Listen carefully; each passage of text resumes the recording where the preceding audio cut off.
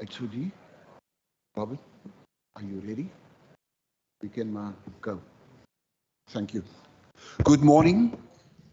Just about 2 minutes past 8, I think we can make a start. Let me use the opportunity to welcome all of you, all the members, all the officials. Good to see a full bunch of officials this morning. Good sight. Members of the public. There's 2 members of the public, I notice. And there's 1 or 2 members online, member Barnes, and 1 or 2 table an apology. They will be late. We will give them the opportunity as well to join us within the next 15 to 20 minutes. But we are all set to go. Let me ask our members first to introduce themselves. My name is Dan Plater, the chair of the Standing Committee, and the other members can do it themselves. Thank you. Good morning, Honourable Chairperson. Good morning, Minister Mitchell, standing in this morning, HOD and all the officials, honourable members. My name is Wendy Kaiser-Philander, and I'm a member of this committee. Good morning. Good morning to everyone. I'm member Bakubaku Force. I'm the member of this committee. Thank you very much. Member Barnes.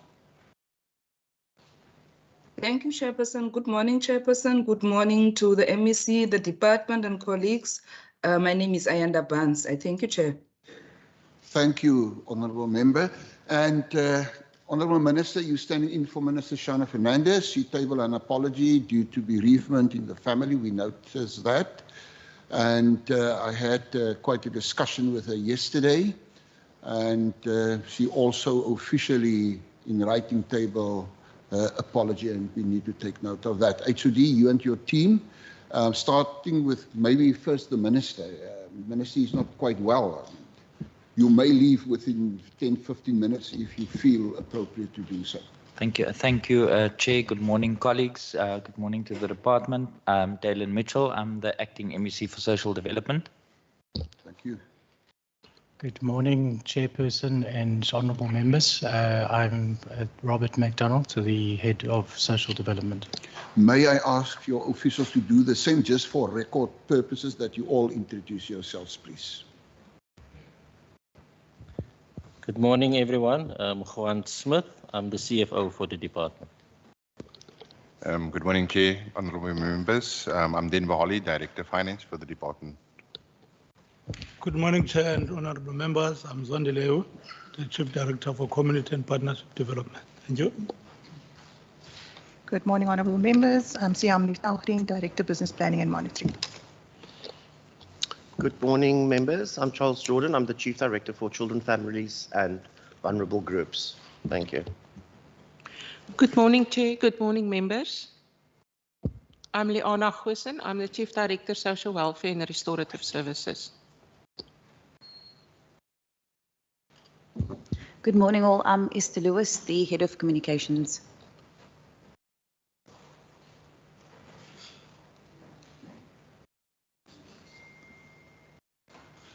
Wendy, that one is on. Okay, good morning, members. I'm Ashaneti Onkerman, Director, Facility Management.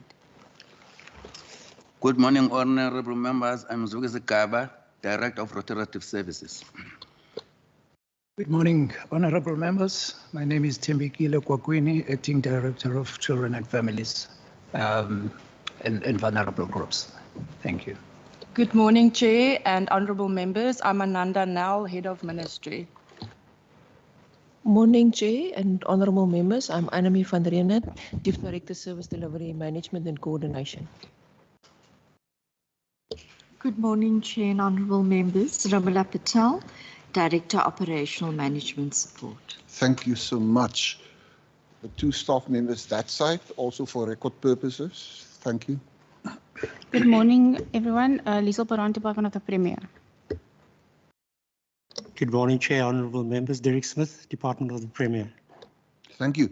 And the 2 visiting members from the public, please do the same. The white button, please. That's it. Good morning, honourable members. I'm Estelle Smith. I'm from the NPO organisation Women to Women. Good morning, members, honourable members. I'm from the organisation Women to Women, Florence Campbell. The area you represent, I believe, is Bishop Lavis. Yeah. Bishop Lavis, Elsie's Row, if I'm not mistaken. Thank you. Lastly, we've done that. I think that is then all set and done. Let's get down into the business. As I've said, the Honourable Minister is not with us this morning. Minister Mitchell, you standing in for, maybe you want to make some comments with regard to the Minister's forward we got in front of us. Thank you, Chair. I'm going to just table the forward on behalf of the Minister.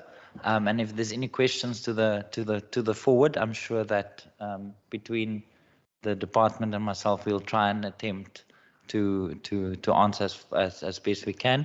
But I just want to again, on behalf of the Minister that really wanted to be here today, table her apologies, and I'm sure that whatever we can't answer on her behalf, there will be another platform. But thank you to the members for understanding.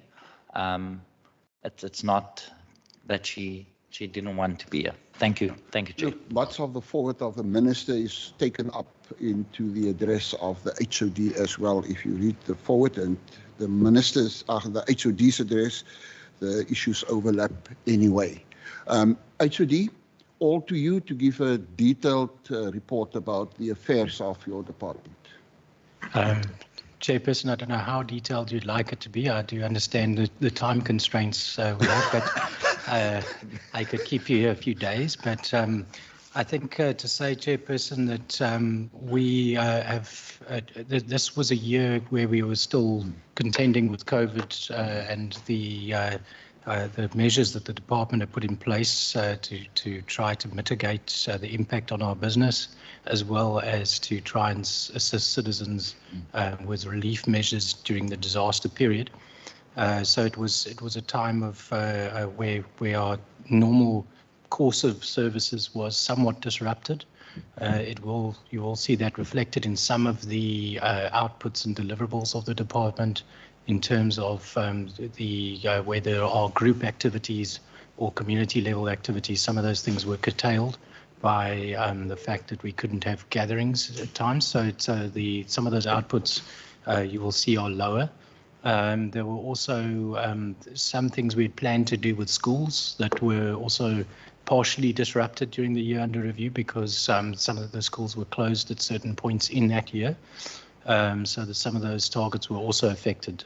But I think on the whole, we saw the end or the closeout of the disaster period, and we were beginning to resume operations under the conditions that we are normally operating. So people started returning to the office fully, etc., etc. So I think it's a mixed year between the disaster and the post-COVID situation. Our direction was informed very much by the COVID recovery plan that was developed transversally in the province, as led by the Premier and Cabinet, and a number of priorities emerged during the course of the year that's related to assisting people with the fallout of the COVID disaster. And that is, of course, reflected in particularly the major increase in food relief that was delivered during the year, as well as the additional expenditure still on items that were relating to protective gear and so forth. So I think it was a very difficult year. Of course, we also saw quite a big budget shortfall starting to emerge that, of course, has become much more pronounced this year. And the operating conditions were quite strained as a result of that. I think there is a lot of facts and figures that we've added to the forwards about some of the specific projects that we've delivered on and where the focus areas were. I'm not going to try and go into all the detail now. I'm sure that if the honourable members have questions on any of those items, we'd be happy to provide more detail on a item by item basis. But I think overall, it's a very detailed account, and I would rather put more time into going through the document. Thank you very much. Thank you, HOD. I just want to say welcome to the other members that have joined us, Member Fry, Member Windvogel. Welcome and thank you very much for your presence. Without taking up much time, I just want to note your good audit finding by the Auditor General. I think that's a good one. And as you have rightly said, it is interesting with looking at all the trying times. We went through COVID for 2 long years, a little bit more than actually 2 years, that you could spend such a large portion of your budget. I pick up, it's almost a 99% spent. Here and there, the members will alluded to that as well, irregular finding here, wasteful finding there, but not much, no, and that you sail through without any fraudulent issues in your department, and I think that is astonishing. And immediately I want to use the opportunity to say to you and your staff, a job well done, looking at your good audit finding. That's always what people, that's the first issue everybody is looking at. What is the finance situation? What are the material findings and material issues? And that is always important. And that set the tone for all the other issues you are busy with and you are doing. But it's not the HOD alone. You always have staff people around you, and they are the people in the background doing all the hard work with the HOD. Honourable members, in saying that, and without taking up a lot of time from my side, there's a lot of questions, and I made my own set of notes and that sort of thing, but I need to steer the meeting into a direction to allow the members to ask the necessary questions. May I get an idea? Some of you that want to go first, Member Baku Force, Member Wendy. Let's do the two of them first. Baku, please. Thank you very much, Chairperson. First of all, I would like to take this opportunity to commend the department and the MEC for the positive audit outcomes. And I wish, though, that this could translate to better services for the people in communities. I so wish. And I would like to ask a question. Yeah, you might. Yeah, page 8 in paragraph 2. Given the department stated prioritization of child protection, can the department at least give us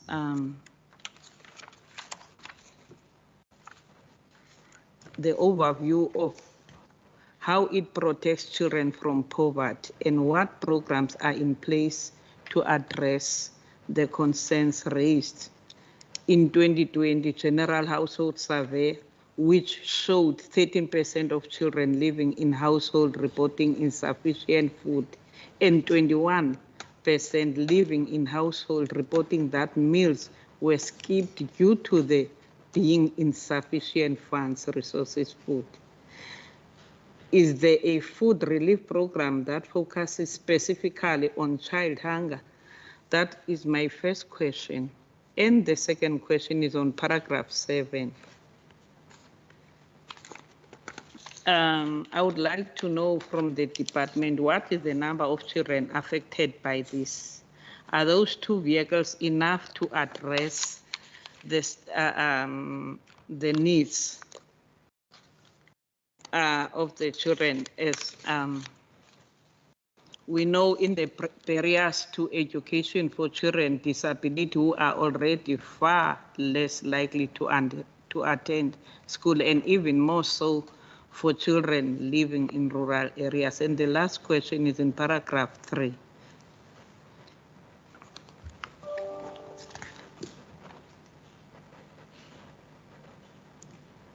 Paragraph 3, member. While we may agree that we had a good relationship between committees and department, it is said, though, that until now the HOD has avoided appearing before the committee to tell us he knows about the alleged misconduct of former MEC Fritz. As I asked the question before, So I was still waiting for the answer from the HOD, and the committee chair had committed to schedule a meeting, and it never happened. So that didn't happen, and what we would like to know about the update of regarding the additional vehicles planned for the current financial year. Thank you, Chairperson. Let me pause there for on now. which page is that paragraph 3, please? Just help us quickly. The last remarks you've made. The last one is in paragraph 3, page 9. Page 9. Yes. Okay, got that. Thank you. And the last one. Yeah. Is in paragraph 2, page 10. As a lead department for the fight against GBV in the province, it is disappointing that out of its over 2 billion budget, GBV is only allocated a nominal amount of just above HOD, above 60 million. Given the rise of GBV and femicide in the Western Cape, this is not acceptable, and I would like to know how is the SICA 60 million expenditure on GBV related? Okay. In the programs to justify how much is the provincial government expenditure on GBV, on what programs are undertaken in partnership with other departments? That's my last question. Thank you. Some of your last comments is taken up in the forward of the HOD anyway, but let me allow the HOD and his team to answer this first set of questions first. I'm not going to say much about the invitation to meetings. There was debates in this House about that issue. And where all members was part of the debate, I refer to the Fritz issue you referred to, but there was more than one debate about that. Chairperson? But the staff can answer. Oh, I was going to say, no, that question, I'm asking the department, not you, Chair. But you so did, I would really appreciate if the department can answer. But you did refer to me. That's why I'm answering you, but it's fine. Honourable HOD, you may answer. Chairperson, excuse me, may I please ask for clarity? Are we currently still on the forward? We haven't progressed to part A, just to maintain structure. Look, the first set is of pages we need to answer on is page 8 to 34, general information. So you can ask any question out of the two sets of forwards, the Minister and the HOD, and then in the document up to page 34. HOD. Thank you very much, Chairperson. So the first question was about how we protect children from poverty and insufficient household incomes. And is there a food relief program focusing specifically on child hunger? So there are a number of programs focusing on this area. I think to start with, we have significantly increased food relief across the board during the COVID period, as I mentioned earlier. I think the primary means by which we were doing that during the year under review was a combination of targeted feeding sites where we provided hot meals via NGOs that we funded, and then also we funded NGOs to distribute food ingredients to less formal food providers in communities who were not necessarily NGOs but community kitchens, and that reached a number of beneficiaries in areas where we otherwise wouldn't have registered NGOs operating. In addition to that, we also run drop-in centre programs for children. The drop-in centres do provide food and they provide other kinds of support to children as well who are struggling with resources in the community.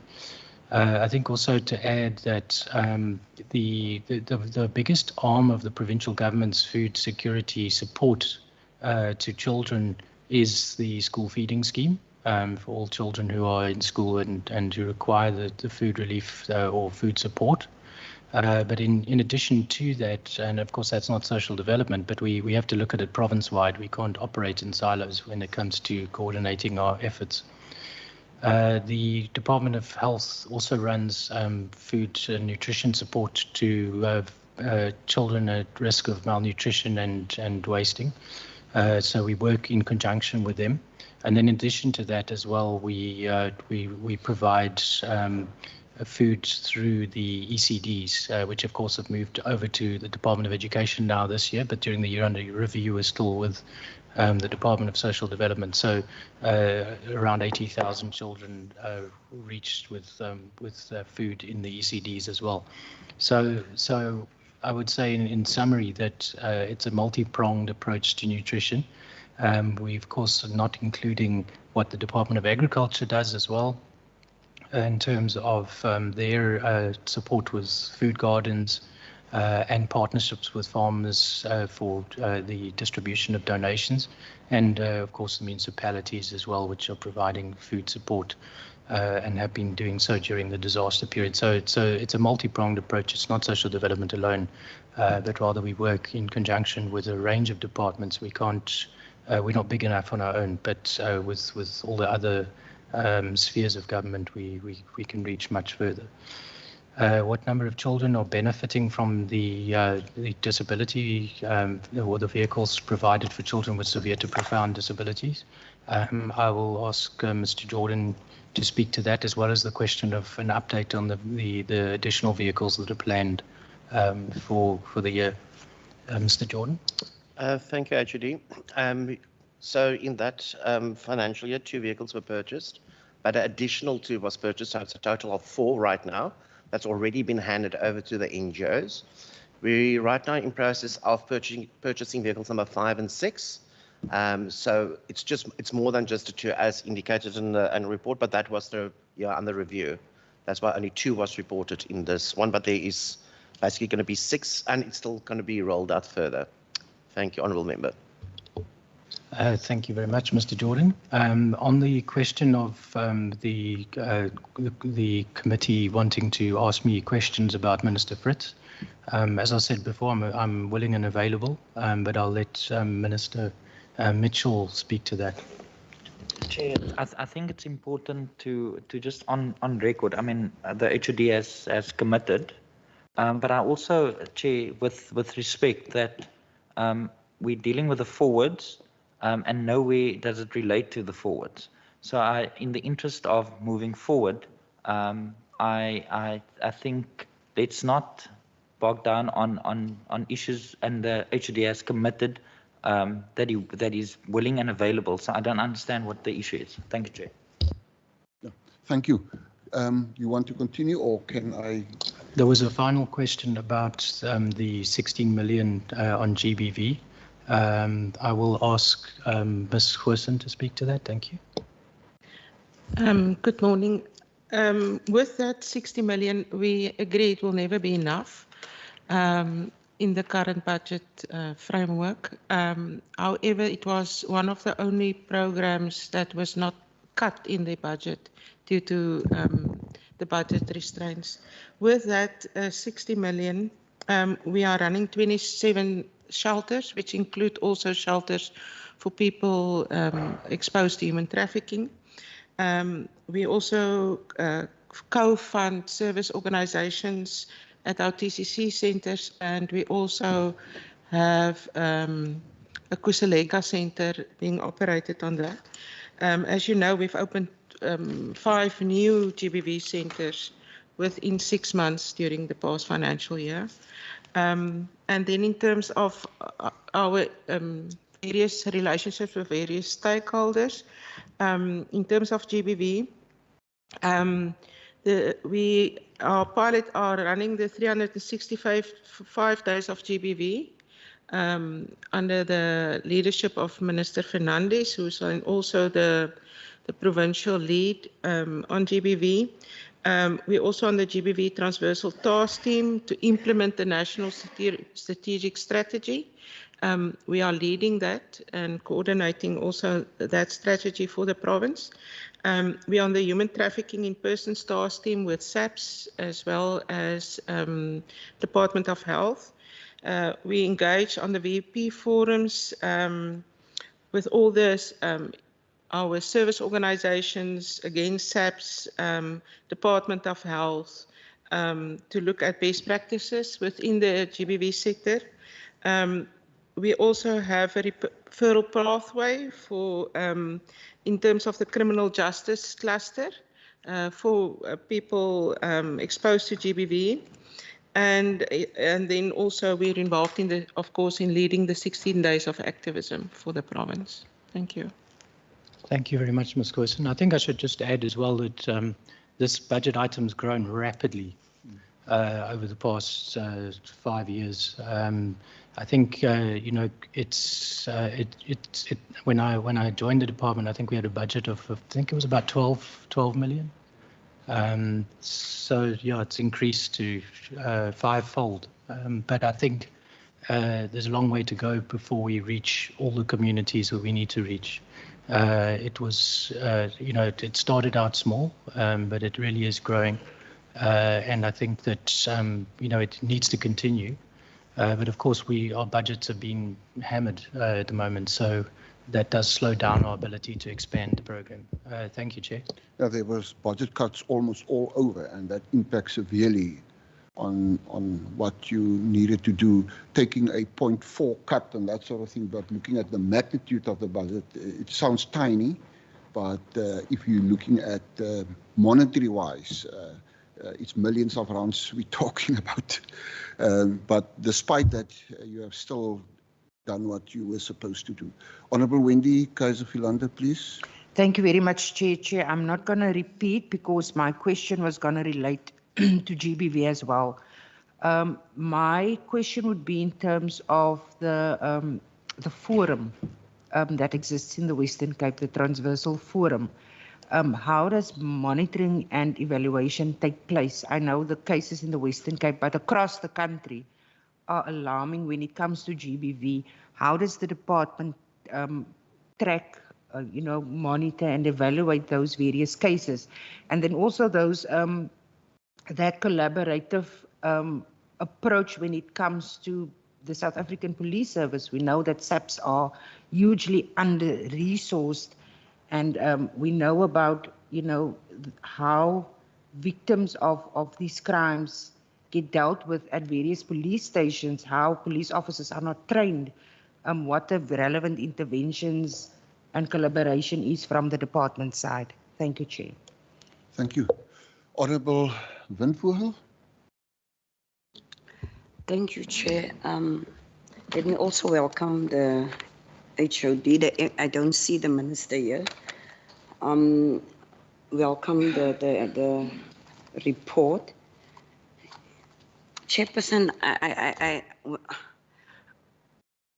I'm getting so angry when people try to protect something that is wrong. You just give us an answer. I don't like the attitude of the man who was sitting there. The minister. Whatever his name is, honourable member, the MEC. For me, you answer not with arrogance. We are sitting with a burning issue. This is a burning issue. We are supposed to protect the community and the people outside. If we are the perpetrators and then try to protect ourselves and our leaders and our employees when they are doing wrong things, that irritates me, and it's wrong, and it can never be right. So if you want to give us an answer on issues, it's still a burning issue, and it will be a burning issue till things change. So don't come with the attitude and tell us it's not applicable. If you are saying we are doing oversight, allow us to do our job. Then further, Chair, I want to ask questions. I'm really, this thing it's very close to my heart, and it's really Ek raak baie kwaad as ek luister hoe ons mense protect. Nevertheless, I want to go to page 10, paragraph 2, Chairperson. The HOD, I think it's on the HOD. Forward. Yeah, the accounting officer's report. Chair, for me as a lead department for fight against GB, sorry, no, not page, it's 10, the last sentence. As at the end of March 2022, what was the foster care backlog and what is the update as at October 2022? And then second to that, at our last meeting, I think I'm not sure if it was the director for foster care, at our last meeting mentioned that they have this new system, I'm not sure, the web-based foster care management system, and they know exactly of how many foster children do we have in the province. And one thing, during our discussions, we have community NGOs in that meeting. And according to them, there's certain children, of children that was placed under foster care, but they are no longer staying there. Do you have records of people not, foster care children not at the place where they were placed?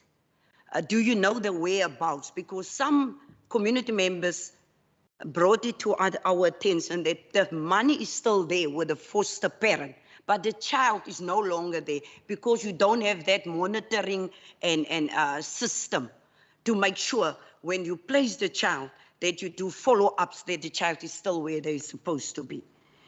Then secondly, Chair, also on page 11, with regards to point of reference is, I'm just getting all my paperwork right. A promotion of well-being and rights of persons with disability. I just want to check with regards to the promotion of well-being of persons with disability. Can we receive an update on the work of the disability desk? And how did the position of manager become vacant? And when was it filled? And is the desk operational? And if so, how much funding is allocated and what are some of the tasks and campaigns undertaken during the year under review? Let me park there, Chair. Thanks. Okay, those two sets first. Honorable HOD. Or maybe let me just get to the first point raised by the Honorable Member. I don't want to start a debate about the Fritz issue. And no one needs to get angry about it. We took action. We follow a due process. And the indication is we did not follow a due process. We followed the process. A full-scale investigation. And we took action. And we all know about the action we took. And still, the indication from the opposition is that we have done nothing about the case. And there's, for me, no need to further discuss and debate the issue. And what else is expected from us to do? We ask the individual concerned to gracefully vacate his position. That is decisive action taken. I just want to leave it at that. Because the Honourable Member did say we protect. How can we get rid of people and still there's a claim that we protect people there? There was no protection, and I want to mention that for the record. Honourable HOD, you may proceed. Thank you very much, Chairperson. So the first question, excuse me, from Honourable Member Philander was how does DST monitor and evaluate GBV cases? And also, secondly, how we work with SAPS or collaborate with SAPS to support victims. I think I'll say a few things and then I'll ask Ms. Corson to come in as well. But to say that we have put in place the Provincial implementation plan for the National Strategic Plan on GBV. And that pulls together departments to work in a transversal manner collectively. And DST is the lead. We coordinate that. The monitoring of GBV cases is actually done by DOCS, Department of Community Safety. They do court watching briefs of GBV prosecutions. And also they do inspections of police stations to look at how well they are implementing the victim support side of things in the police stations, victim support rooms, and also whether they provide the right kind of approach to supporting victims who come to the station. They also are raising things around where courts are also not adequately set up for that purpose. Social development monitors GBV cases that come to us for the purposes of psychosocial support as well as shelter for victims. So our role is around the cases in the supportive and restorative capacity. So we do monitor those cases in terms of social work case management. We also do make sure that in particular that we implement the Trafficking in Persons Act, which requires us to keep records of all people who have been confirmed as victims of human trafficking, and keep a register of that. So our role is in the tracking and monitoring of how cases are handled by social workers in the department, as well as at our Tutuzela care centres, and as well as at the Department of Social Development's funded specialised NGOs. But DOCS then traces the criminal cases. The support we do with the SAPs, we do work with the SAPs. I'll ask Ms. Goosen maybe to provide some more details on how we work with the SAPs and collaborate. And she may have something to add as well around the case management. Thank you. Thank you, actually. In terms of SAPs, as in my previous response, I indicated that we have a criminal response task team specifically for GBV, where all cases related to GBV are also monitored on that task team. SAPS is one of the entry points through which GBV cases gets reported to us. The other one is self-reporting at the health facility or at social development, and all that information then gets collated there and tracked by that committee. SAPS police stations also are then receiving training, especially in high-risk areas or high-frequency areas for where GBV is prevalent, as well as the Hawks are rolling out their own internal training regarding to trafficking. They have a special unit for that. Then there's also the National Call Centre, as well as the Provincial Call Centre for matters of GBV, where persons can call in to report, and that will activate a response depending on what type of response is needed, whether it's an immediate criminal matter or a health matter, and eventually it lands up with social development for the psychosocial support services. And in terms of the TCC centres, there's 6 of them in the province. It's a one-stop GBV centre, which is managed by the NPA and with a partner of police as well as health and social development. Social development is funding then the organizations that do the psychosocial support. It's a 24-hour service. So the moment the police have a matter at the police station or Department of Health have a matter, it can be escalated to a nearby TCC centre who have then a social worker on standby to immediately intervene with the necessary therapeutic support. Thank you very much, Ms. Goosen. Then the question from the first question from Honourable Member Van Vogel was, what was the foster care backlog at March, the end of the financial year under review, versus the foster care backlog now? Charles Jordan, I don't know if you have that you can then respond to that. And maybe also you can respond to the question about the web-based foster care management system. Thank you for the question, Honourable Member. March 22, it was a total of 2,900 children that was in foster care backlog cases. Currently, it is about 2,100, so it dropped about 800. Just needing to add to that, if we talk about foster care cases, the dependency we as a department have is also on Home Affairs with regards to birth certificates. So there is about 267 cases of that's in backlog that we just do not get birth certificates from the Department of Home Affairs. So we've got all the evidence, how we phone them, how we email them, how we visit them. So we have actually escalated it to our National Department of Social Development, since they do have regular meetings with Home Affairs on a national level. The other issue that we also have a challenge with the foster care backlogs is specifically the court orders. So if we have cases in the court, we do not get that court order of that child on the same day. We sometimes wait up to a month from the court to provide us that court order, which means there's a whole process of backlogging that's been placed on us. I must also add that every month new cases get added.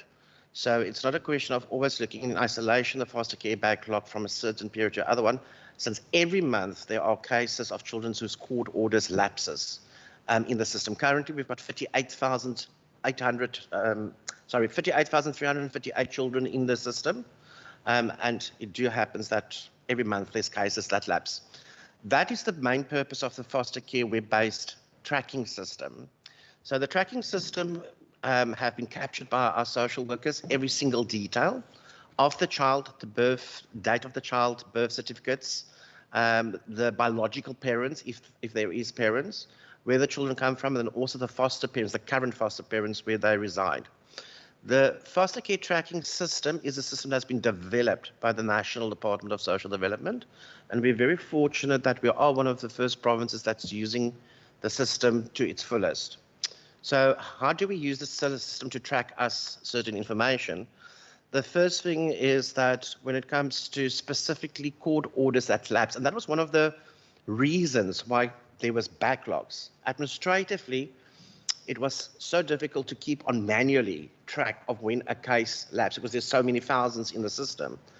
With the new automated system, every Sunday evening, 12 o'clock, it sends us automatically an email notification to all the managers in the foster care team to indicate this is the next cases that's going to expire in the next 3 months.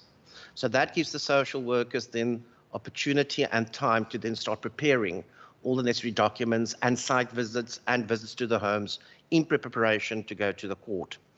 And also to notify then the court on time to say, can we have a court date? So that's the kind of small things that works very effectively. Your one question about children that is not at the foster care parents, I fully agree with you. It's a bit of a concern to me. I've also picked up some of those cases. So we are extremely dependent. Besides the social worker picking it up when they do a court order extension, we do pick it up when community members actually report it to us. So there is a process with that. As soon as we get that notification, we inform SASSA. The social worker will go double check. That grant can be stopped. And if the child is somewhere else, and that foster care parents or the new people can then be appointed legally by the court. So then the social worker need to go back to the court to say, listen, this child is no longer by these people. This child is actually without notifying anybody now by these people. So we have to go back to the court to rectify that. But then we hand it over to SASSA. So they've got inspectors by themselves that would investigate this matter. If people were very dishonest by receiving grants for the benefit of a child that's not by them, that's not right. That's totally uncalled for. So there is systems that we do follow. But I have picked up 1 or 2 cases myself, and I am concerned about that kind of thing happening. But thank you, Member. Thank you very much, Mr. Jordan. And then the question on the update on the disability desk. The disability desk was originally created as a position that reported to the ministry. It was an additional to the establishment position and was a contract appointment. What happened subsequent to that is that the Public Service Act regulations were changed, which created a situation where you can no longer appoint people on contract for more than a year in a post like that. So what we had to do is then to look at an organizational design process to create a post on the establishment that could be filled permanently, because we can't have a post that we have to advertise every year. It takes anywhere between 3 and 6 months to fill a post. And if you are trying to recruit someone strong to a post and they know they've only got 1 year, you're not going to find people who are willing to do that. So we needed to create a post on the establishment. The organizational design team was asked to start looking at that. But then, of course, we had the whole COVID situation, which put all the OD processes on hold. So that matter was put on the back burner. What we did in the interim is we had also previously created an additional social work manager post for disability because of the huge additional workload that has come to the department.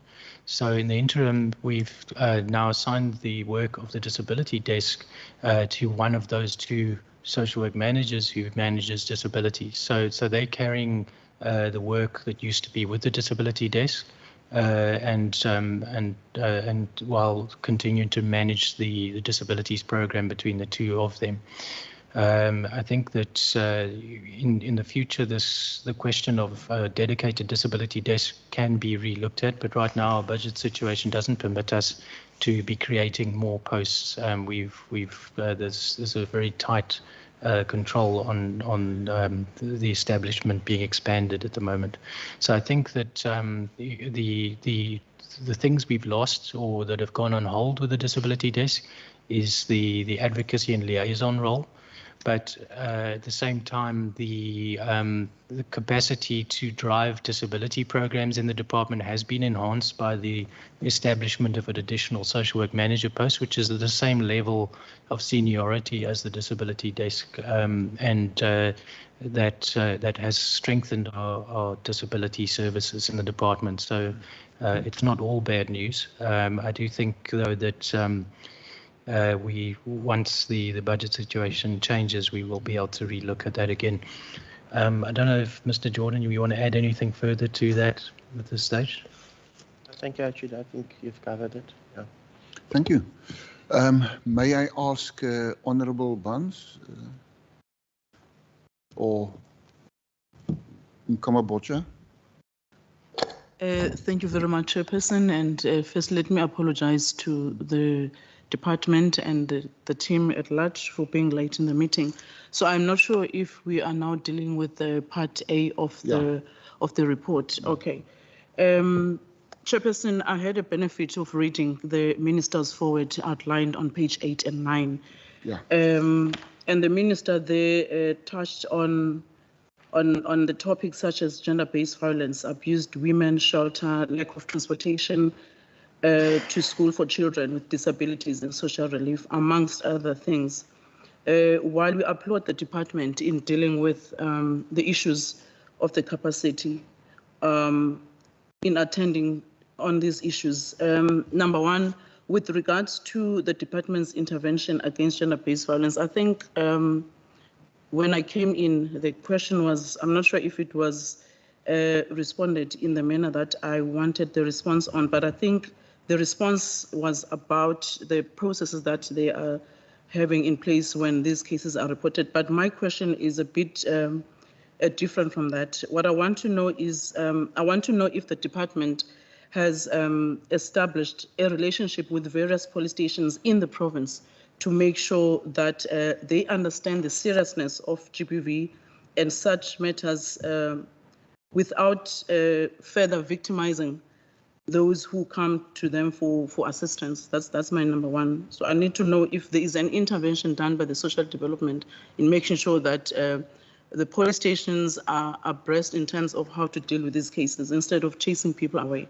That's my number one. And just want to caution you, Honourable Member, the department can answer, but I think the question was posed to some extent already. The same question. Yes, similar, but I will leave it up to the HOD. Okay, no problem.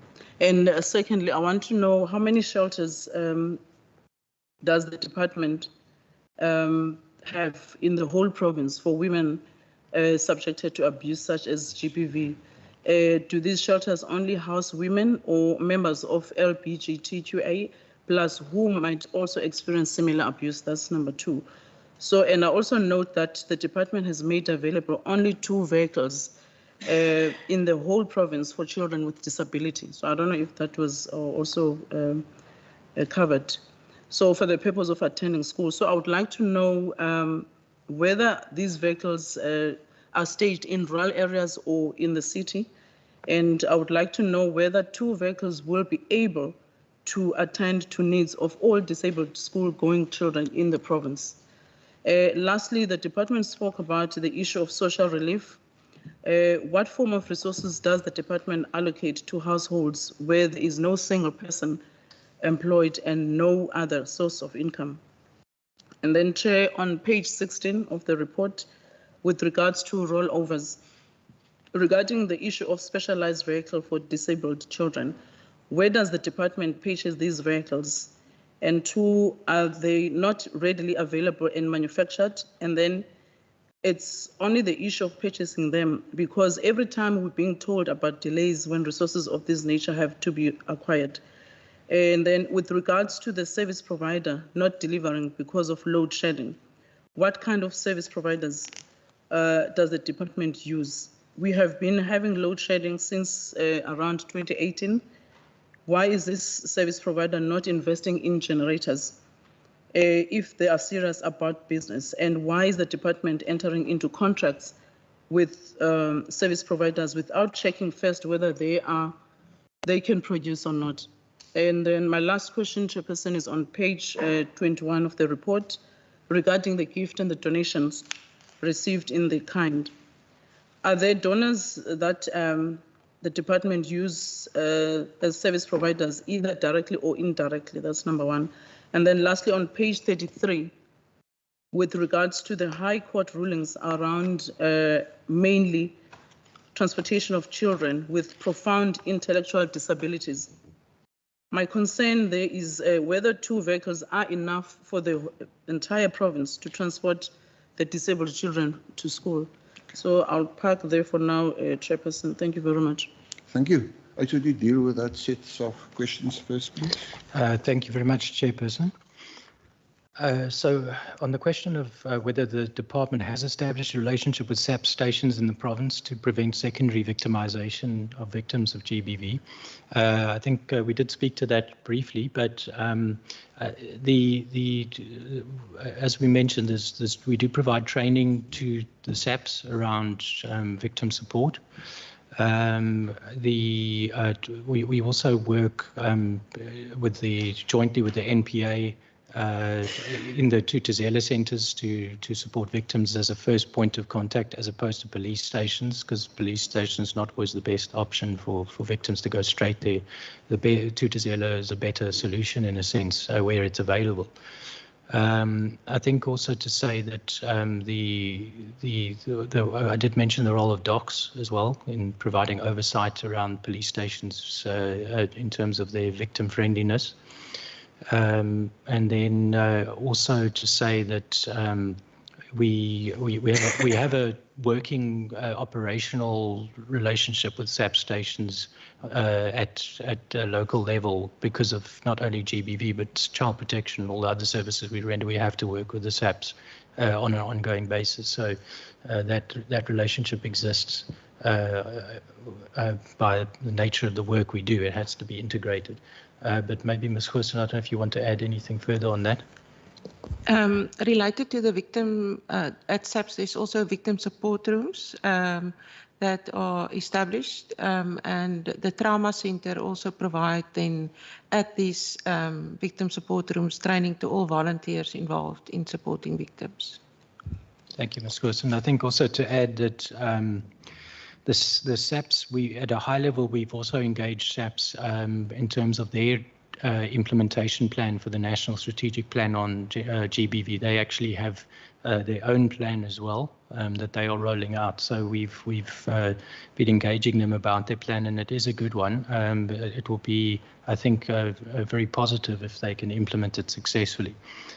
In terms of the question around how many shelters social development has in the province, well, these are shelters that we fund, that are run by NGOs that we fund to them.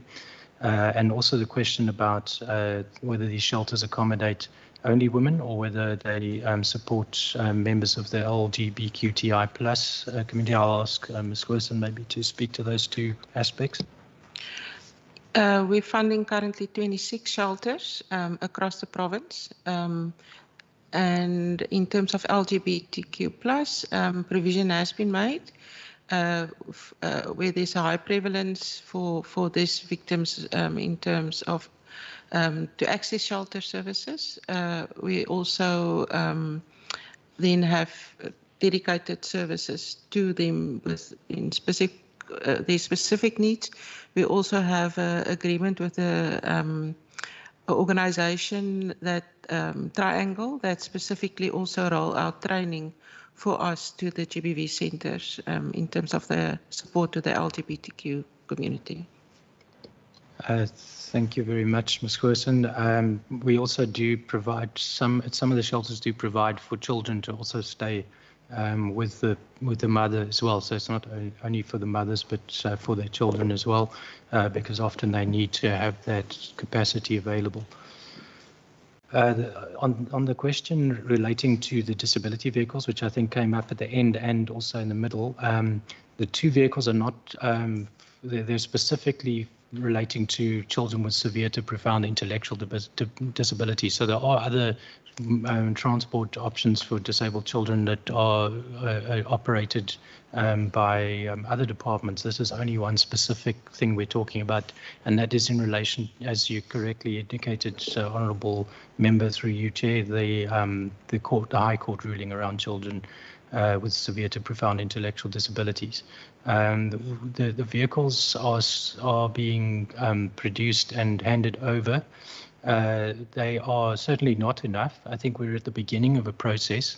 The court order ruled on a number of areas, and it was mainly focused around the right to education of those children, or right to access education. So in addition to the vehicles, there's been other things that have been happening as well.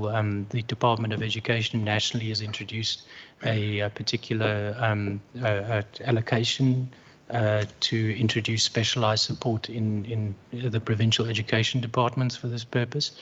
And the Department of Social Development has also been funding organizations to render specialized services to these children. So there's a multitude of different things, but the vehicles was a relatively recent introduction to our response to that High Court order. The vehicles has been, the first batch of vehicles was very slow to be produced because they required specialized equipment to be attached to the vehicles. The Department of Transport and Public Works had difficulty finding service providers that can actually do this. Because what you've got to do is you've got to take a minibus and then modify it with a ramp and so on. And then they ran into trouble with the specifications with the national, is it SABS or that's the Bureau of Standards, but there was something wrong with the way they'd fitted the platform, so then they had to refit the platform differently so that it complied with the national standards, and then eventually they got it right, and it really delayed the process. I think now that they've got the specifications, they've learned about the specifications, it will be able to go faster. So I think that we'll be able to reach more children, but two is certainly not enough. It's only the beginning of a process. The question relating to support to households with no income earners, there's a combination of things that we do. We did talk a little bit to this earlier on about food relief that we provide to families with who are food insecure. So I'm not going to repeat all of that, but just to say that we have food relief programs, and also food is provided through things like ECD, the school feeding schemes. The Department of Health has nutrition support.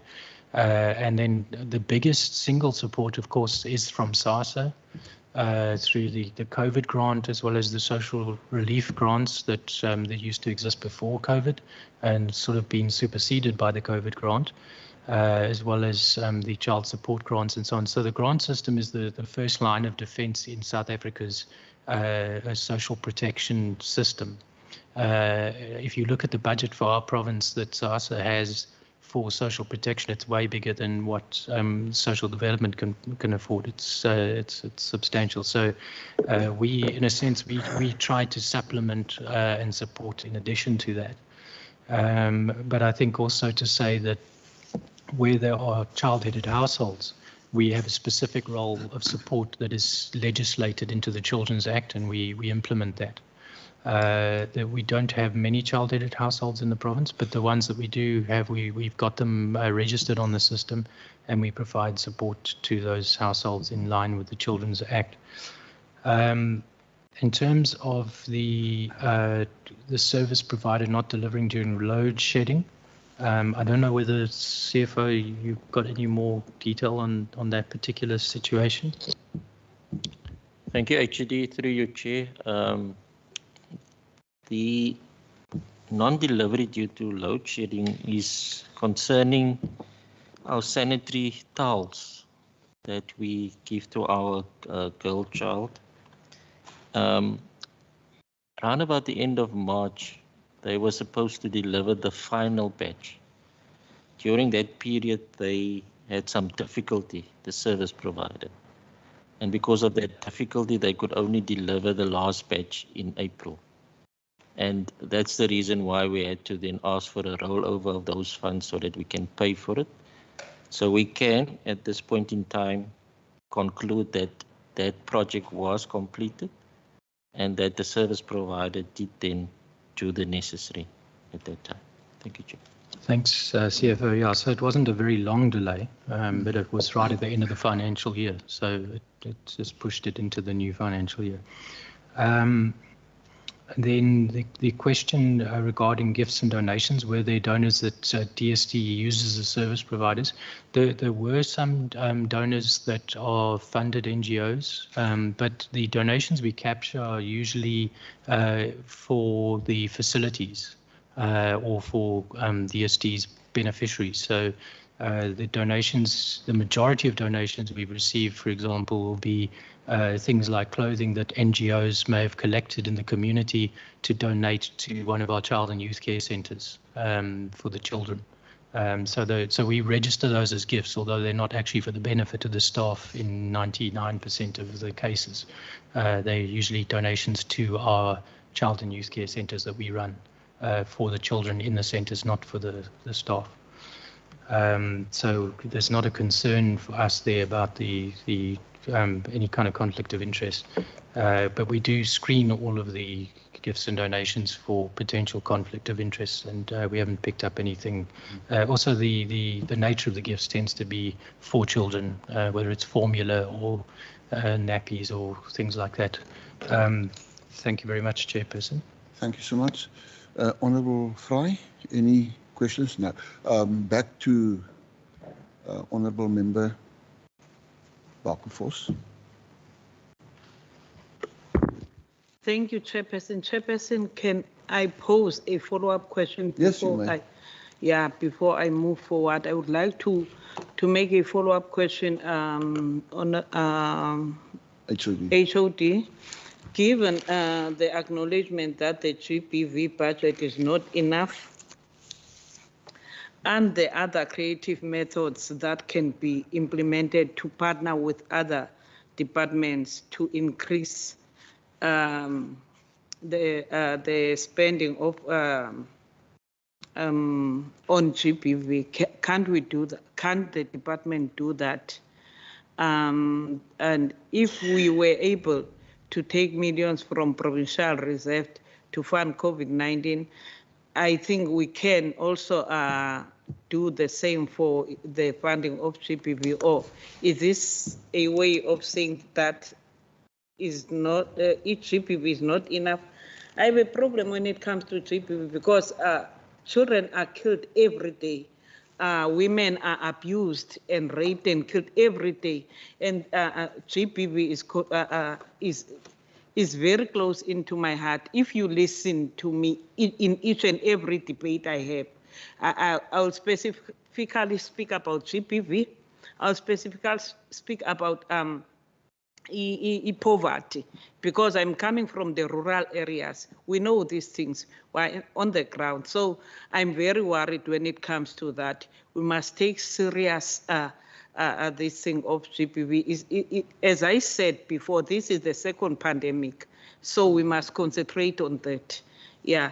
And the other question that I have is on page 14, paragraph 3. Chairperson, and I would love to know how many ECDs were affected by the lapsing of the registration. What efforts did the department make to prevent this from happening? And the last question from my side is on page 17 to 18. I would love to know the reason given for the fruitless and irregular expenditure are serious in nature, and I would like to know to understand how were these allowed to happen in the first place, and whether disciplinary measures were taken against the implicated staff members, and what is the latest update with regard to the money that was referred to for the recovery. And the last comment, Chairperson, I would like to make. We are here. We are representing the community, and we are the communities also, because we are staying in the communities. So this thing of us coming here,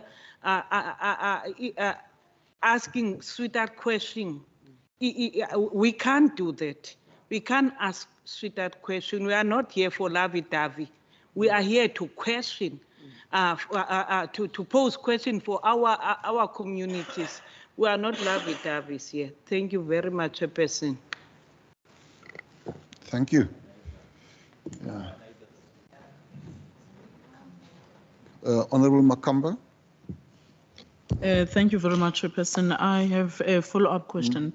The first follow-up question is on the issue of the relationship that is established by the social development with SAPS. And the question that was, the response that I received from the member that side is that they've also created or established victim support rooms. So my question is, who is responsible to administer those victim support rooms? And how often do the department monitor and take stock of what is happening there? The reason why I'm asking this question is based on the issue that I know these rooms do exist in SAPS, however, they are not working, they're not operational. I remember one time we had an oversight visit in Central Karoo, went to a police station and were taken through the entire compound, and we went to this called victim support room, and those guys could not find a key for like an hour to show that it's not in use, it's not working. So when we looked at the number of cases that they receive for gender-based, and they had like a number of cases, but when you look at how they utilize the victim support room, it's not working. So I want to know what is the department, what exactly the department is responsibility or intervention or involvement in those support victim rooms that they are referring to as one of the relationship that they've created with SAPS. So that's number one.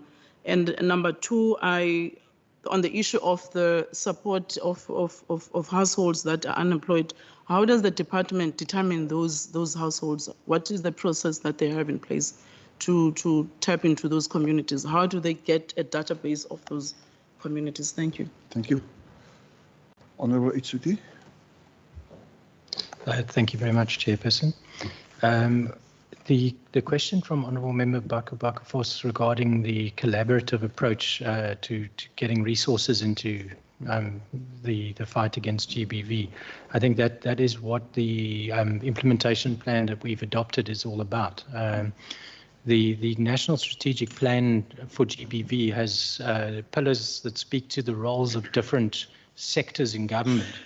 And social development and the work that we do is only speaking to some of the pillars, and we certainly can't address the issue on our own. I think, though, that the provincial cabinet has adopted the implementation plan, and we are in the process of implementing. There is good buy-in from the departments in the province. They're very actively participating in playing their roles. I think the funds that we put into GBV in the Department of Social Development are not the only funds in the province being put into GBV. For example, the Department of Health is the host of the Tutazela Centre, so they also have a budget for those centres and that they operationalise, as well as the support services that they provide there. But I think also the question about taking funds from the provincial reserves for COVID and should we not do the same for GBV? I think we made similar points, in our proposals to Treasury for funds. We have motivated that the services that we have for GBV, but also for child protection and those areas is becoming critically needed. So we are on the same page in terms of wanting the funds, but of course we know that equally the Department of Health has dire needs, the Department of Education has dire needs, so it is difficult. We are not in a position to expand where we're standing at the moment. We would like to, and we have asked Treasury and we motivated, but I think they have the difficult job of balancing everything. So I can't blame them for not being able to give us more funds. They are at the mercy of what comes their way from the National Revenue Fund and the limited income this province makes. So it's a very difficult situation we're in. But I think whether it's a high enough priority, I think it is a very high priority for the province. The Premier and the Cabinet have been spearheading this. Minister Fernandez is constantly championing the issue, and she's very outspoken about it as well. I think, though, that and as I've mentioned, the SAPs have also got their own GBV implementation plan based on the NSP. I think we'll have, at the presidential summit that's coming up, as well as the provincial summit, we'll be able to take stock of some of the progress that's been made. I think also that it's got to be a multi-sectoral intervention because the province itself is only one stakeholder, and we need all of the stakeholders to come to the table. In terms of the ECD registrations and how many ECD registrations lapsed, I don't know whether Mr. Jordan has those numbers for you ready to hand, and also what we do to try and support them, Mr. Jordan. Thank you, HOD. Honourable Member, there has been a few that's lapsed, but the ECD program then could speed up the process last financial year when the regulations were relaxed. So in the APP, you will see actually the registration have increased. We had a target of 1,500, and we've actually registered 1,727, which is about 200 more than the target that was planned. So there was a very much a concerted effort to push and to get these organizations that lapsed to be registered, and also new ones. So yeah. The ECD component did quite well before they went over to Education Department. Thank you. Thank you very much, Mr. Jordan. So, look, I think with the support that we provide to the ECDs, the ECD program has always been trying to work with the municipalities to help the ECDs jump through the hoops that are required for registration. The legislation and the regulations for ECD that are set out in the Children's Act are unrealistic. And they need to be reviewed. There's no question about that. Particularly the municipal requirements set out in the Children's Act regulations are designed for only really ECDs operating in a formal context. They don't take into consideration the fact that the majority of ECDs are actually in informal areas that don't have zoning or don't have building plans, etc., etc. So there's a huge legislative hurdle. I think social development's team and the municipalities have tried to work together as best they can to minimize that. But it is very difficult for many of these organizations that are not well resourced. They're informal to try and jump through these hoops. It's a nightmare for them. The team has tried to guide them. They work with the municipality, try and unblock things where they can. But with the number of ECDs as well, it is quite challenging. It's quite a small team relative to the number of ECDs in the province. I think also to say that where ECDs also are not complying with the funding requirements, the team does also try and support them before pulling the plug on funding. That is really a last resort. The question regarding the fruitless and irregular expenditure, I'll maybe ask the CFO to speak to that. Thank you, HUD. Through your chair, in terms of this list on page 17 and 18, these are a report on our irregular expenditure. And maybe from the offset, I need to say that for the year under review, we had no cases, either for irregular, and we also had no cases for fruitless and wasteful expenditure. So no new cases was recorded under the year of review. These cases that has been recorded here are cases of prior years that we have concluded, most of them. The only 3 at the bottom are still in progress. They were in progress at the end of March 2022. And those are the 3 cases there. The one for the 48,000, the next one for the 22,000, and then the 8,500 rand. We can now confirm in this year that the 22,000 irregular expenditure has been recovered, and that has also now been concluded, as well as the 8,500 has also been recovered and also concluded. The one for 48,000, we are still busy with the process to finalize that matter. The official that was disciplined for this has retired, and we are pursuing in terms of the pension for the recovery of that amount. In terms of the fruitless, we have one matter that is still ongoing. So this was a case of a prior financial year, and that matter is where the official did not attend a course. So in other words, the accommodation was booked, but the official did not show. That official has been disciplined, and we can report now in this financial year, we have also recovered that funds in terms of that. So just to reiterate through your chair that we have no irregulars for the year under review or for fruitless and wasteful expenditure. It's only the one matter that is still pending for us to conclude. Thank you, Chair. Thank you very much, CFO.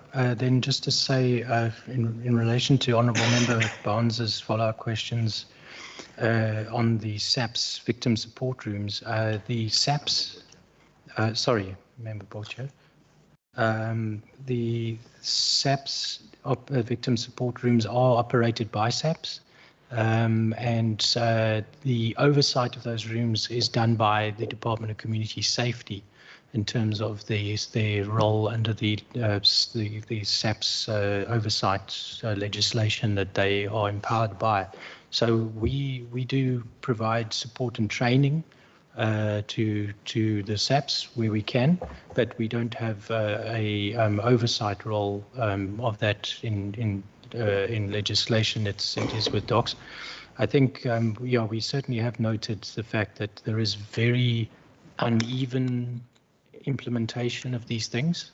There is also uneven implementation, I think, of the legislation around domestic violence, for example, where different police stations interpret what they should do differently. Some of them seem to only want to respond to a complaint of domestic violence when there's a protection order in place already. They send the victim to go and get a protection order first, etc. So it is. There's a long way to go in terms of the implementation of the legislation as it's intended in South Africa and at all police stations, and some are better than others. The question around support for unemployed or households with where everyone is unemployed and the development of database, there is multiple ways that this information comes to us, either through a referral through one of the for community stakeholders, through NGOs, through schools where they pick up that a child is struggling, through the Department of Health clinics where they pick up a child presenting with malnutrition or wasting, or also through the community profiling that we do in some areas. The department does do community profiling as well to identify households in need. So there's various ways in which these households are identified, and where we identify that need, we either can activate food relief and connect those people with a provider of foods, or alternatively provide a report that they can take with them to SASSA for social relief to apply with SASSA. Thank you, Chairperson. Thank you, Honourable Windvogel. Thank you, Chair.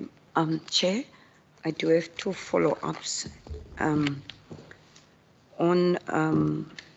child protection.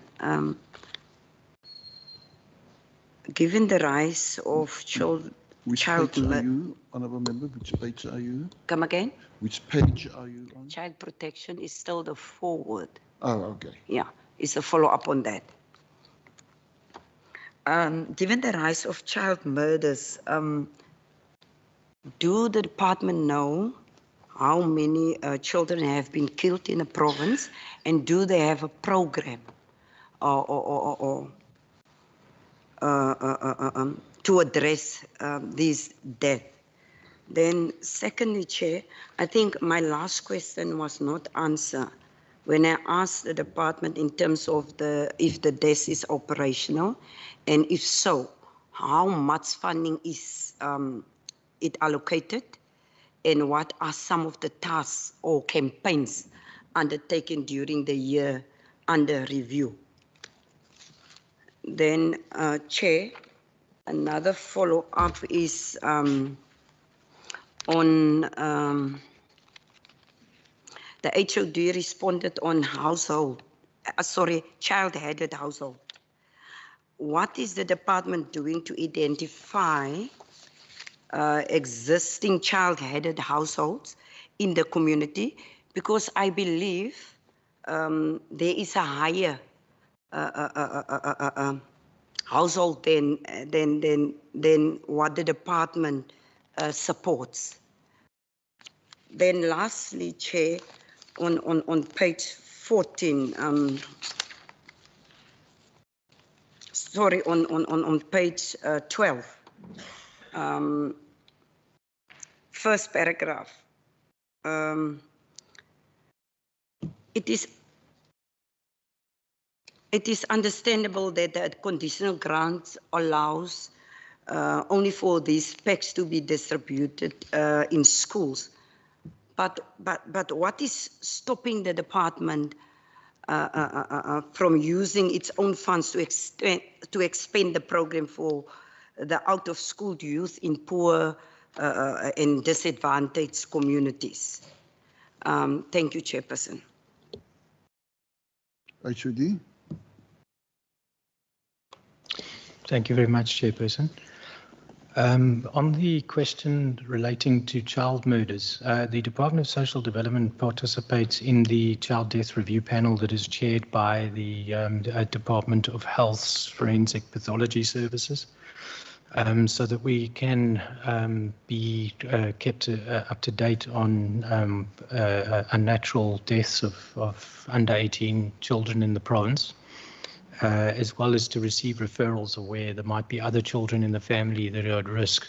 The total numbers of child deaths in the province are primarily made up of under 18 children who have been killed in gang violence. That is the biggest proportion of child murders in the province. A lot of children in their teens are getting involved in shooting for the gangs under 18s, particularly the largest number is children around 14 to 18 that are getting involved in shooting, and that makes up the bulk of our child murder figures in the province. But in addition to that, there are children that are being dumped, babies being dumped that die, as well as children that die from abuse and neglect. So we do have the figures. I don't know if we have that here, though. I think that it's something we can provide in writing, because we get those figures. They are, I think we get them quarterly from the Death Review Panel, so we can provide them, although we're not the custodian of that data. It is actually Department of Health that is the custodian of those figures. The Department of Social Development's Child Protection System is the system that is designed to try to support and prevent children from coming to harm. And I think the child protection system particularly is geared towards removing children from homes where they are at risk of abuse, neglect, and so on. But children who are in their teens, who are involved in risky behavior like gang activity, are much more difficult to assist because they are not children you can place easily into foster care. And those children then tend to end up in our secure care facilities if they are arrested, or if they are picked up as being in need of care due to behavioral challenges.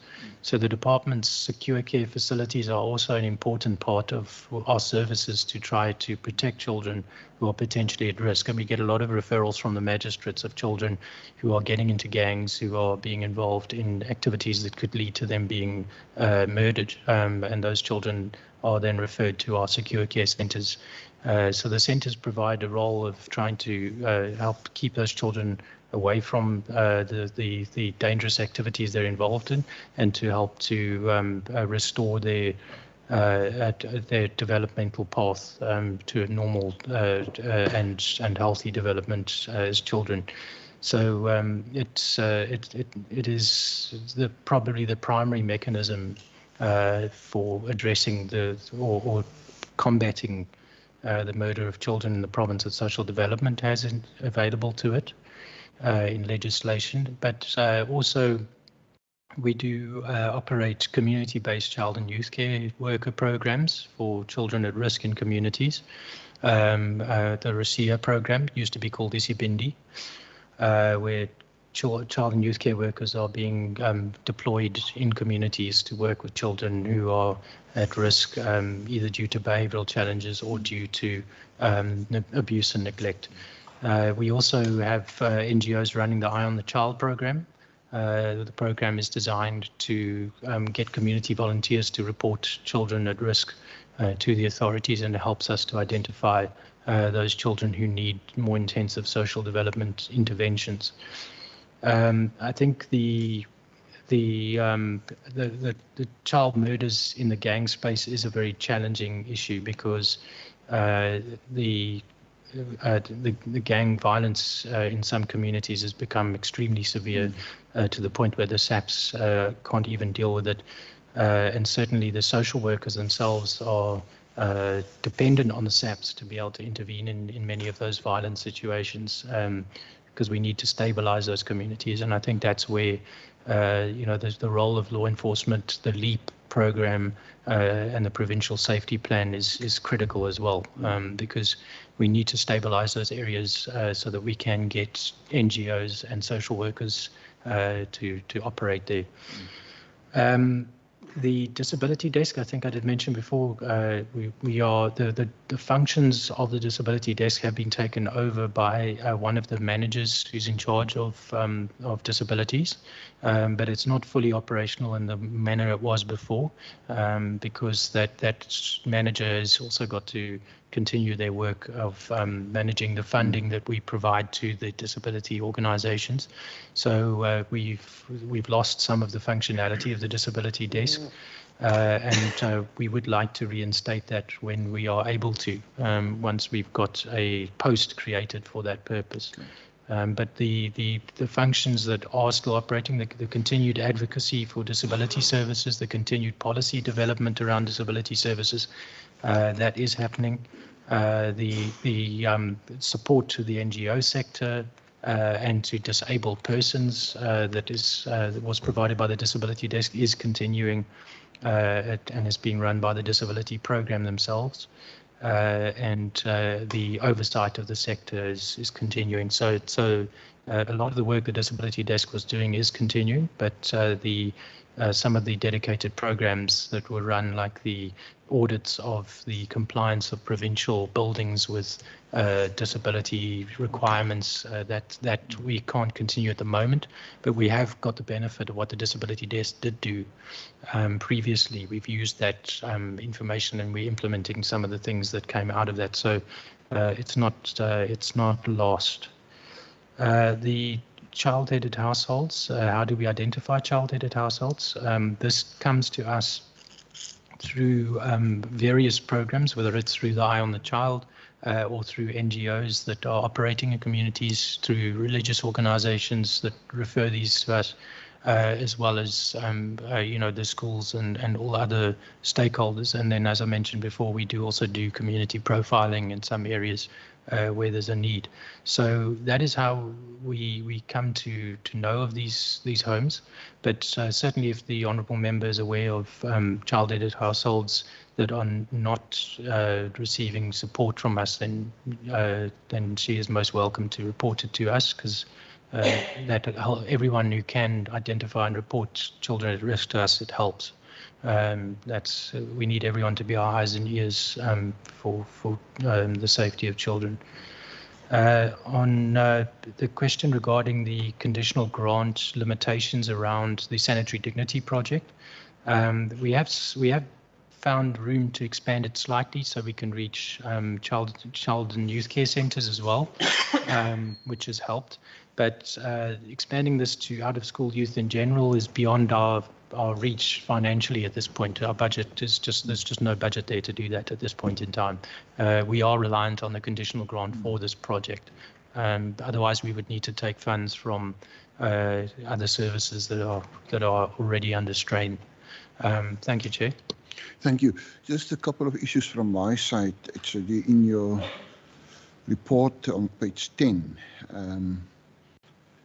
very first paragraph, you're saying a couple of very important things: the safety, well-being and dignity of the poor, vulnerable and those with special needs form a core set of priorities for your department. Very true, and I concur with that.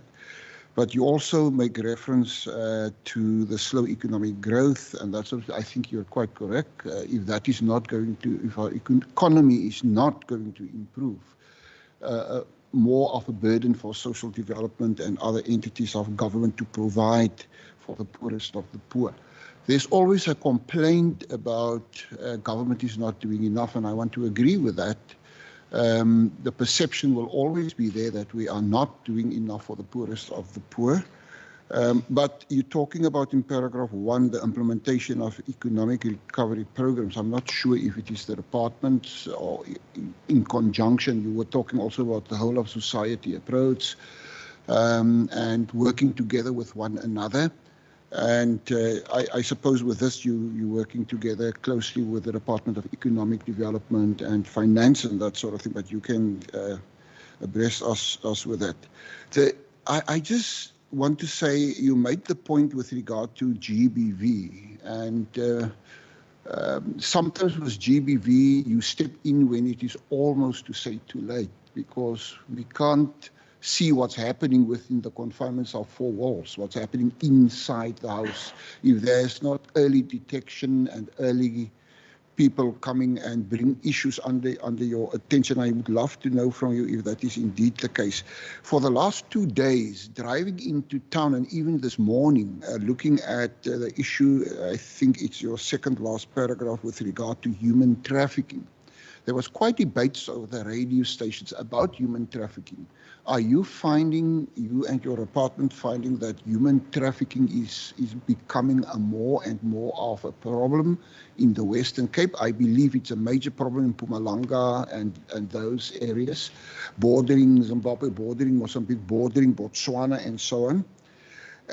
Then I'm very pleased to see the amount of assistance to the vulnerable with regard to meals and food parcels and that sort of thing. 270,000 plus people assisted. That is astonishing. 8,834 children were provided access to developmental support. That is also astonishing. We need to note that. And then on page 11, paragraph 2, the last sentence there could be part of paragraph 1. Also, after care, after school care, what is it you're talking about? Is it for the vulnerable? Is it part of the after school program you are busy with? I'm not so sure about that. I'm very happy to see your range of youth development programs also aimed at assisting the poorest of the poor. And looking at page 12, for instance, 12,615 youth access skills development programs. We need to make reference to that as well. There's a reason why I'm mentioning it. People are listening and people want to hear what is it we are doing for the poor. And as I've said earlier, we can improve, but I think we mustn't be shy to say this is what we are doing for the poorest of the poor, and so on, for the public to know. The issues with regard to, I concur, that was my other question on page 17 with regard to remove from the irregular expenditure register. If you're talking about remove, what are you talking about? It was first irregular or it was wasteful expenditure. It is now removed in concurrence with National Treasury. I just want that issue to be highlighted again. Sure, one can ask a lot, but let me get to another point. The ECD, do you regard that shift to education as a smooth kind of a shift? But because I think you were saying it is still your responsibility. When are your responsibility with regard to ECDs going to cease? First that, and there will be another 1 or 2 sets of questions to follow.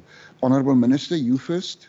Thank you, Chair. I unfortunately have another engagement, so I just want to apologize for leaving. I will come back for Honourable Van Vogel as the acting MEC for social development after my engagement.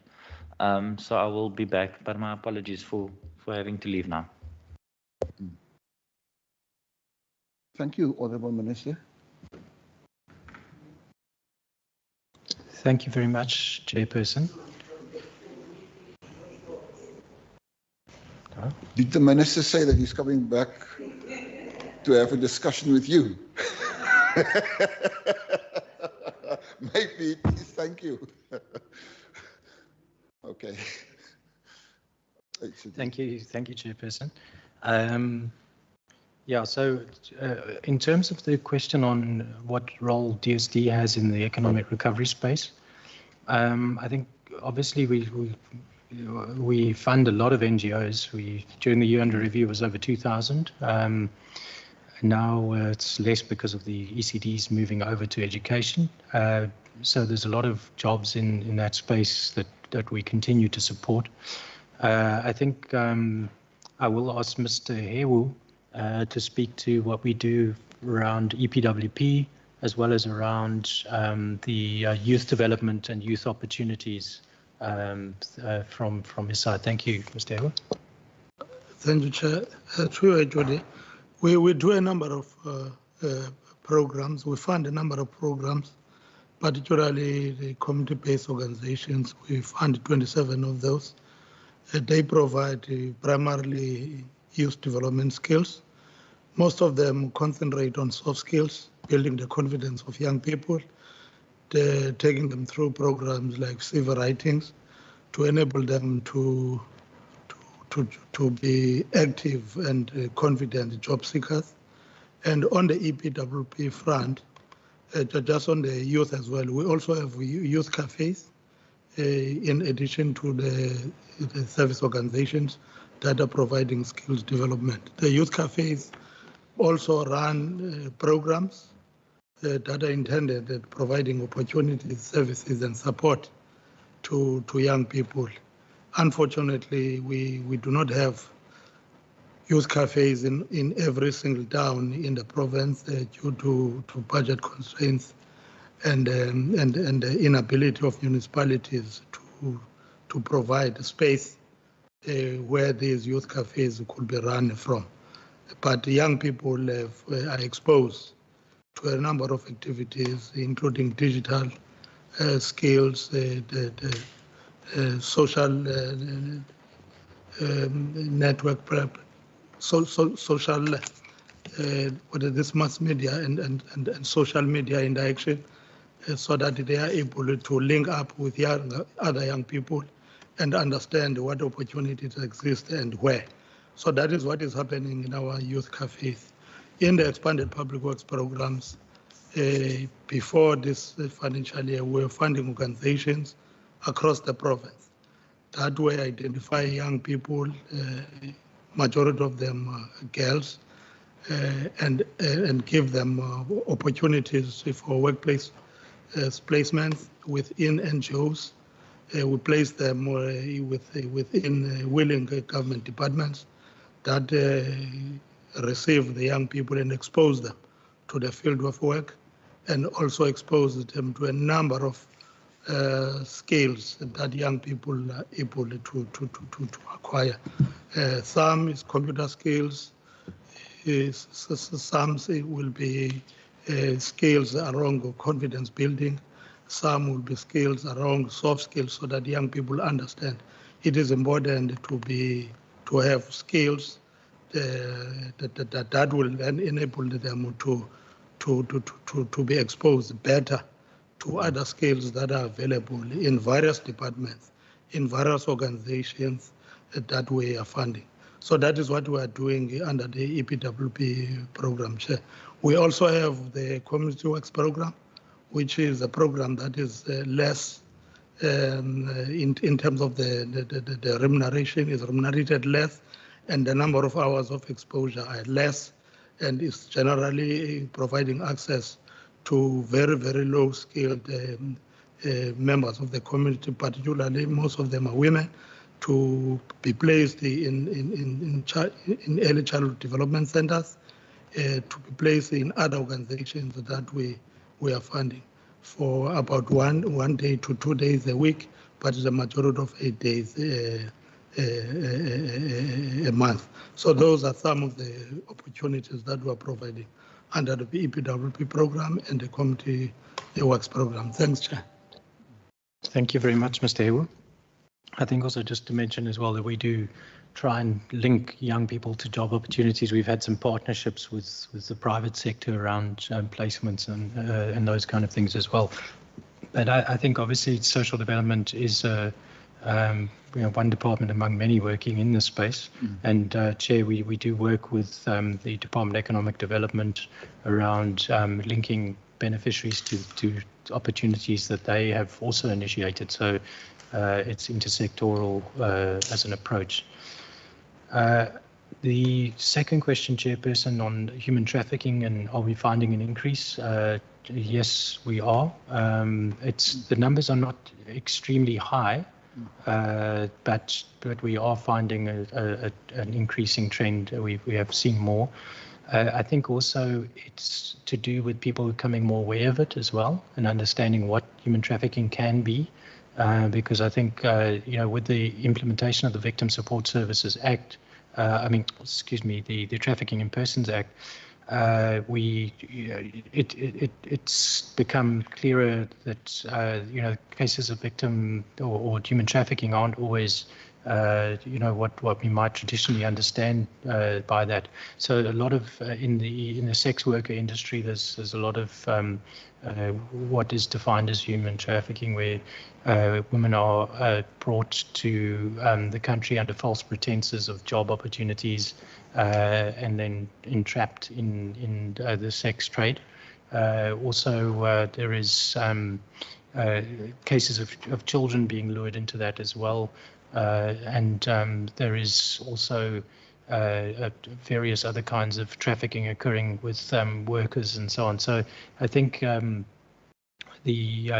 is definitely an increasing trend in cases being registered in our system, but also that we are seeing better awareness of it as well among the SAPs, as well as among civil society and other stakeholders. But maybe Ms. Goosen would like to add on that subject. Mr. Garba indicated he will respond. Thank you. Thanks, Mr. Garba. Thank you, Chairperson, honorable members. Well, currently there's quite a gap in terms of what we read about human trafficking and the reality on the ground in terms of people being admitted in our shelters. There's quite a huge gap in that regard. Reason being, in terms of the Act, a victim of human trafficking has to be identified as such. And then our emphasis currently is on training our social workers to be in a position to do exactly that. Because currently we just have 6. But if you read about in the newspapers and what, we think that we've got quite huge numbers. So that's what we can say. And we have a task team in the province that is chaired by the NPA, and we work with SAPs and specialized units of SAPs to deal with such cases in the event they surface. Thank you. Thank you very much, Mr. Garba. The question, Chair, on the after-school care and what that is about, it's partial care. So in the Children's Act, it's defined along with ECD as partial care, and it relates to mostly children, places where children can go after school during the afternoon to be safe and get a meal and involve themselves in activities of various kinds. That did not go over to education with ECD. So we still fund 90 after school care centres in the province after the ECD move. And that remains a DSD responsibility in terms of registration and so on. But it's not; those aren't ECDs. Those are also they're available for children up to the age of 18. So they're for school children. The question around the removal of of the item from a regular expenditure register. Maybe CFO, you want to speak to that briefly? Thank you, through you, Chair. If I correctly understand, I think your question was that what does it mean, the removal, in terms of that? There is two steps that we normally take. One is to condone, and the other one is to remove. When it comes to the removal, there is criteria that we need to use. And those criteria needs to then also be ticked in terms of the investigation that had to take place, the guilt of the official, the recovery thereof, and then also in terms of whether the irregular expenditure resulted into a loss for the department or not. And then also we also consult with Provincial Treasury, would then advise us that the National Treasury prescripts allow us that the HOD can then remove it from the register once all those criteria has been met. Okay, thank you. Thank you very much, Chair. And the last question was regarding the ECD transition, whether we regard it as smooth. I think it was relatively smooth. It was, I think we were in a fortunate position in this province that we had a centralized ECD program in social development where all the staff members were in one unit. So we were able to move the unit to, as one over to education. In some provinces, the ECD people were split into the regions and in their head office, and it made it much more difficult for them. In addition to that, the budget has moved over well. There are some minor challenges. I think some of the organizations that we funded to support ECDs also support after-school centers. So one of the difficulties we're sitting with now is just agreeing with education about roles and responsibilities so that we can divide that out. So dividing after schools from ECD was a little bit challenging because it was integrated with ECD previously, but that's the only real area of difficulty we've come across. I think other than that, the education department is getting grip on it. We've got about a year before this year will be the last year that we have a role, because obviously we have to try and ensure a smooth transition and continue to support. But at the end of this financial year, our role will more or less end. But of course, we do have a role still to assist where there are cases of child neglect or abuse reported at creches. We still have to step in. Thank you. Just two last questions from my side, or contributions from my side in this section up to page 34. I'm on page 33. Right in the middle, a court order, and then the sentence, and intersectoral project steering committee was established. Is it in place? Is it functioning? What is its achievements up till now? And then judgment was handed down 21st of September 2017. NPOs who provide these services and receive funding from the department comply with their contractual obligations. Is it happening? Is it real? Is it true? Could you just enlighten us about that, please? Thank you, Chairperson. I think the first question related to the Intersectoral Project Steering Committee on children with severe to profound intellectual disabilities. Is that correct? Yeah. Okay, so the Intersectoral Forum has been set up by the or in the province by a cabinet resolution that goes back to 2012 or something, 2011. Thanks. Maybe, Charles, you want to speak to that a bit further? Yeah, thank you, HOD. So the sectorial committee consists of DSD being the chair of that meeting, as well as representatives from Department of Health and Department of Education. Also, the applicants of the court case, they are also members of that panel, and they represent basically every single independent special care center for children with intellectual disabilities. So they represent about up to 80 centers. It's the same centers that's receiving all these vehicles. So they represent that. So the main thing of the court order was the right to education. These children were always left behind, where they were never basically been given the opportunity to access any school system, even not the special needs schools that's at the Department of Education. So right now the process is that these children are being identified, they're getting specific curriculum access at the special care centers. It consists out of occupational therapists, social workers, health practitioners to support them, stimulate them. And a lot of these children are also transitioned to the Department of Education's special needs schools, where they then receive further support. So that's the forum in basically looking at all issues of the court case. Thanks. Thank you very much, Mr. Jordan. And then the question, Chair, on the High Court's ruling on victims of gender-based violence.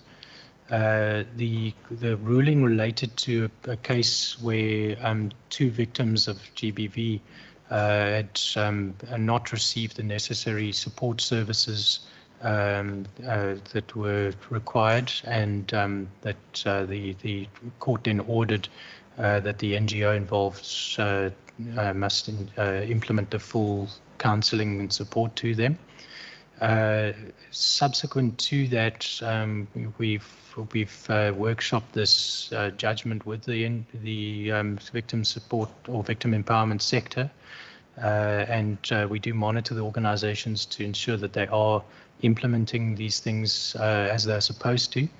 I think also this will be superseded by the Victim Support Services Act, which is about to come into operation, which creates more structure around how victim support services need to be implemented. So I think that is going to help a lot as well. But this was an important judgment because it established the constitutional obligation that falls on DSD to provide victim support services where there was no act in place before.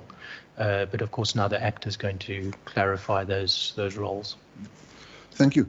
Look, honourable members and officials, it's a minute before 10. I think let's take a 10-minute comfort break quickly, please, and come back. Someone coffee. Okay.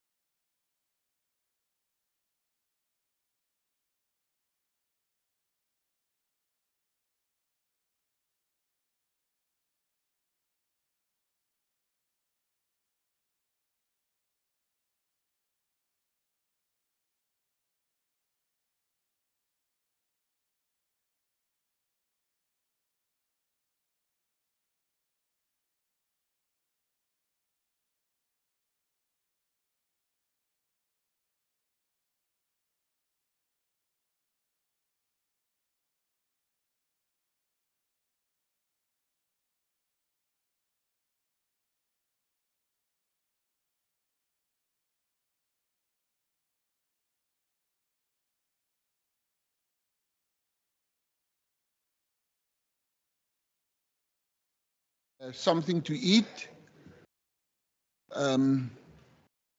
I did ask the caterer to be ready. I don't think we're going to stay it till 1. We should be done by 12, I suppose.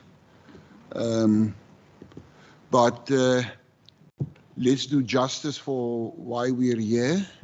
We're going into part B now. I just want to say to the members, you have the right to ask any question you want to ask. I'm not going to stifle any debate, any question, that sort of thing. But I think the HOD have done something well.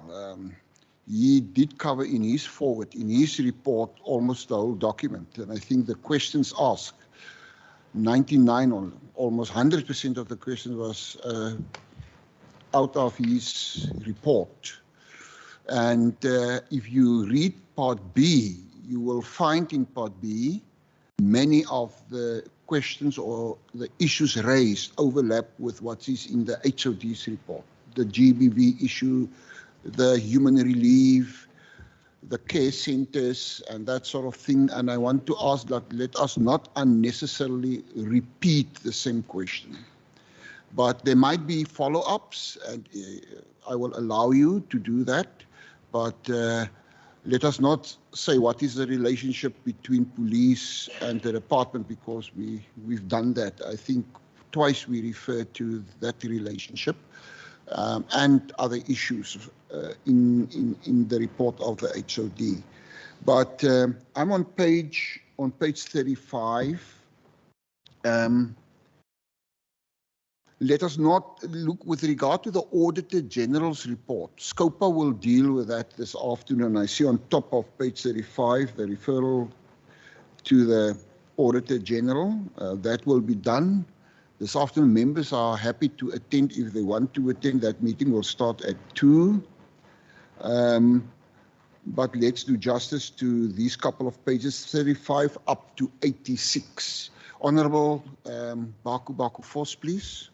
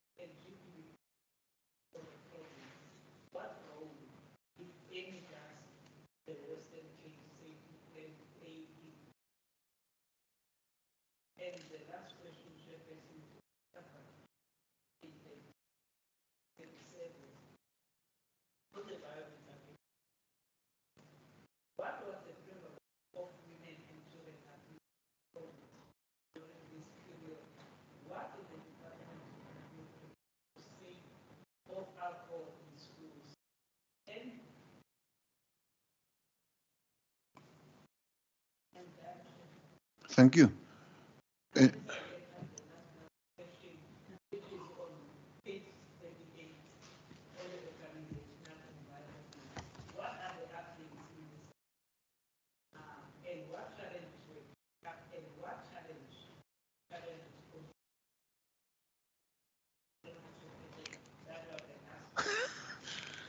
Yeah, it will. There's other sections as well, honourable member, but I think you're saying your last one in this section. Kamba Botchwa, I see your hand. You may. Thank you very much, Chairperson.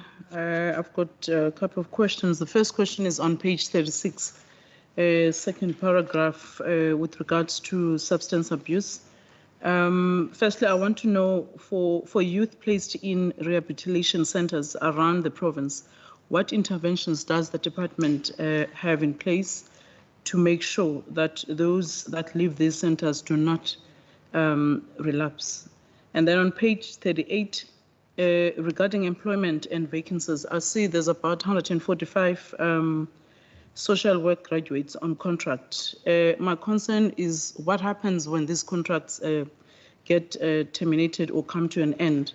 Do these social workers become permanent, on permanent on the basis that they continue with their work, saying that we have a shortage of social workers in the province. And on page 41, regarding the ECDs, that shifted to WCEDs, staff resources and data information was also transferred. Now, the issue that we're still sitting with is that many ECD teachers complain that they have been working on contract for years and they are not adequately remunerated despite being asked to take certain courses in universities, such as CPUT in the past as a requirement to upskill themselves. I'm also asking this question here because their problems do not start now, but have been there since a long time ago when they were still under the department. So I would like to know what kind of resources did social development transfer to the Department of Education? Then my third question is on page 44 on point 1.2.1.1.5. Why were 19 invoices not paid within the 30 days period?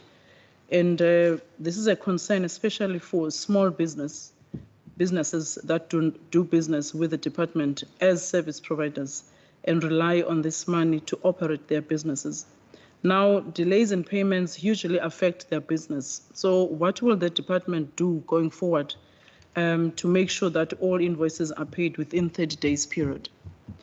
And then the last question is on page 51, sub-program 2.5 on social relief.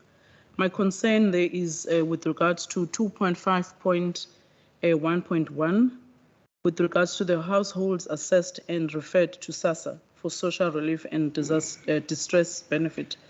To account for the deviations on the planned target, what evidence is there that clients opted for DSD food relief interventions than being referred to SASSA?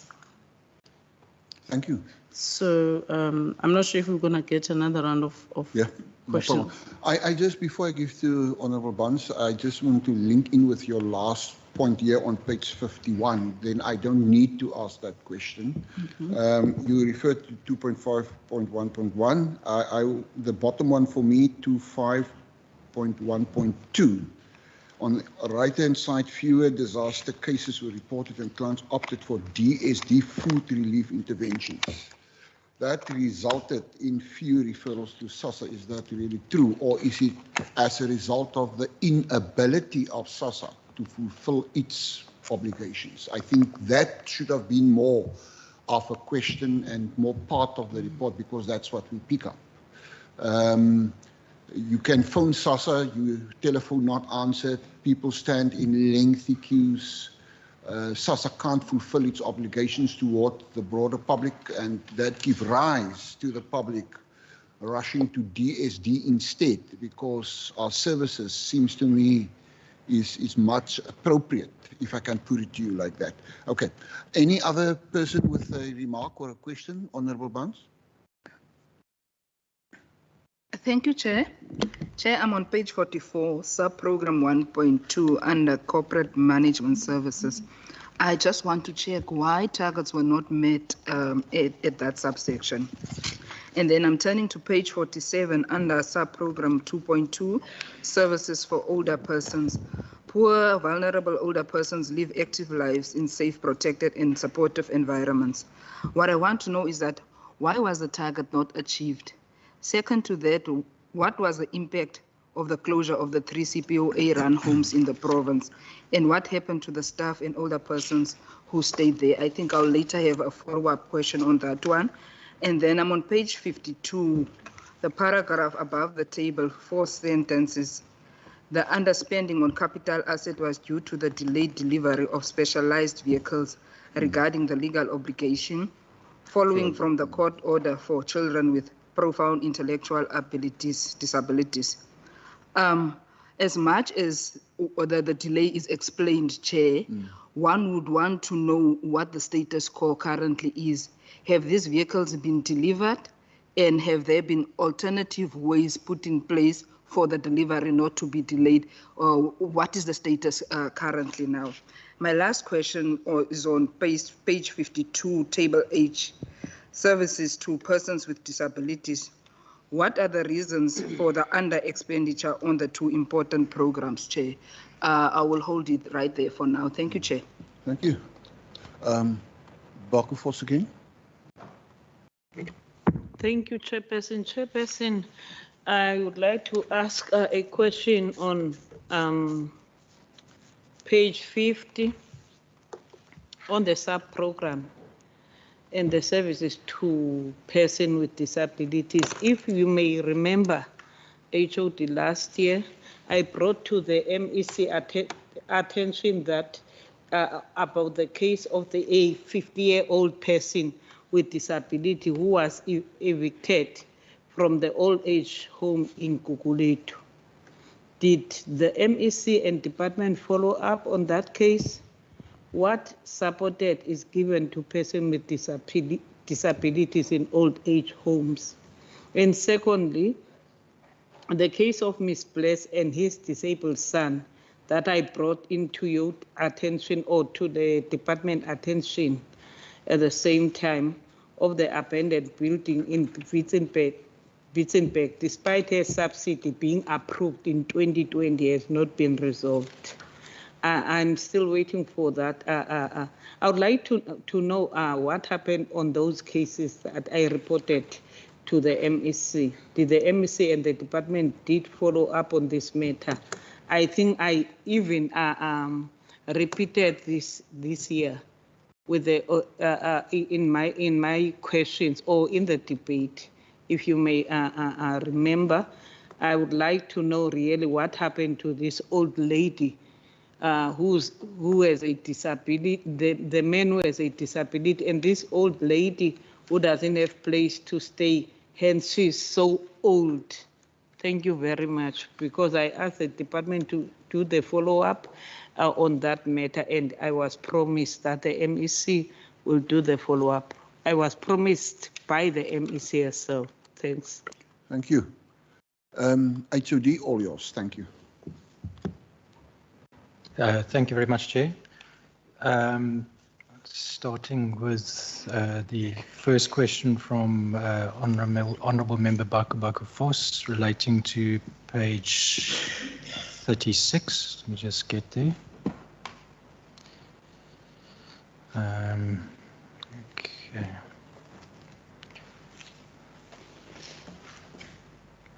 So it was page 36. To be honest, I didn't quite catch which challenge it was. The Honourable Member said, what is our response to the challenge? But I wasn't sure which specific one. Could the Honourable Member just please repeat which thing it was on page 36? Yeah, paragraph 3. Through. I asked what is the department's response to this? The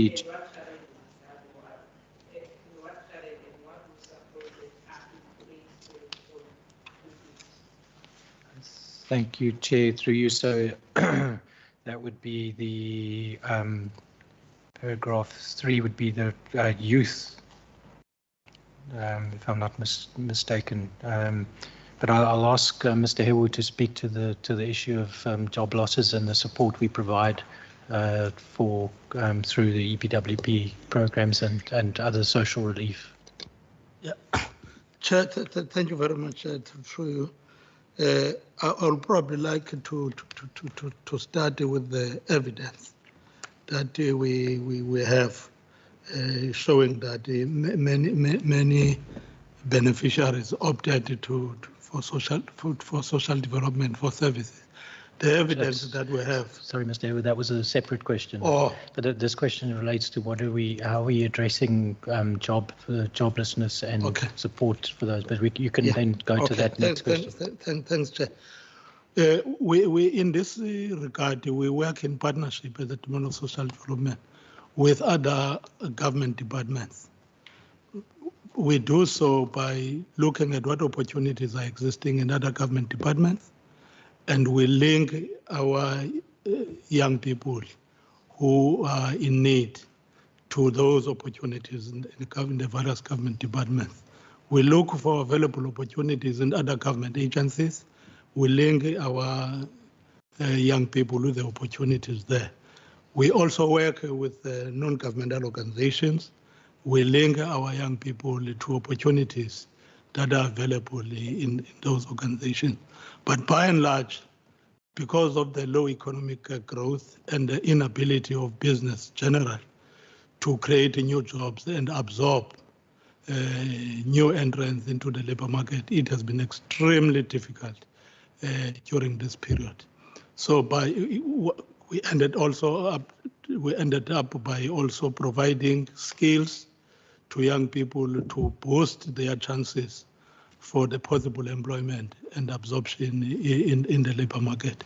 So it has been generally a difficult process and a very difficult time, not only for young people, but for South Africans in general, to be absorbed into the job market.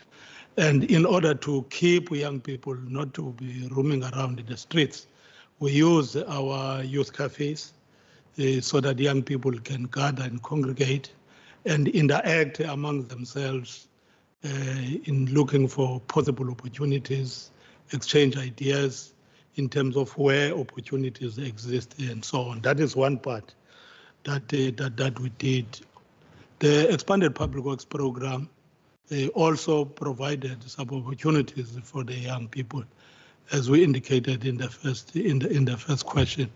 We partnered with NPOs, which were funded to look for young people in various areas, districts, as we call them, regions in the department, and to find young people that are looking for employment opportunities and also for exposure into the various workplaces. And that has happened, and that has increased the chances of young people to be absorbed in other formal employment situation and so on. So that is what we did, as indicated, that the problem was much bigger than a single department to handle. It needed a collaboration amongst various stakeholders, which I think that is an area that we did very well. We didn't only depend on the budget that we had as DST. We widely worked with other partners, including business, to link young people to where opportunities are available. Some young people did not get full-time employment, but they got some opportunities to work during weekends, some to work during the afternoons in some retail outlets and so on. So that was the contribution of DST during the period under review. Thanks, Chair. Thank you very much, Mr. Hill. I think then the next question was relating to the first sentence on page 37, and the Honourable Member Bakubakov was asked about updates on the sexual harassment policy of the province, as well as the GBV policy of the province. I think the first thing to say is that social development has made a number of inputs into the sexual harassment policy, but the policy is being driven and developed by the Department of the Premier's corporate services team. So the updates would have to be provided by that department. But I think from social development side, we have made inputs to that policy. And then in terms of the GBV policy around GBV, that, as mentioned before, is articulated in our provincial implementation plan for the NSP, which guides our response to GBV in the province. And so that was adopted by Cabinet last year, September. The role of the safety plan, or how that interfaces with the safety plan, there are a number of areas that are applicable to the safety plan that arise from the GBV NSP. Particularly around the pillars that speak to protection for victims and to improve enforcement of legislation against the crimes associated with GBV. The safety plan has identified key hotspot areas for implementation based on murder statistics. Those hotspot areas are also the hotspots for GBV as identified recently in the police statistics. So the safety plans implementation is important not only for reducing murder statistics, but it is also important for reducing GBV in those areas. And the Department of Social Development Services are linking into the area-based teams that are implementing the safety plan so that social development services can be deployed there. In addition to that, in support of the safety plan, we've also deployed 30 GBV social workers or social workers focusing on GBV to the safety plan hotspots to support the work that's being done to address GBV in the safety plan hotspot areas. So we are trying to leverage the safety plan to also support the objectives of the GBV NSP and of course vice versa. The prevalence of women and child abuse during the period under review.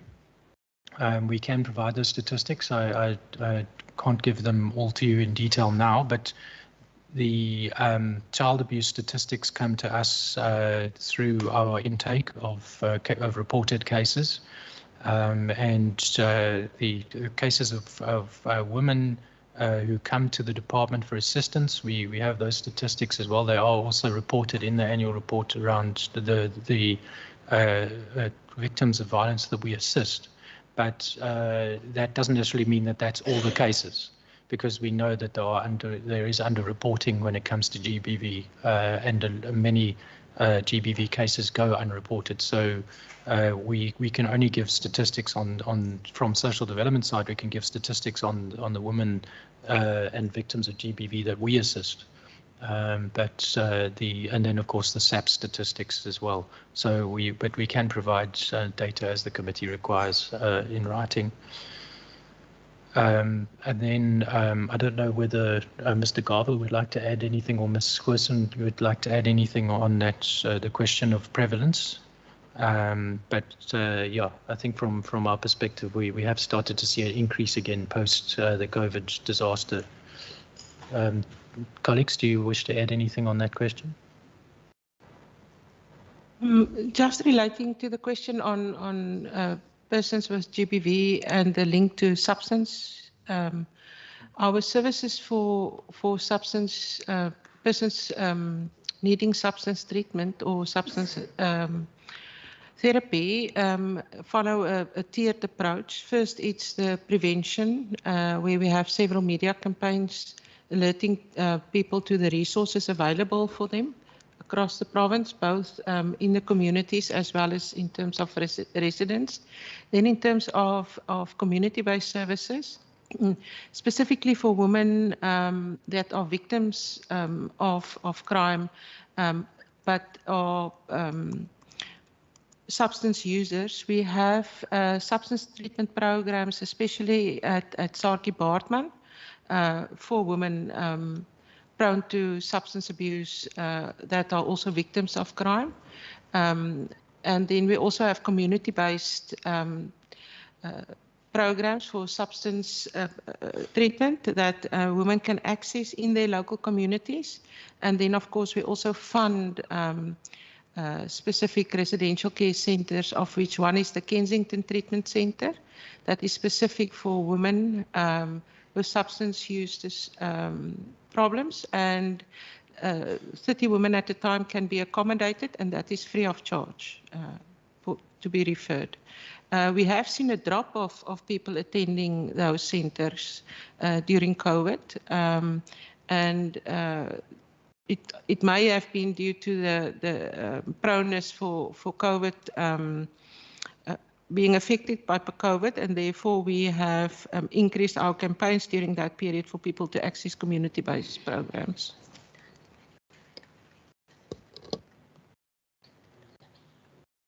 Thank you very much, Ms. Goosen. The question regarding the Department of Social Development stance on the sale of alcohol in schools. I think our understanding is that alcohol is not allowed to be sold to children, certainly. and not during school hours. I think the legislation that is being referred to is to do with fundraising. But I think generally speaking, social development has always advocated for the limitation on the availability of alcohol, particularly in areas where alcohol-related violence is high. We've made those inputs into the liquor legislation processes in the province. So particularly, I think also limiting the hours of alcohol availability and the density of liquor outlets has been something that global evidence has shown does help to reduce alcohol-related violence and harms. The question regarding the organizational environment on page 38. I'll ask Ms. Patel and Ms. van Reenen between the two of them to provide inputs on that. The question was about page 38. What are the updates and what challenges continue to be experienced regarding the organizational environment? I don't know who would, between the two of you, would like to take on that. I think in terms of the challenges of the organizational environment, I think currently it is the severe staff shortages as a result of the budget cuts. And I think one of the main things is the high volumes of our Form 22s with the child abuse and neglect. So in other words, then it's high risk cases that the teams needs to respond immediately to within short time frames. Which then place them under severe pressure. What we have done in the various offices, we got the wellness program to assist with huge successes. So the thing that I picked up is largely is the pressure in the work environment, but also you pick up a positive staff morale in the sense of that there's the wellness program that they can reach out. We ask them that at least once a Friday that they do a fitness intervention with the team, and they've done it in all the offices very successful just to create staff morale. But yeah, I think it's the main issues in the organizational environment relates to the pressure of the staff shortages, and then the high volumes of high-risk cases. And the other issue is also around the placements of we're struggling to get safety parents to assist. And then also in the disability space and in the older person space that we are struggling, there is just no space. Thanks. Thank you very much, Ms. van Reenen. Ms. Patel, do you want to add anything? Nothing from my side, thank you. Okay, thank you very much for that. The next question from Honourable Member Botio is on the substance abuse. What services do we put in place to prevent relapse? We do fund aftercare programs for reintegration of clients who have gone through treatment programs. But we don't have these universally available. Unfortunately, it's one of those services where we are covering some areas, but we can't cover everywhere because we just don't have the funds. Sorry, Chair. I'm not sure if the challenge is only with me, but I can't hear properly. I don't know if it's a mic or maybe the volume is low. Maybe I'm not close enough. Really, I'm struggling to hear. If I can just get a bit of volume. Apologies, Chairperson. Maybe I'm not sitting close enough to the microphone. So I think the aftercare services that we provide for drug treatment are in place. There is NGOs that we fund to do that, but we also provide that via our own service, our own offices as well. So those services are meant to support clients after they've left drug treatment. But I will ask Ms. Goosen or Mr. Garber to elaborate on that from their side. Thank you. Just on programs available for youth, as we've alluded to in the IPP, for children currently can access residential-based substance treatment programs at 2 dedicated centres, the one at Kraaifontein, the other one at Lindelani. And then we also have for children in alternative care at 7 of our centers substance programs. All that children have been placed following a social work assessment. And therefore, when a child is discharged, he or she is discharged back into the care of that social worker for supervision purposes. There's also children that are going through diversion programs for substance treatment.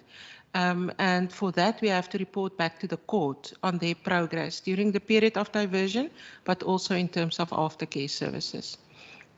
Yeah, thank you. Thank you very much, Ms. Goosen. The next question was regarding the vacancies and particularly the use of 45 social work graduates to support the department, and what becomes of those graduates when they reach the end of their contract. So the social work graduates that are employed by the department are employed in terms of their bursary contract. So what had happened is National Social Development had a bursary program where they were funding bursaries of social workers or student social workers across the country. And in terms of that contract, they have an obligation to work back the equal number of years to the years that they were funded to study, which is 4 years. So when social work graduates join the department, they join on a 4-year contract period that is in relation to their 4 years of study. Once they reach the end of that period, then their contract expires. There is no mechanism in the Public Service Act or regulations for us to automatically appoint them as permanent in a permanent capacity. So they would then have to apply for permanent posts that are advertised and then be interviewed and recruited through the standard process that is applicable to all people who wish to apply for a permanent post in the public service. So there's no mechanism for them to go straight into a permanent post in the legislation as it stands nationally. But we have found that many of them do apply and successfully are appointed. So I would say the majority of them are actually finding work in social development, but through the recruitment and selection process that they must follow. The question around the ECD shift, the question of the ECD teachers' concerns about the fact that they remain on contracts and not well remunerated in spite of upskilling themselves through tertiary education, for example. The department funds, it doesn't run any of its own or ECDs. It funds 1,100 NGOs that run ECDs. So the staff who are at those ECDs are employees of those NGOs, each individually. When they moved over to education, we transferred the contracts that we had, the funding contracts that we had with all those 1,100 NGOs. That was transferred over to education. So education now is holding a contract with those 1,100 NGOs that run ECDs. But the ECD employees are still employees of the NGOs. They're not like teachers in schools that are employees of the education department. I think that there is certainly, the salaries are very low in the sector, and the subsidies that are paid to ECDs are quite small relative to the costs of running an ECD. So they do battle financially, and they have quite a high staff turnover because staff, always trying to see if they do improve their qualifications, that they can find a job that pays better. So it's a problem, a deep-seated systemic problem in the ECD sector. The only way to address that would be if the subsidies were to be increased significantly. But of course, the financial implications of that are something that would have to be addressed nationally, because it would require quite a lot of funds to shift the needle on the resourcing of the sector.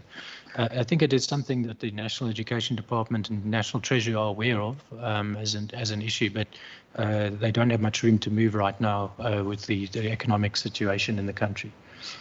And it's been coming on for a long time. I mean, we did constantly push to increase the subsidy over the years to get it to.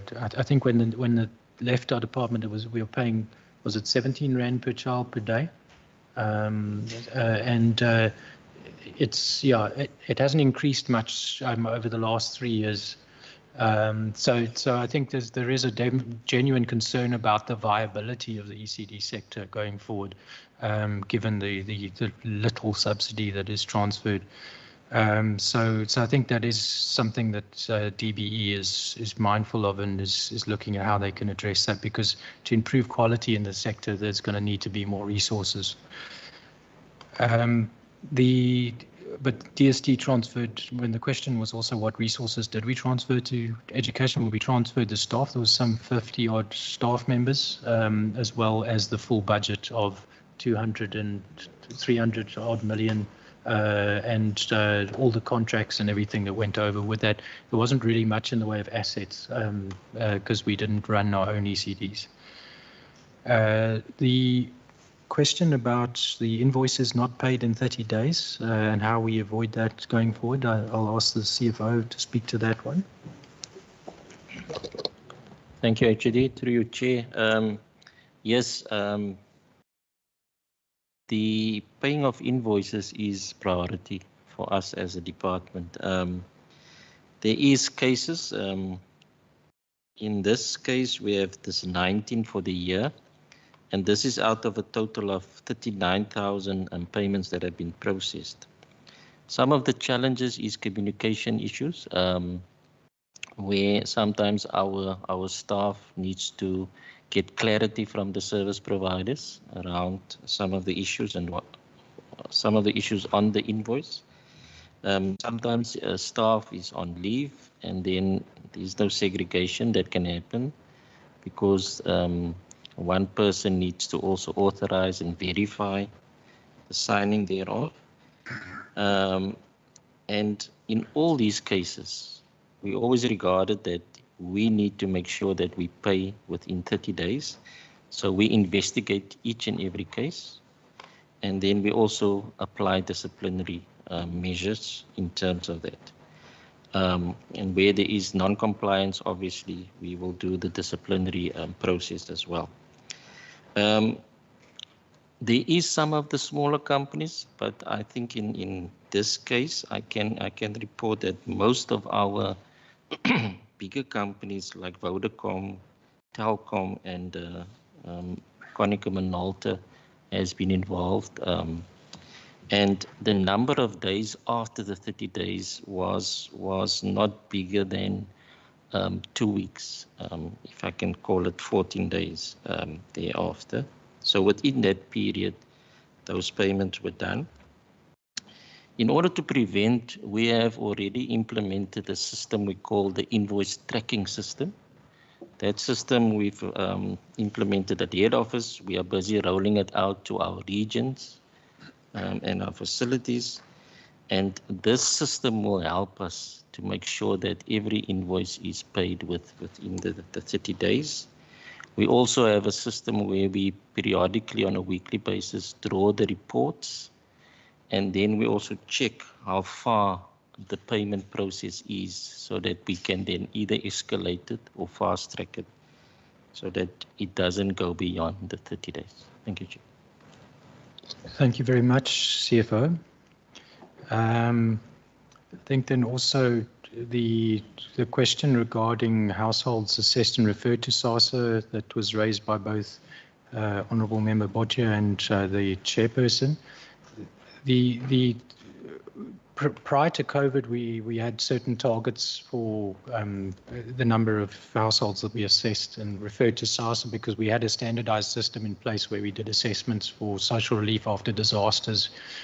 And we would then refer those cases to SASSA for payment of social relief of distress.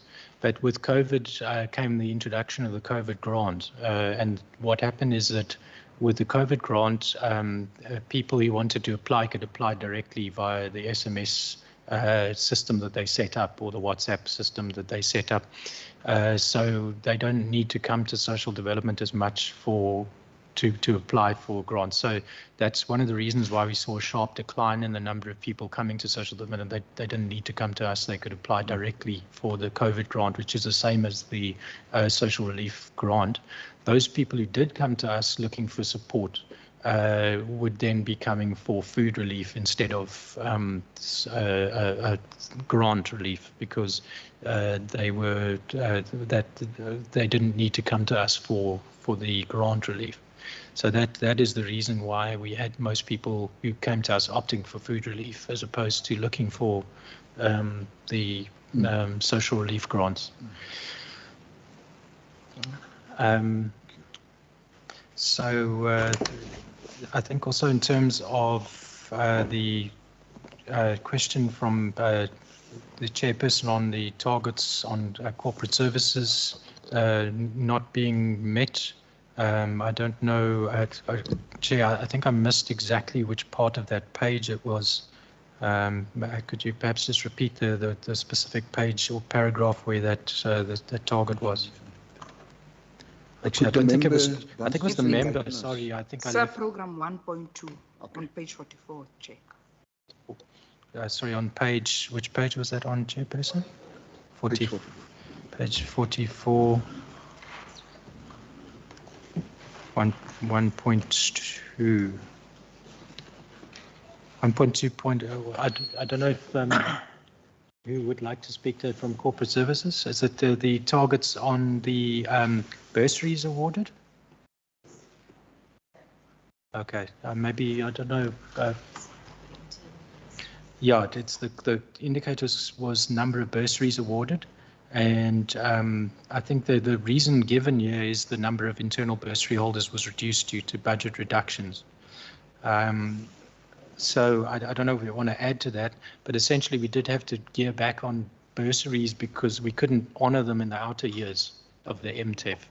So we knew we were sitting with budget cuts coming that were going to be severe to our compensation budget, which is where the bursary money comes from.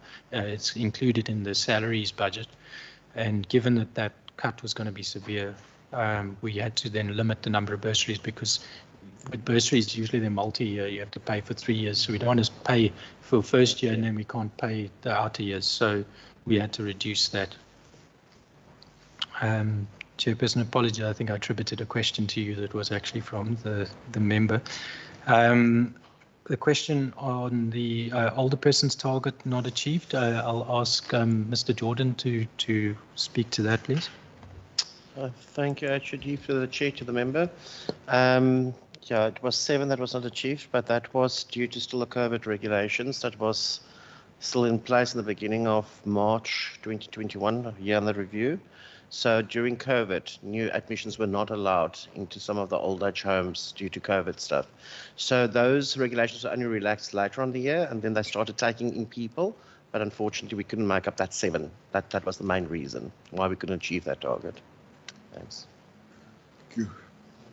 Thank you very much for that, Mr. Jordan. Could you also speak to the impact of the closure of the CPO, 3 CPOA centres? As well as the status quo on the delivery of the outstanding vehicles that is referred to on page 52. And then also table H on page 52, reasons for under expenditure on disabilities program. Thanks. Okay. Yes, on the regards to CPOA, the 3 old age homes that CPA wanted to close down, they were specifically the one in Lilyhaven, in Bonteheuwel, Narina in Bishop Lavis, and Oakhaven in Heideveld.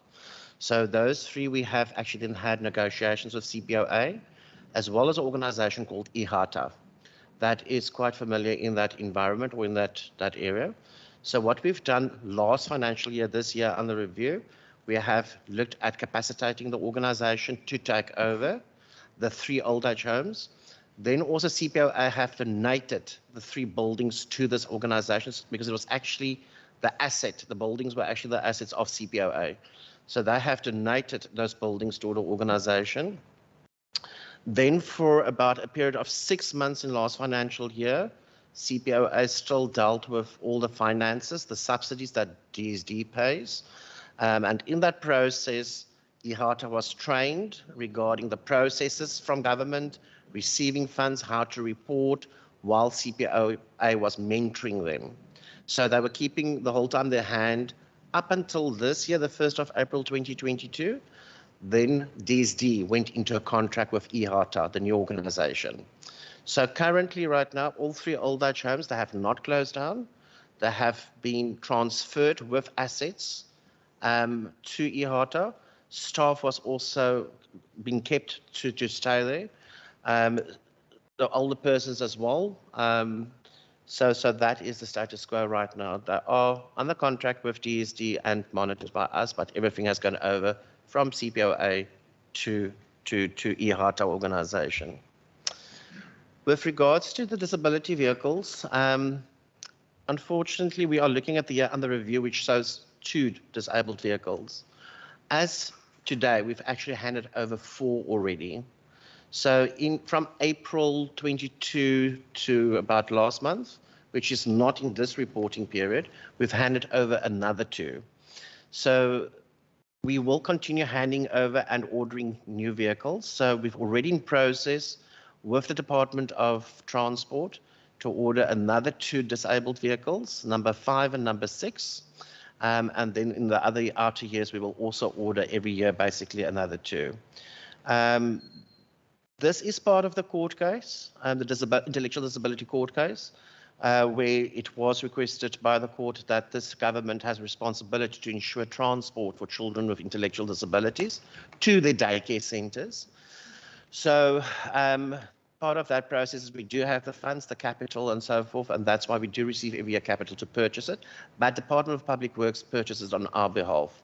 They have got all the contracts with nationals, it's national tenders that they buy these quantums, and then they also adapt it with a waist and also rearranging the seats for children with wheelchairs, and then also the seating of the safety belt and stuff needs to be propped and changed to actually uphold the child when a child's being transported. In the vehicle will also have to be the driver that's trained specifically, as well as a carer that needs to take care of the children while in transport. So yeah, it's the beginning phase, but I think we've achieved a lot this past 2 financial years that we're already now going on to vehicles, purchasing vehicle number 5 and 6. I can also add that the 4 organizations that currently received it, one is in Beaufort West, one is in Yanga, one is in Sirius, and one is in Kailicha. So we've got 2 metro areas and 2 rural areas that we have allocated these vehicles to. And as I said, they've already received it. So they're already transporting their children from home to their daycare center every day. What was the other question, HOD? Thanks. There was a question about what services we provide to disabled persons who are staying in old age homes, or how do we deal with that issue? The underspending? No. The underspending, I think you've covered. That was related it was related to the rollover for the vehicles that weren't delivered. Yeah, that was the rollover, yeah. That was the reason for the underspending. The question then that follows that is how we assist disabled persons who are in old age homes. Oh yeah, no, I'm not familiar with that case. Unfortunately, I need to have the name of the individual so that I can check with Ministry the name of the person that Honourable Member has mentioned about the case. Unfortunately, we get about 100 cases per month, and I can't remember. I do apologise. But if I've got the name, then I can follow up that case. Yeah, I think we do keep a log of all these things, but we would have to go. Will be tracked. We'd have to go back. But I think the general question was also about how we support disabled persons in old age homes, because it is an ongoing kind of thing. And maybe just to talk a bit about that. Yes, first and foremost, we're actually, according to law, not allowed to care for disabled people in an old age home. The Older Persons Act is very clear that it must be people from 60 and above. So the Older Persons Act do not make provision for people in an old age home that's below the age of 60. However, because of the reality of what's really going out there, we do have people below the age of 60 with disabilities in old age homes. So as a department, we allow that. We do not look the other way. So if we do have people that might be homeless, that's disabled, or people that really needs the support, we do actually contact the old age homes, and the old age homes actually ask us as well, because they are the ones that's supposed to do that mission, the management and the board. We don't do the admissions, but they usually, we've got a policy on that, and the part of the policy is that they must first approach us, and then we give them approval, because we're sort of deviating from the Older Persons Act. So we do have quite a few people in old age homes that's below the age of 60. They are subsidized. We just, however, do not count them as part of the non-financial data, because the non-financial data say it must be people of 60 years of age and older. So we accommodate them, we cater for them, and we see always where we can help. Thanks. Thank you very much, Mr. Jordan. I think it does speak to the general shortage of residential capacity to assist people with disabilities in this province and in this country. And the fact that we don't have very clear enabling legislation around residential facilities for people with disabilities. There isn't actually a Disabilities Act in South Africa at this point in time. So it's a gap. It needs to be highlighted because it's a human rights issue. Yeah, thanks for that, Chair. I think also the case of Mr. Bless, I think we can go back and look at that particular one and see what happened there. Yes, there are many cases we have of people who are disabled and there is no space for them. It's a huge problem. The NGOs can only take so many people. We fund a number of disabled homes, but it is not enough for all of the people who need to be accommodated. Thank you. Any follow-ups, honourable members? There's 4 follow-ups. Potra, please. Chairperson, thank you very much. My follow-up question is on the issue of clients who opted for DSD food relief instead of SASSA referrals. The HOD mentioned the issue of technicalities that were encountered by the clients who wanted to do the applications.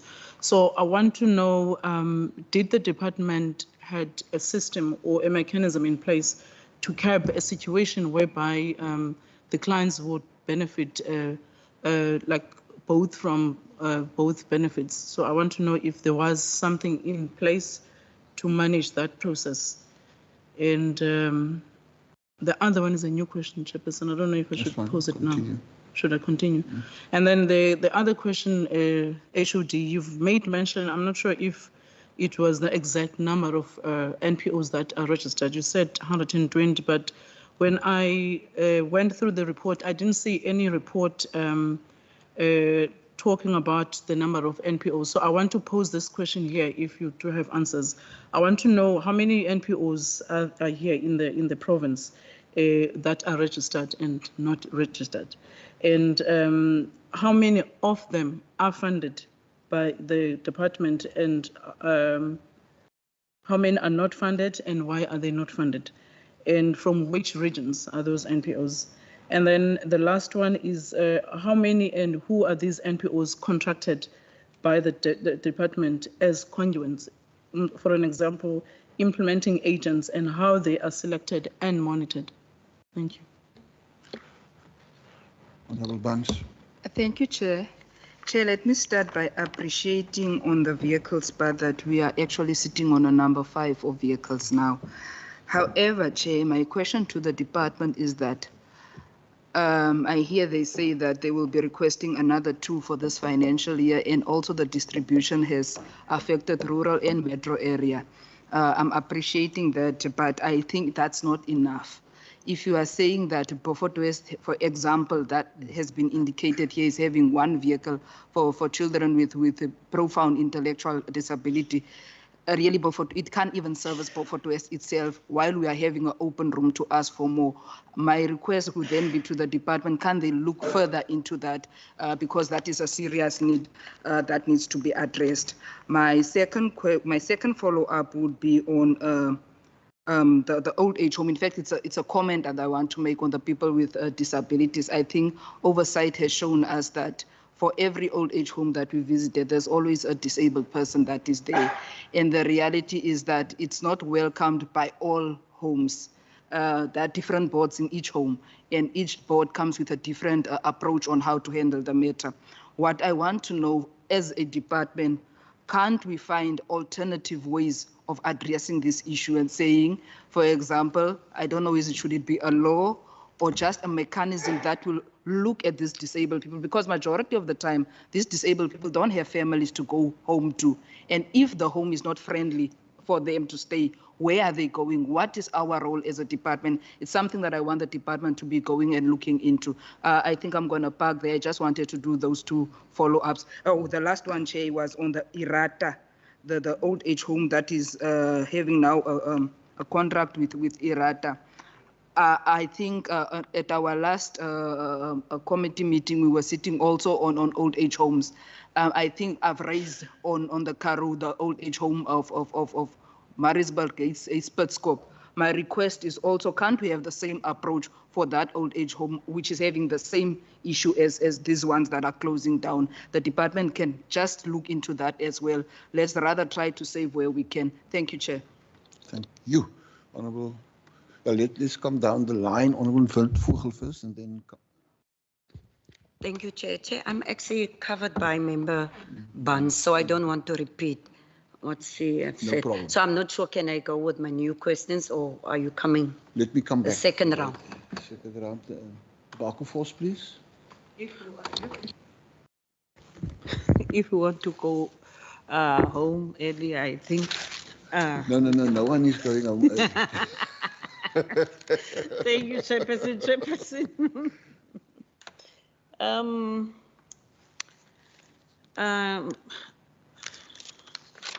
First, before I bring my question, I want to concur with you, member Bans.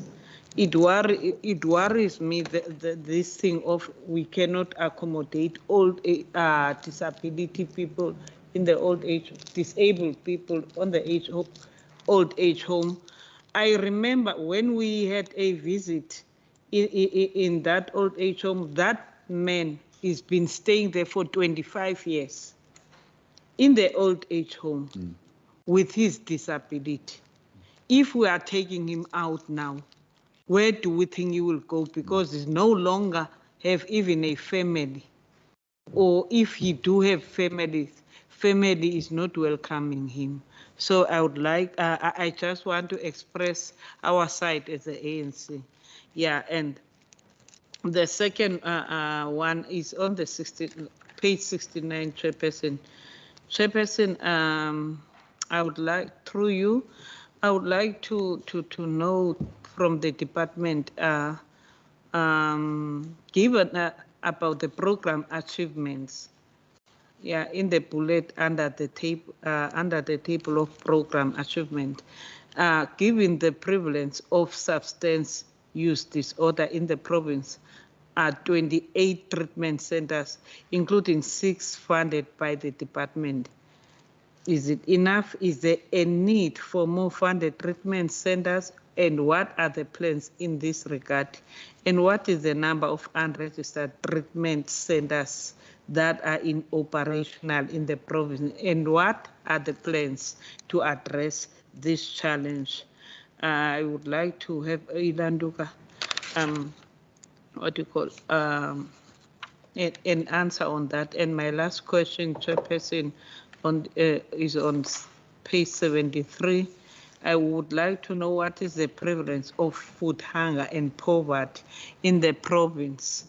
What is the number of affected persons? Is this target enough, and what are the other programs that in place for poverty alleviation and sustainable livelihoods beside meals? How much is budget for this program under the current financial year, and what is the number of persons that have been reached? And my last question, this is the last. What is on page 76? What is the department not allocating funds for this program? Who is the lead Department for Women Development, and how much is budgeted for it? What programs are run under this program? Does the Department of Provincial Government expenditure breakdown for women development? I would like to know about those. Thank you, Chairperson. Thank you. Honorable Winfogel, your new ones. Ja, Chair, ek sien jy gee voorkeur aan member Bakofos. I'm not going to answer you on that one. We are coming from Brazil, man, don't worry. Okay, Chair, mine is on page 51, sub-program 2.5. I just want to check a point of reference, social relief. I just want to check with the HOD, why were the targets not achieved? Then, Chairperson, on page 54, also the point of reference is sub-program 3.2, care and services to families. I also want to check why were the targets not achieved and what are the details and updates of negotiations with the shelters. Then, Chair, on page 57, point of reference, the first non-compliance due to registration lapses. And in the result, fewer subsidies transfer. So what caused the registration lapse and what control measures are in place for early detection and prevention of this? Yeah, and the last one, Chair, page 67, bullet 1 bullet 1. What is the, where is it, in total 26 funded shelters are currently operational in the province. So my question is,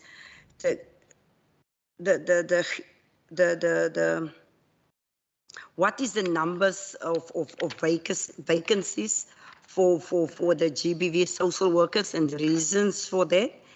And what is the shelters and how many shelters are situated in the poor working class communities where the majority of residents reside? And then the last one is on page 68 to 69, sub-program 4.4. Why were all the targets missed? And what was the prevalence of substance use disorder during the pandemic? And by the department missing all targets, did this not worsen the situation? Thank you, Chairperson. Thank you. Honorable Isudi. So you've been upgraded to honourable. Thank you, Chair. Honourable. The first question from Honourable Member Botja, in terms of clients opting for food relief, and did social development have a system in place to avoid clients benefiting from simultaneously from multiple benefits? I'll ask Mr. Hewu maybe to make some inputs on that. Thank you, Chair. It is possible, Honourable Member, that there will have been double dipping. Members getting either a COVID grant and come to social development.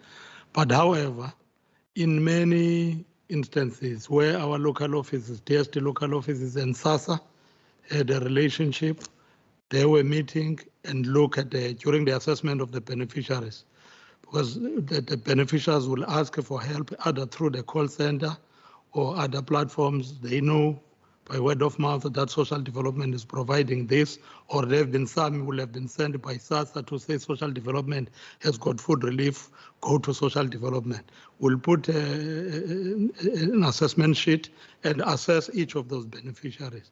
Then we'll test that list with SASSA to check if in the SOCPEN those beneficiaries are not receiving any of the SASSA benefit. Where that exists, there's been no possibility of double dipping.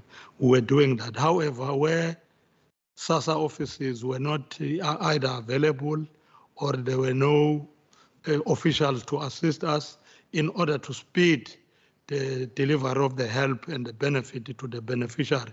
Then we'll assess the beneficiary and provide the food relief to the beneficiary. So that was the mechanism that existed. Also, our meetings, DSD meeting with SASSA, will talk about all those possibilities and see if there is a way in which we can reduce the double dipping.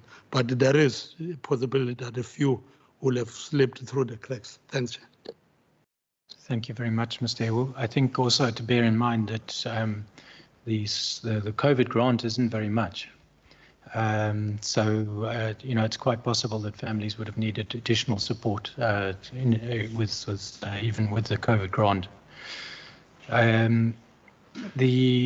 But of course, we aim for maximum spread as far as we can. So we don't want one family benefiting a lot and another family getting nothing. So the efforts are made to try to spread as far as possible.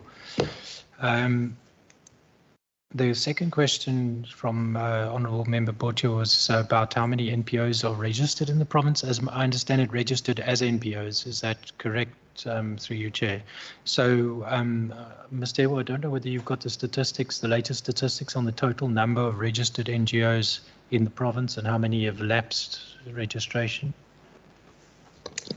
Roughly, it's about 36,000 that are non-compliant, but we can, out of 68 registered NPOs, but we can give the confirmation.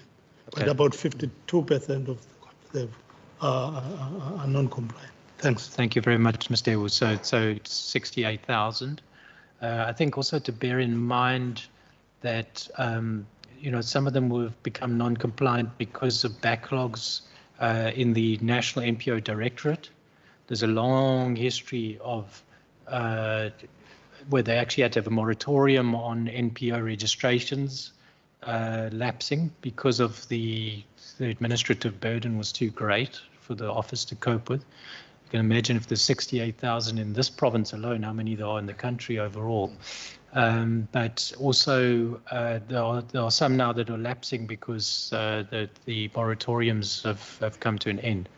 I think there is a big concern about this and its impact on the sector. But also there are some NPOs that get formed and then become redundant and they just get left in, they're not deregistered and then they just automatically lapse. So there are a lot of NGOs that aren't necessarily in existence physically anymore that are still on the system. So I think there's a need to clean up those things and reconcile what still exists and doesn't exist. Secondly, the question was about how many we fund and which ones we don't fund and which regions they are all in.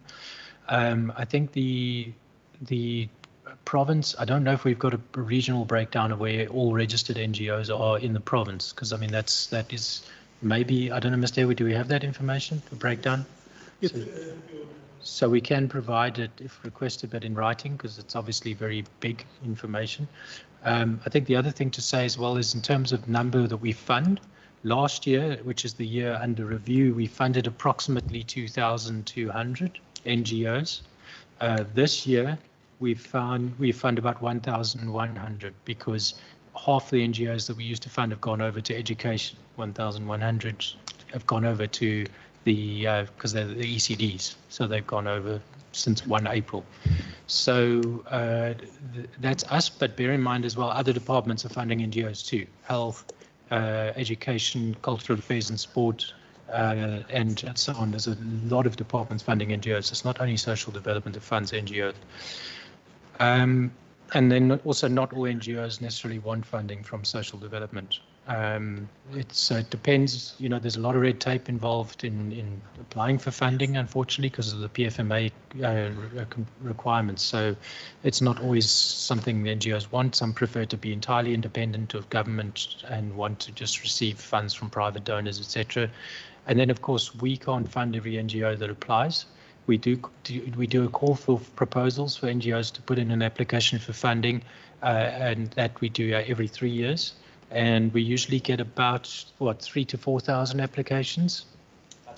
4,000, yeah. You know, that's, if you're looking at 68,000 NGOs, only 4,000 apply to us.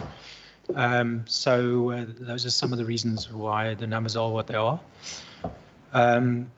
How many, the question about the NGOs that are funded, how we monitor those. I think we've got program officers that have teams of monitoring officials that go out to the NGOs to check on their financials, on their HR, and on their compliance with norms and standards. So we do monitoring visits, we do checks on the audited financial statements that they submit to us, as well as the evidence of how they've used funds that DSD gives to them. So that is a system we have in place in terms of our NGO funding policy for the Department of Social Development.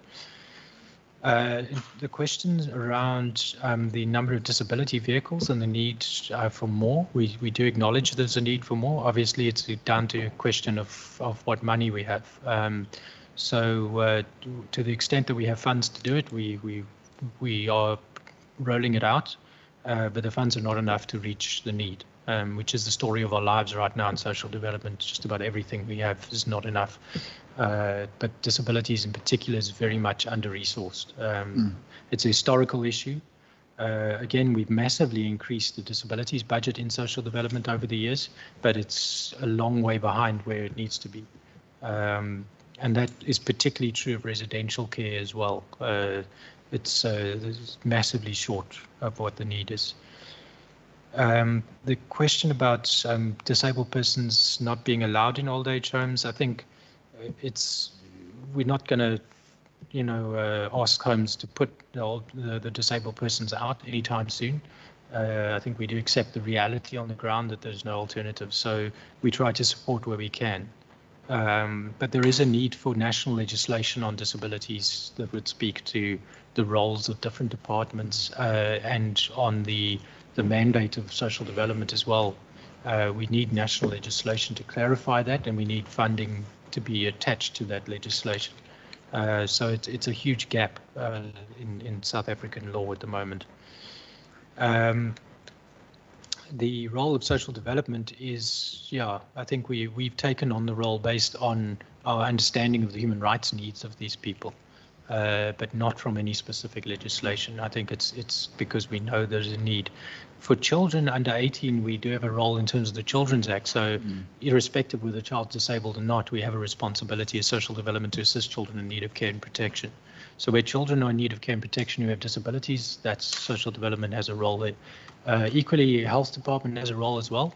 They support a number of centres for disabled persons, and they, of course, deal with children who are on the far end who need heavy medical support. We provide for children who are less dependent on medical support.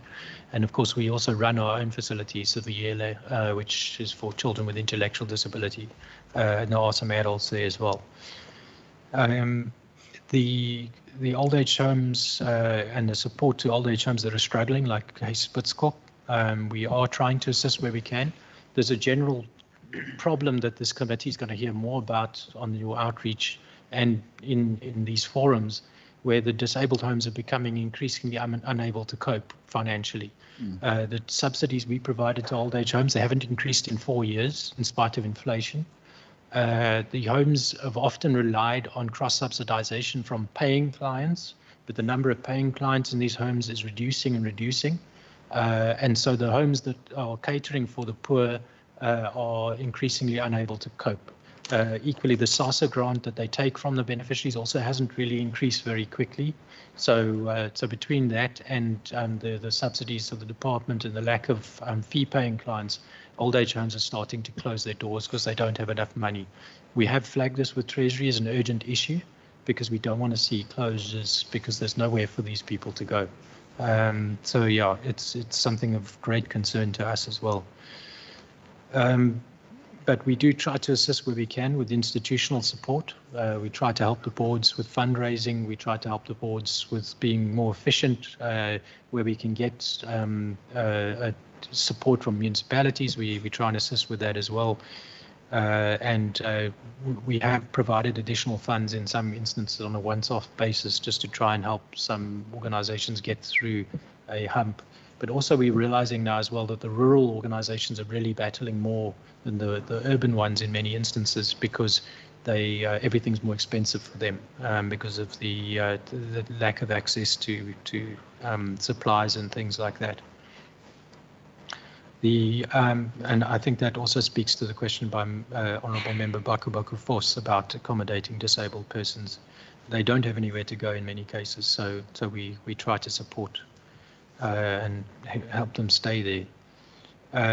But the uneven approach, unfortunately, the homes are independent. They're NGO run. They do have the discretion not to take in disabled persons if the board chooses to, and we can't actually force them to. But we do try and reason with them if we can to assist with some persuasion. The need for more funded drug treatment centres and the number of unregistered treatment centres. I think we've got more treatment centres funded in this province than any other province in South Africa. And we've really expanded that as far as we can. But of course, now we've hit the roof or the ceiling in terms of what money we have. We did see a big dip in the number of people coming forward for treatment in COVID. I think it was a fear of getting COVID in the rehab centres. So a lot of clients who might have come forward didn't come forward anymore. So there was a big drop in the number of admission requests for people to come to treatment. But I'll ask Ms. Wilson maybe just to speak to the number of unregistered centres and what we are doing to address that. Thank you. Currently, we have what we know about is 37 unregistered substance treatment centres. The dilemma we sit in is that there's no legislation that gives us a mandate to close them down. The only legislation that we can utilize currently is the municipal bylaws, which they don't have the correct zoning or fire certificates and so on. We are busy with amendments to the legislation to provide regulations in terms of closing unregistered centres. We can close non-compliant registered centres. We also have now approached the court based on human rights abuses within the unregistered centres. On that basis, to close down centres, we hope to create a precedent in law through that court process and then open up a more easier pathway to close down the unregistered centres. Due to the fact that many of that centres can be viewed maybe for trafficking of people. We have also requested joints to investigate the link between human trafficking and this unregistered centres. So that is something that Mr. Gaba is specifically monitoring at the Prof joints for us. And then there's also criminal matters where there was abuse again and even a death at two of the centres, unregistered centres. That is criminal matters to which we then testify. The centres actually have to be registered before they can operate. So that's very difficult because they already are in operation. We try and guide them towards registration, and we have since 2019 to 2002 have registered 11 unregistered centres eventually, and while we assisted them to comply with the norms and standards and so forth. Then we also have asked the municipalities to assist us in policing the bylaws of these centres because they currently have more teeth than we as social development in closing them down. So, yeah, thank you. Thanks for that. I think also to say that some of the centres start threatening our staff when we try to enforce closures, and yeah, there's there are some centres in. There's definitely criminal activity that we're picking up. The question regarding the prevalence of food to hunger in the province, we do have data that we collect from the Department of Health's clinics on malnutrition and wasting. that we then also cross-reference with data from the household surveys and so on. I think we've seen a peak in hunger earlier this year, which has then declined somewhat, but it continues to remain higher than it was before COVID-19. But that data we have. And we can provide. I don't know, Siam, if you want to speak to that at all, but that data we do have from various sources, particularly the population data on food insecurity. I don't know if you would like to speak to that. Are you okay? Okay. But we can provide the committee with that data if required. It's quite detailed. And then the number of what programs you have in place besides food relief. I think Mr. Hewu has spoken about EPWP, the Community Works Program, as well as the support to vulnerable groups that we provide through things like the youth cafes, the protective workshops for disabled persons, and the older person service centres and so on. Yeah. So we do have a number of, and the figures of people reached are included in the annual report outcomes. You'll see that for older person service centres, the number of people reached there. You'll also see the figures for persons with disabilities accessing protective workshops, and the number of persons being assisted with the EPWP programs. So it's across various programs the support is provided, but one should also remember as well that a lot of the NGOs that we fund have a dual role of providing social services and support to families who are struggling. The question regarding page 76, why DST is not allocating funds for the Women Development Program. That program was introduced nationally a few years ago, but there was no kind of specification of any budget items that should fit in there. So it was something that was left for provinces to decide whether they wanted to separate programs and put programs in there or keep those programs where they were.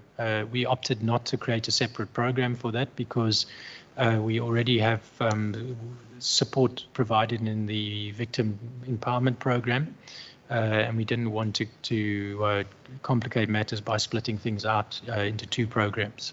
I think when it comes to women's empowerment and gender-based budgeting, that is something that the Treasury is busy piloting at the moment, together with the Department of the Premier that does the Human Rights Unit in the Department of the Premier is the lead on gender mainstreaming and gender policy development in the province. So we do provide support and inputs to that, but DSD has been identified as the lead for GBV programs. So that's our primary focus in DSD, while .P and Treasury work on the gender mainstreaming and gender-based budgeting and empowerment.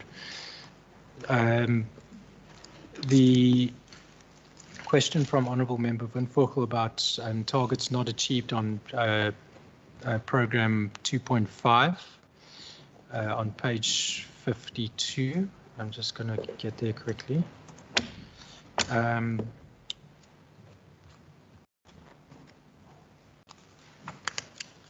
not sure if I got the right page. I don't see targets. 51.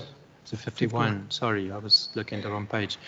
I think what we did explain earlier is that the clients opted for DSD food relief, the ones who approached us, because they could apply directly to SASSA for COVID grants. So those targets were normally stipulating the number of people that were going to come to social development to be assessed by our social workers so that we could give a report to SASSA for them to get a social relief of distress grant. But with COVID, the system changed and people could apply directly to SASSA for a COVID grant. So with that change, it meant that a lot of people then didn't come to us anymore for the social relief grant because they didn't need to. So those people who did come to us, they started coming to us for food relief rather than for referral to SASSA for a social relief grant. So those people would then apply via SMS to SASSA directly. But if the COVID grant ends, we will probably go back to the system we had before, where people come to social development to request a report so that they can access a social relief grant. But at the moment they don't have to, so we're not going to get as many people. The question regarding page 54, subprogram 3.2, the targets are not achieved there. I'm just going to go to that table quickly. So I think the short answer is that we funded as many bed spaces as were available in the homeless shelters that were currently being operated around the province. But basically they reached the maximum capacity that they had in their buildings, and they couldn't put in any more bed spaces. So we were hoping to reach 2,500. That's a huge increase from the baseline, which was 1,500. So we tried to expand bed capacity by 1,000, but we only made it to 700 by the end of last year, because that was basically the limits of what the buildings could accommodate that the NGOs were operating from. But this year we've managed to take it a bit further. And also we are trying to get a shelter in the CBD set up as well, with the assistance of Public Works, to also accommodate an additional 100 odd people. So we are continuing to try to reach the target because of the massive need. But yeah, it's the infrastructure is currently the limitation. So the ongoing negotiations are underway to expand shelter space where we can. We've got Drakenstein municipality that is setting up a container-based shelter, similar to the City of Cape Town Safe Space, and then also the Public Works infrastructure that we mentioned earlier. And Neisner is also trying to create a shelter as well. So yeah, it's an ongoing process. The number of families participating in family preservation services, we didn't make that target because unfortunately that involves group work. And in the first half of the year, the lockdown made it impossible to do work with large groups because of COVID restrictions. The question on about page 57, non-compliance due to registration lapses and fewer subsidies being paid out. So the question about the cause of registration lapses and what control measures were put in place to prevent this. I don't know, Mr. Jordan would like to, if you'd like to speak to this as well. Yeah, it's just that one. Okay, thanks, HUD. The registration usually lapses because the Act indicates that a registration is only valid for 5 years. So every 5 years, every single registration of every ECD or even any organization that we register needs to be re-registered. So that's usually the main thing why they do get or why it lapses. Then the other issue is then we also, when it lapses, we actually pay them another 6 months while they are busy re-registering. So if you look at the Children's Act, specifically for ECDs, it gives up to actually 6 months time for them to re-register. So we've actually worked that into ECDs were still with DSD, and they're actually still doing it like that, even if it transferred to Education Department. They actually do give the NGO those 6 months grace period of still funding them until such time that they can then comply. Usually it is just that they have to provide again all the information, for example, their health and clearance certificates, their safety certificates, the number of children they have in the place. So it's the basic stuff that they used to provide when they got registered. Sometimes zoning is an issue, but the City of Cape Town has relaxed quite a few issues on zoning when it comes to informal settlements, because it's just impossible to zone places, because we know a lot of principals of ECDs are Gogos that's running it as a business as well. So a lot of those things have been relaxed in City of Cape Town's informal settlements. So it's not always required to have a zoning certificate. But as I've said, Education Department is dealing now with it. So all of those protocols, all of those guidelines have gone over to Education Department exactly of the processes of registration, re-registering, all of that has been carried over to Education Department from 1st of April. Thank you. Thank you very much, Mr. Jordan. On the question from Honourable Member Windvogel on page 67, the number of vacancies of GBV social workers, I don't know whether there's 3 vacancies, okay?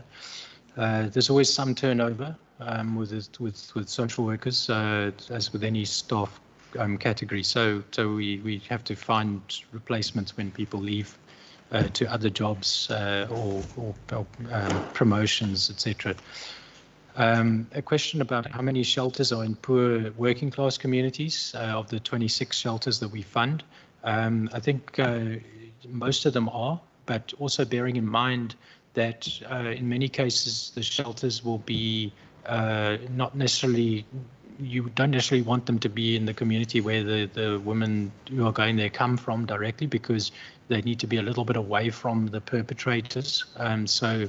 The shelters, some of them are actually, we don't disclose the location because we need people to be able to go there and be safe. Because we have had incidents where the perpetrators come to the shelter and try to assault their victim at the shelter. So, you know, they service all areas, but where they are situated is often so that they are just a little bit away from where the majority of their clients come from. The question on from Honourable Member Windvogel about page 69, why targets were missed in the substance abuse space. I think I did mention earlier on during COVID, the COVID lockdown, a lot of people opted not to go to rehab programs. They were, I think, afraid of infection. So the number of applications for our centres just dropped.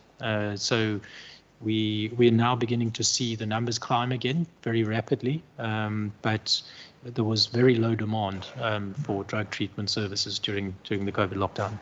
Thank you, Chair. Thank you very much for that detailed answering session, HOD. Let me ask, up to page 86, are there still people that want to ask a question out of this section of Part B? It seems to me our questions are saturated for this one. Let us move then to Part D, Human Resource Management, page 102 to 149. 102 to 149, if there's any questions in that section you want to ask. Just repeat, Chair. We are with Part D. I will explain Part C now. Let's move to Part D, Human Resource Management, if there's any question out of that section. No? Look again in your notes. Chair, I think I'm a bit deaf today. Where are we? At which page? We are with, I have said it, with page 102. Part D. Are we Part D? Yes, Part D. Thank you, Chair. I'm a bit deaf. Yeah, it seems to me you're a bit deaf today. You didn't hear that clearly. Okay, are you okay with that part, with that section? Okay, good. Let me explain to you why, with regard to Part C, page 87 to 101. I want to couple that one with Part E, the financial information. We don't need to focus on the finance information section. That is a SCOPA responsibility for this afternoon. But equally so, Part C as well. To a large extent, SCOPA will deal with that section as well. But if you do have any question out of that section, any remark out of that section, any contribution from your side, you may do so.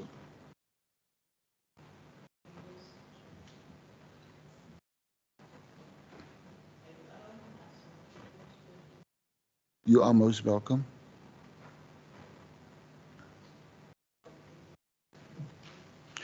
I think, Member Barnes, you're not clear. I can see the expression on your face. No, Chair, I've just decided I'm going to follow you now what members are doing. Okay. Look, you don't need to ask a question because I believe this afternoon there will be time for the SCOPA finance people to ask the necessary questions. But if you wish to do so, I don't stop you. You may. Yes.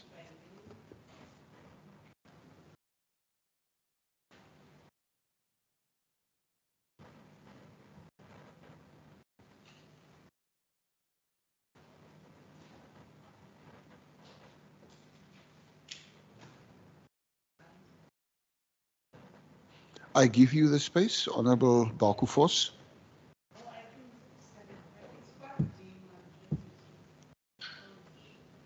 Pardie, but get your page is fine. I give you a minute.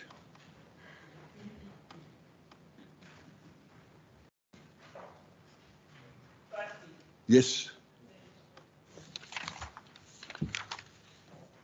Yeah, Chairperson, I would like to pose a question on page 108. You say 108. I've got it. Yeah. Yeah, Chairperson, I would like to know from the department, what are the reasons for the high number of unfilled vacancies and what is the latest update as at October in 2022? And on part 109, chapter 109, and on the below table, Page 109.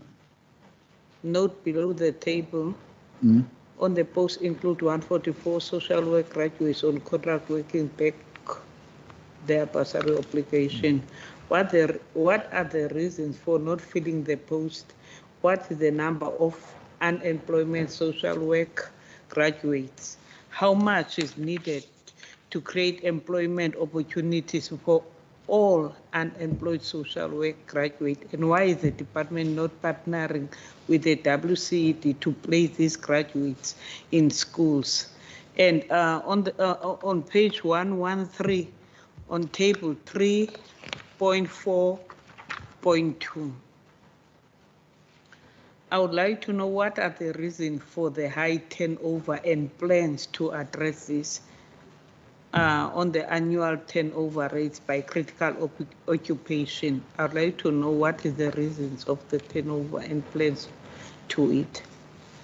And 116 table 3.4.5 on the different groups of staff who resigned.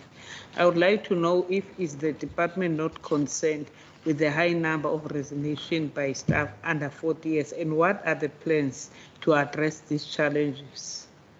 On 119 on the employment equity, I would like to know what are the plans to recruit more Africans in the senior to top management.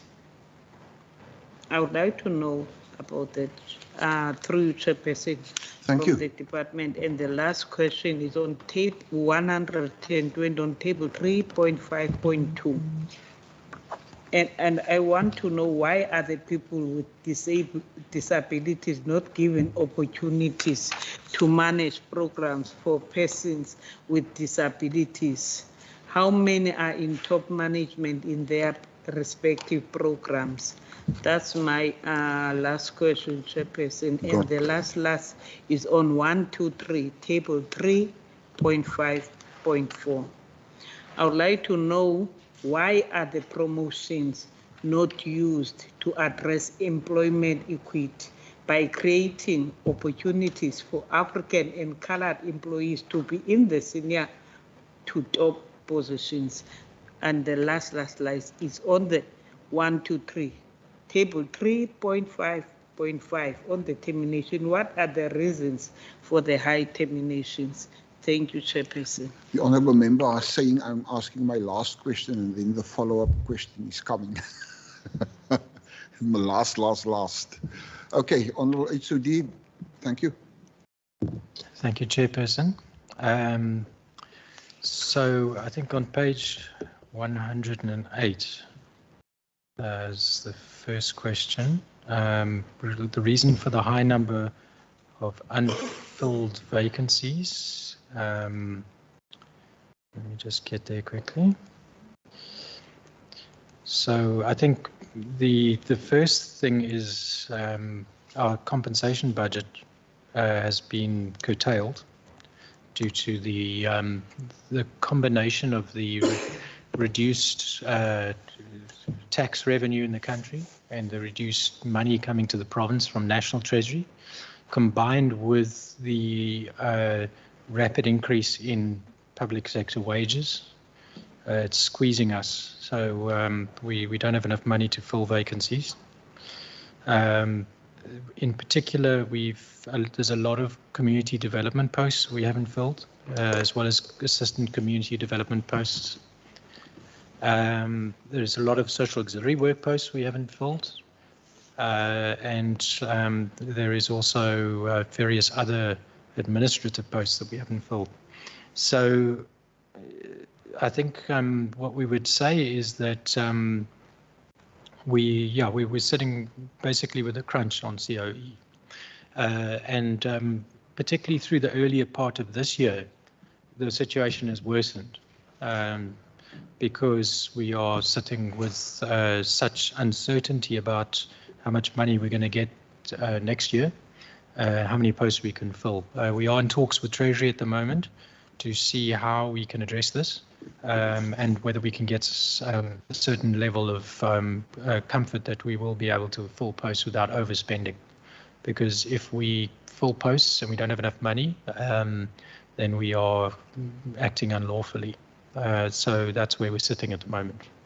I think the other uncertainty factor we're sitting with at the moment, apart from the fact that we don't really know how much money we're going to get next year, given the financial situation in the country, is that the wage increase is uncertain. There's still ongoing disagreement between the unions in the public sector and the bargaining council process with the National Department of Public Service.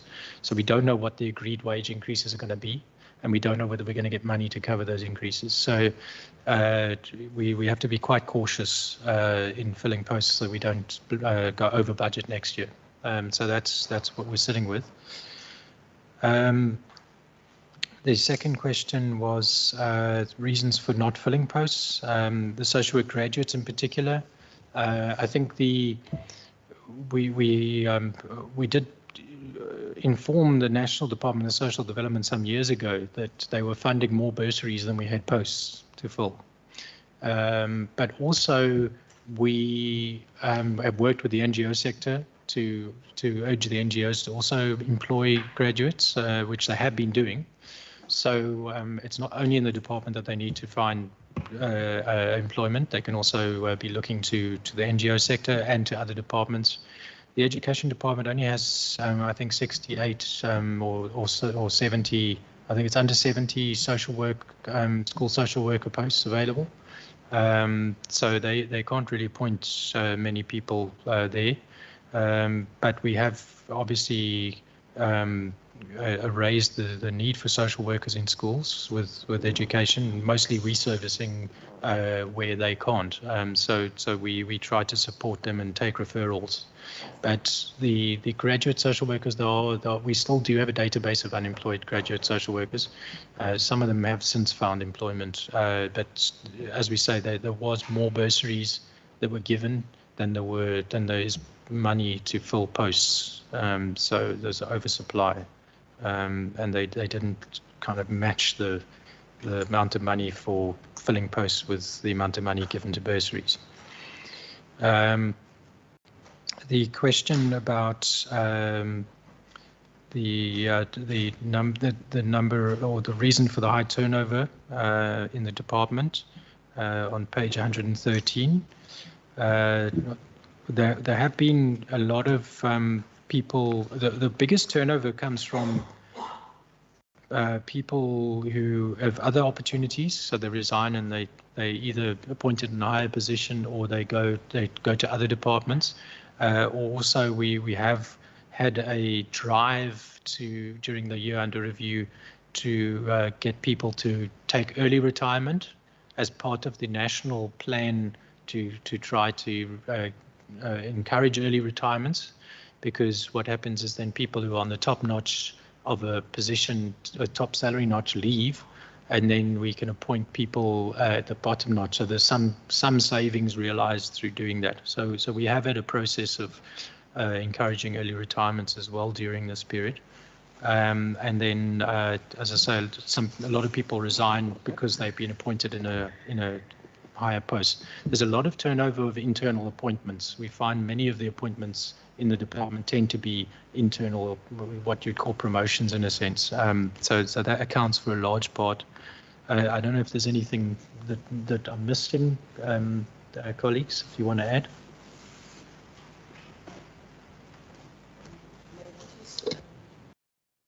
Your mic, please. Passing. Maybe just to note, currently we also have quite a large number of our staff, social workers, leaving for England for the opportunities. A couple of years we also had it, but it's now back again. Yeah, we've got, I think... Can lady just repeat that again, just for minute-taking purposes, please? Currently, a lot of our staff are going to England, the social workers. In a couple of years back, we also had that, but now it's back again. Okay, got that. Thank you. Yeah, thanks, Chair. I think it's in line with the general trend of countries poaching professionals from South Africa who can attracting them with higher salaries.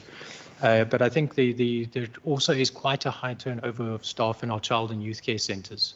And that is to do with the stressful environment, and it is also to do with dismissals due to assaults on children and other things like that. So there is an element of the staff turnover that is also concerning in terms of the fact that the work environment is pushing people to go elsewhere.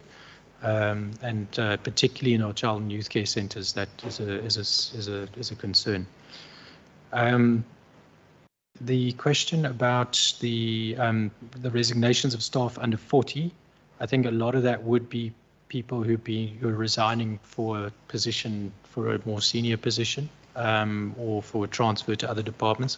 I don't know if we did any digging into that, but we've also done an analysis of our exit interviews, and the majority of the exits are for posts, higher posts, and new opportunities. We're not finding a big pattern of people leaving because they're unhappy with the department per se. The majority of people are leaving because they're seeking other opportunities. The question regarding the department's employment equity plan and the way that we address this, I think we have an employment equity plan in the department that we follow in terms of when the recruitment selection processes are done, the employment equity targets are applied to the candidates, and where we don't have enough candidates from designated groups, those candidates are then, sometimes the slightly lower scoring candidates are then included in the shortlists so that we can have an opportunity to bring in the designated groups. In our department, we have the employment equity targets are, we're quite close to 50-50.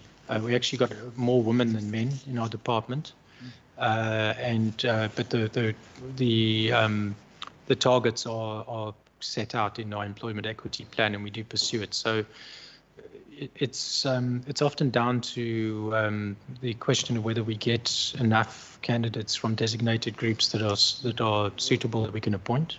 But in our sector, there is generally a tendency for more women to be operating and working in this space. So we do tend to have more women there. And then in terms of race breakdown, I think we have a majority is coloured employees in basically all levels of the department. So I think it's but our biggest target is, I think, is to increase the number of men in the social workspace.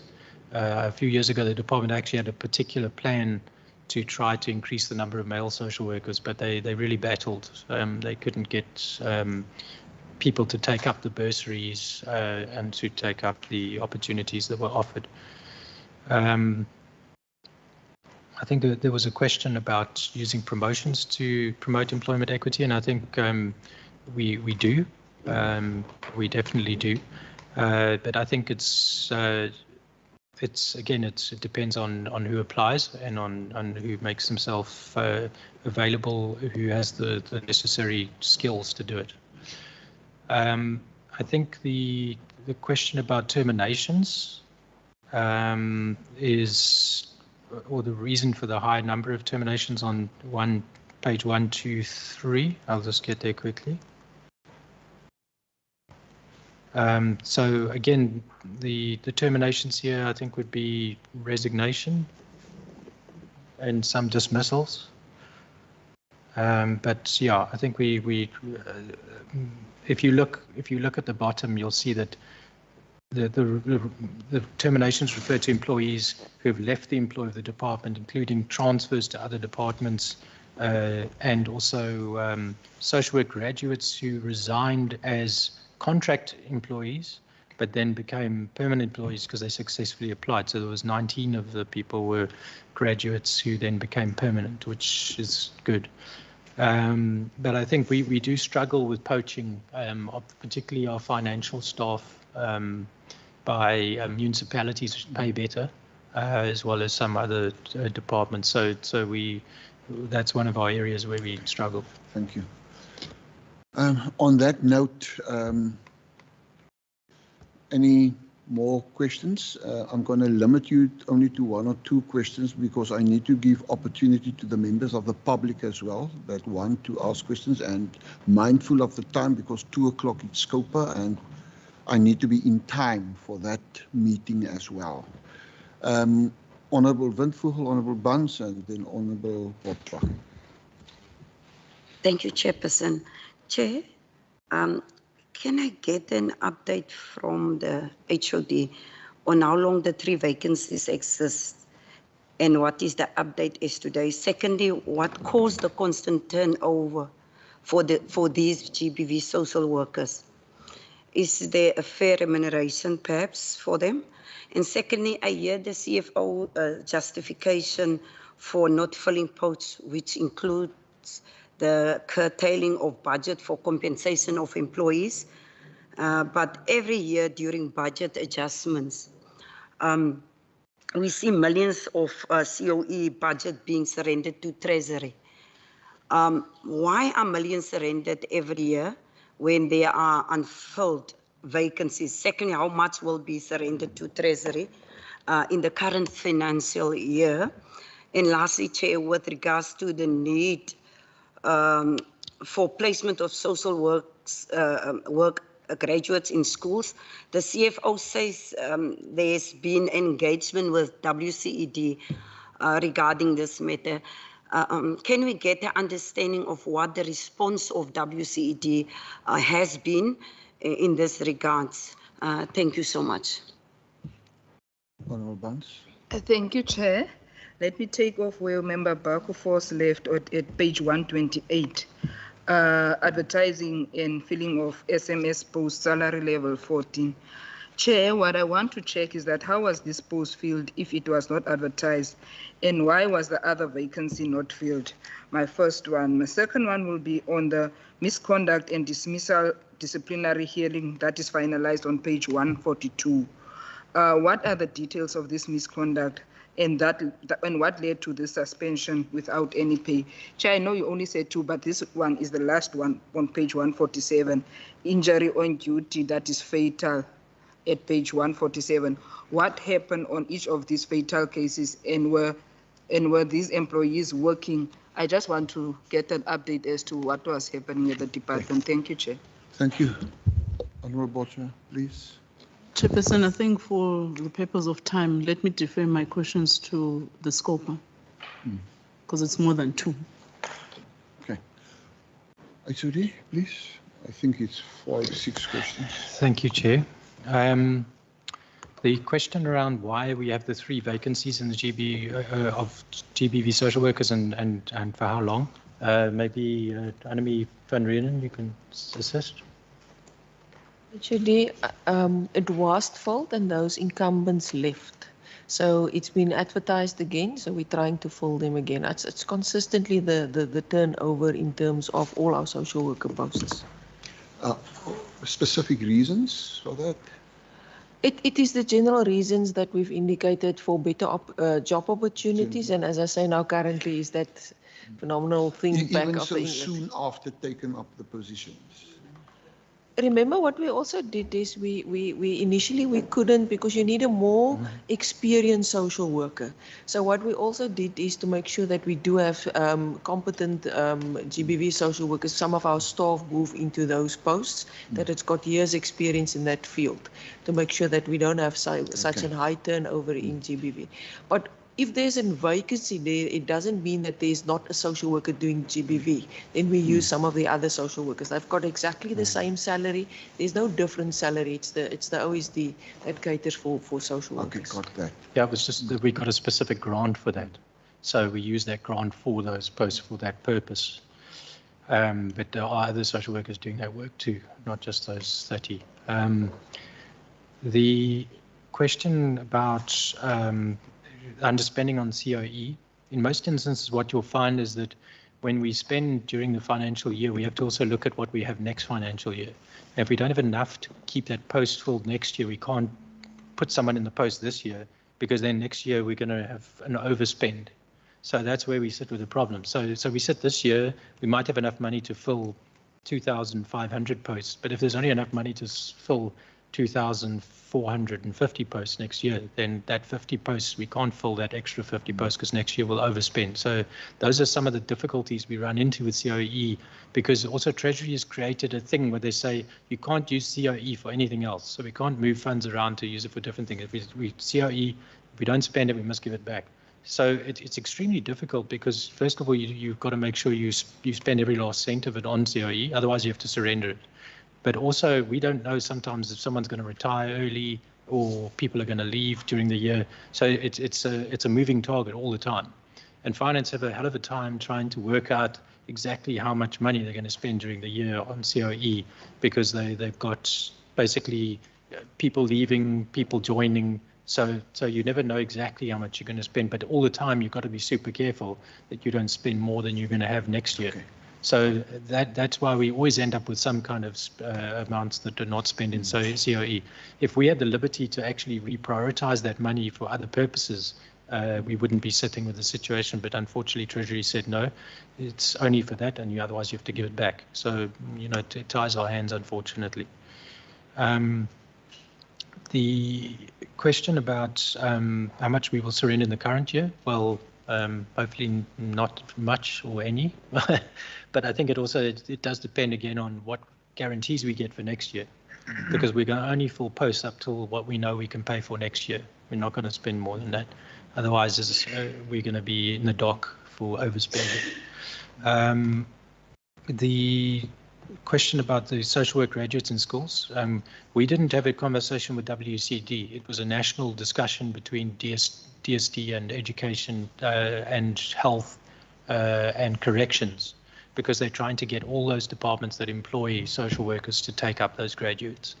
So they have raised it with them, and I think the problem, of course, is that those departments, same as DSD, we have a certain number of posts to take on those people, and there isn't that much appetite in those other departments to take on extra social work graduates. So yeah, unfortunately, the vision was to have all departments benefiting from those graduates, but it seems that DSD was left holding the baby on its own. So yeah, I think, and then the question from Honourable Member Barnes, vacancy, I think it went very fast. I'm not sure I caught it. I think it was 3.73. Why the vacancy wasn't filled? Is that the SMS posts? Which post was that now? The 3 directors. Yeah, 14. Number of vacancies, that vacancy became vacant in the year, I think. It's filled, is filled now.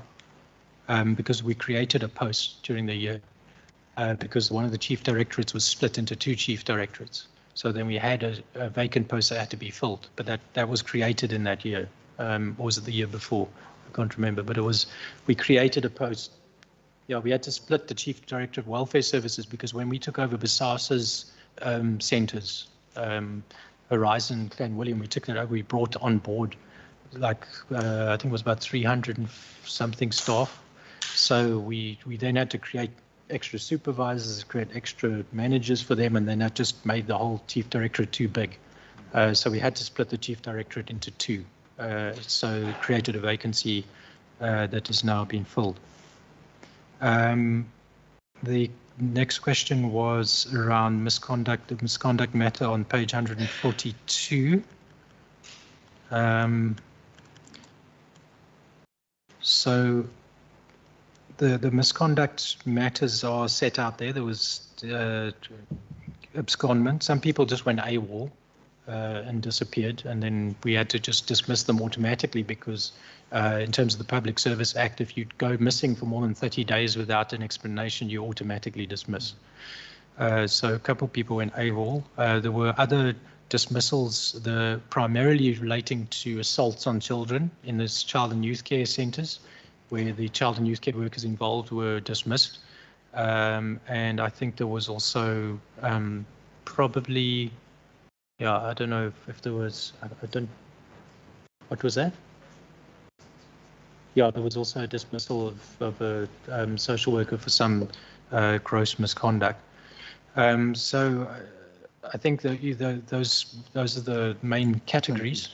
And then, Chairperson, the last question was about the fatal injuries on duty. I think those were COVID deaths, eh?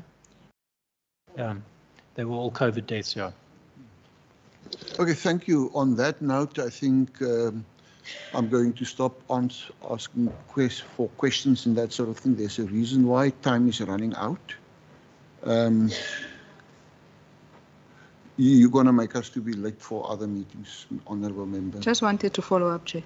Okay. Very quick. Okay, Chair, my first follow-up is on the split vacancies. I just wanted to check, was that advertised or was it an internal process? And then my second one would be on the misconduct one, Chair. I just wanted to check whether that misconduct included the MEC Fritz misconduct, if there were any victims from the department also that were part of that misconduct, because I didn't hear it. A response from that. Was the department involved? Were there victims from the department? And how was it handled? Thank you, Chair. We dealt with the Fritz issue early this morning already. And coming back to the first, I don't want us to go into the Fritz one again. Ignore the Fritz one. Answer the other question. Okay, the 3 vacancies that are referred to, the directors' vacancies, yes, they were advertised, yeah? Yeah, they were all advertised in the newspapers and so on. Yeah, the Fritz matter, there was no misconduct in our department because it was actually in community safety. So there were no cases of misconduct relating to that. Thank you. TSD. Okay, thank you, Honourable HOD. Let me immediately go over to the members of the public. I'm not sure how many members of the public is online. So this morning, people were online, but they are not online anymore, it seems. But we have 2, 3, 4 plus minus members of the public right here. So it's now your opportunity to ask your questions. And you may speak in the language of your choice. You have to use the mic. You have to say your name, surname, organization you represent. And can I get a hand of 1 or 2 people? The lady over there want to say something. You may sit down if you want to address us through the mic, and there's another hand that side. We give you the opportunity. Good afternoon, I'll say. I'm Florence from the organisation Woman to Woman. Just nearer to the mic, please. Pull the mic a bit nearer to you. Okay, I'm Florence from the organisation Woman to Woman that primarily focuses on gender-based violence And I thank the members for the valuable input they gave us pertaining GBV. My question is, and it's quite personal to us as an organization because we lost a friend by the hand of her abuser. And what we find, there's inconsistencies when it comes to the police. So it was mentioned that there's training for police officers. My question is there stats available on the training that was provided for police officers? Reason for that is we find there's inconsistencies when victims goes to the police station, and I've experienced that personally. So most of the times for those victims, the police are the first responders. And if they go there and they don't get the assistance, there's problems. So my question is, if there's training for police officers, what is the stats available for those officers and how many members have been trained? Because women are dying every single day and they must go to the police stations. And if they are not trained, how can they effectively deal with the scourge of gender-based violence we are facing in the province currently? That's my first question. My second question is, the problem that we find is we have victims that have mental illnesses, and we have problems when we want to put them into safe houses.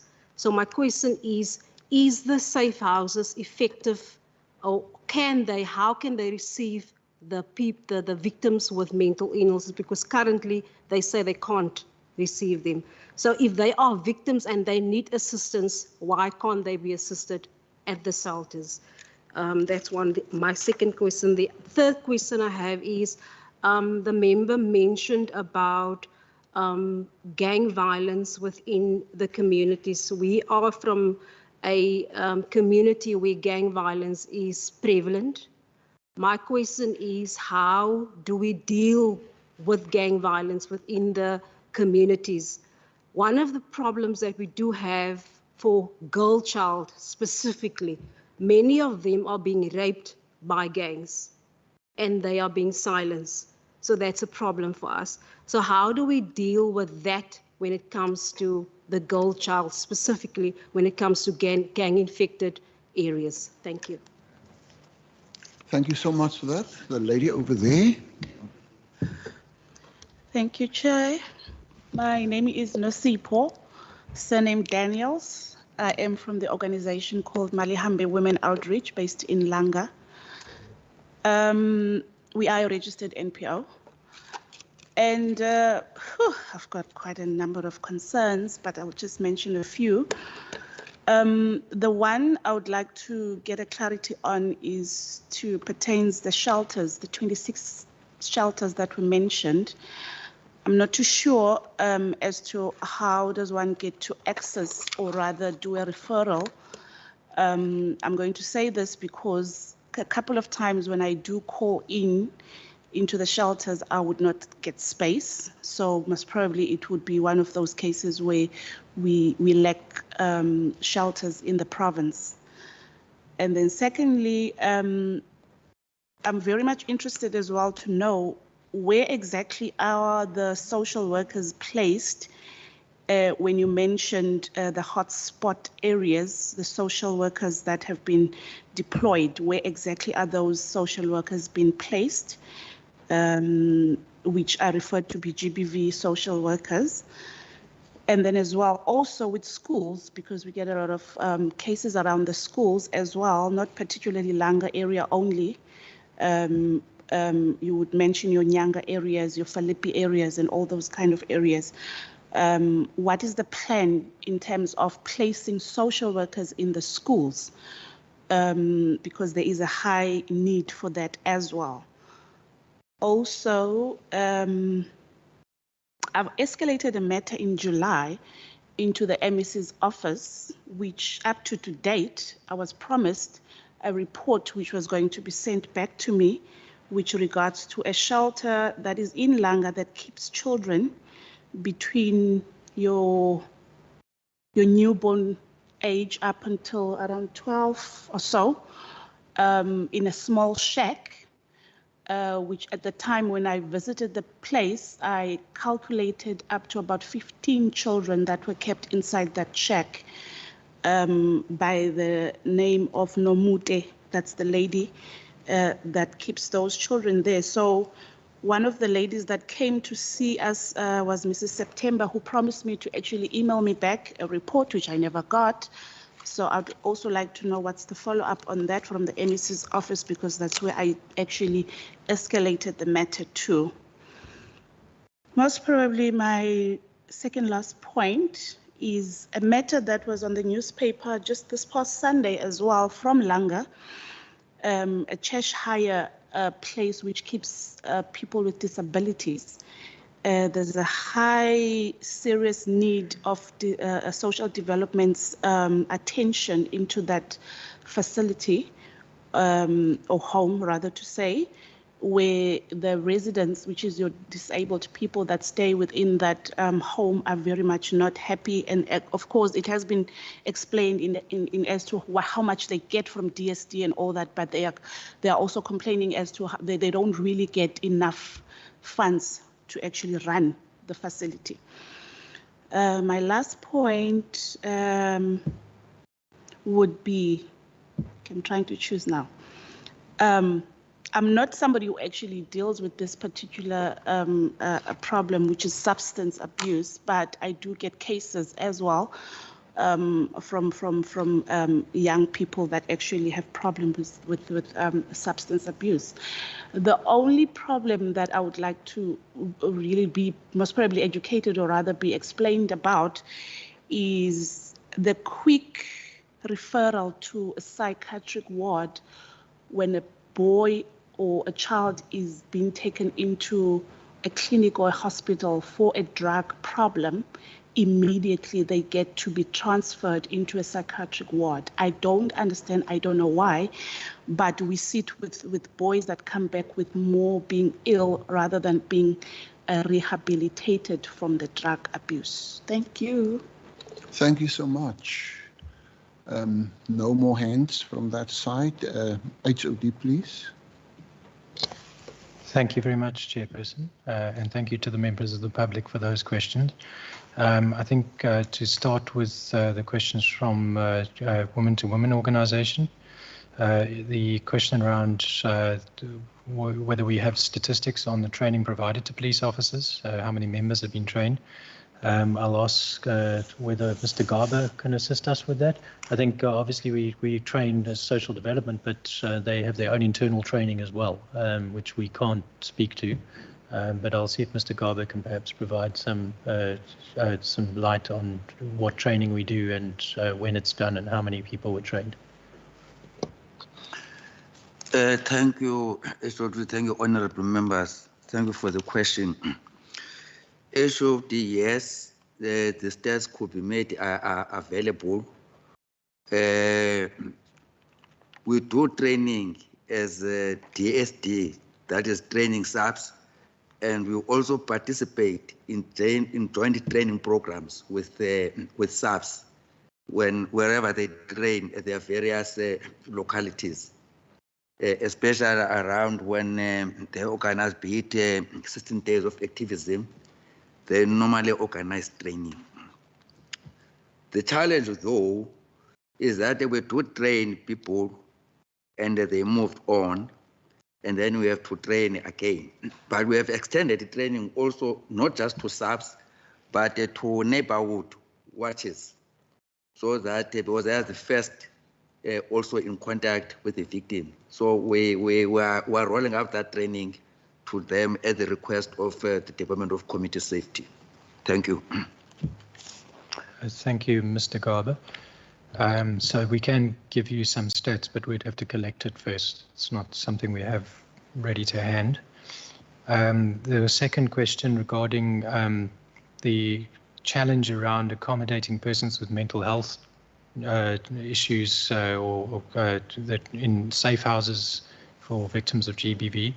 I think I would imagine, depend on the severity of the case, but if a person presenting with serious mental health challenges is in requiring assistance, then the first port of call would be a psychiatric ward and a placement there in terms of the Mental Health Care Act.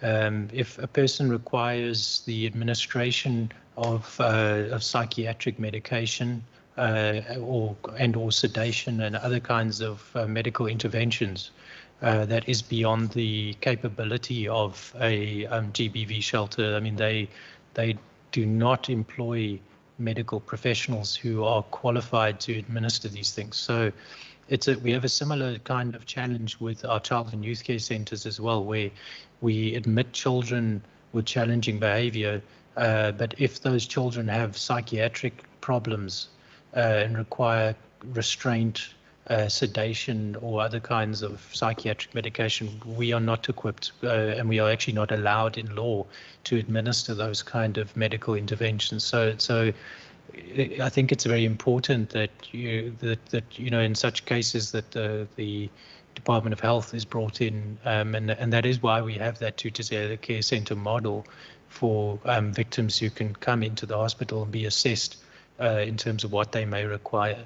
Because if they can be stabilized first, if they've got a psychiatric problem that needs addressing, that can be stabilized. If they are able then to be in a sufficiently stable condition, they can then enter shelter. But certainly shelters are not equipped to deal with serious psychiatric issues. And if they were, they would then have to register in terms of the Mental Health Care Act to provide those services, which I think would create quite a lot of red tape for most of them, because they don't have they won't meet those requirements.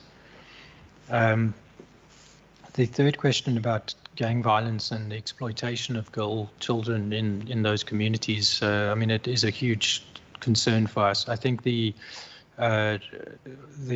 goes hand in hand with the gun violence and the murders that we were talking about earlier of under 18s.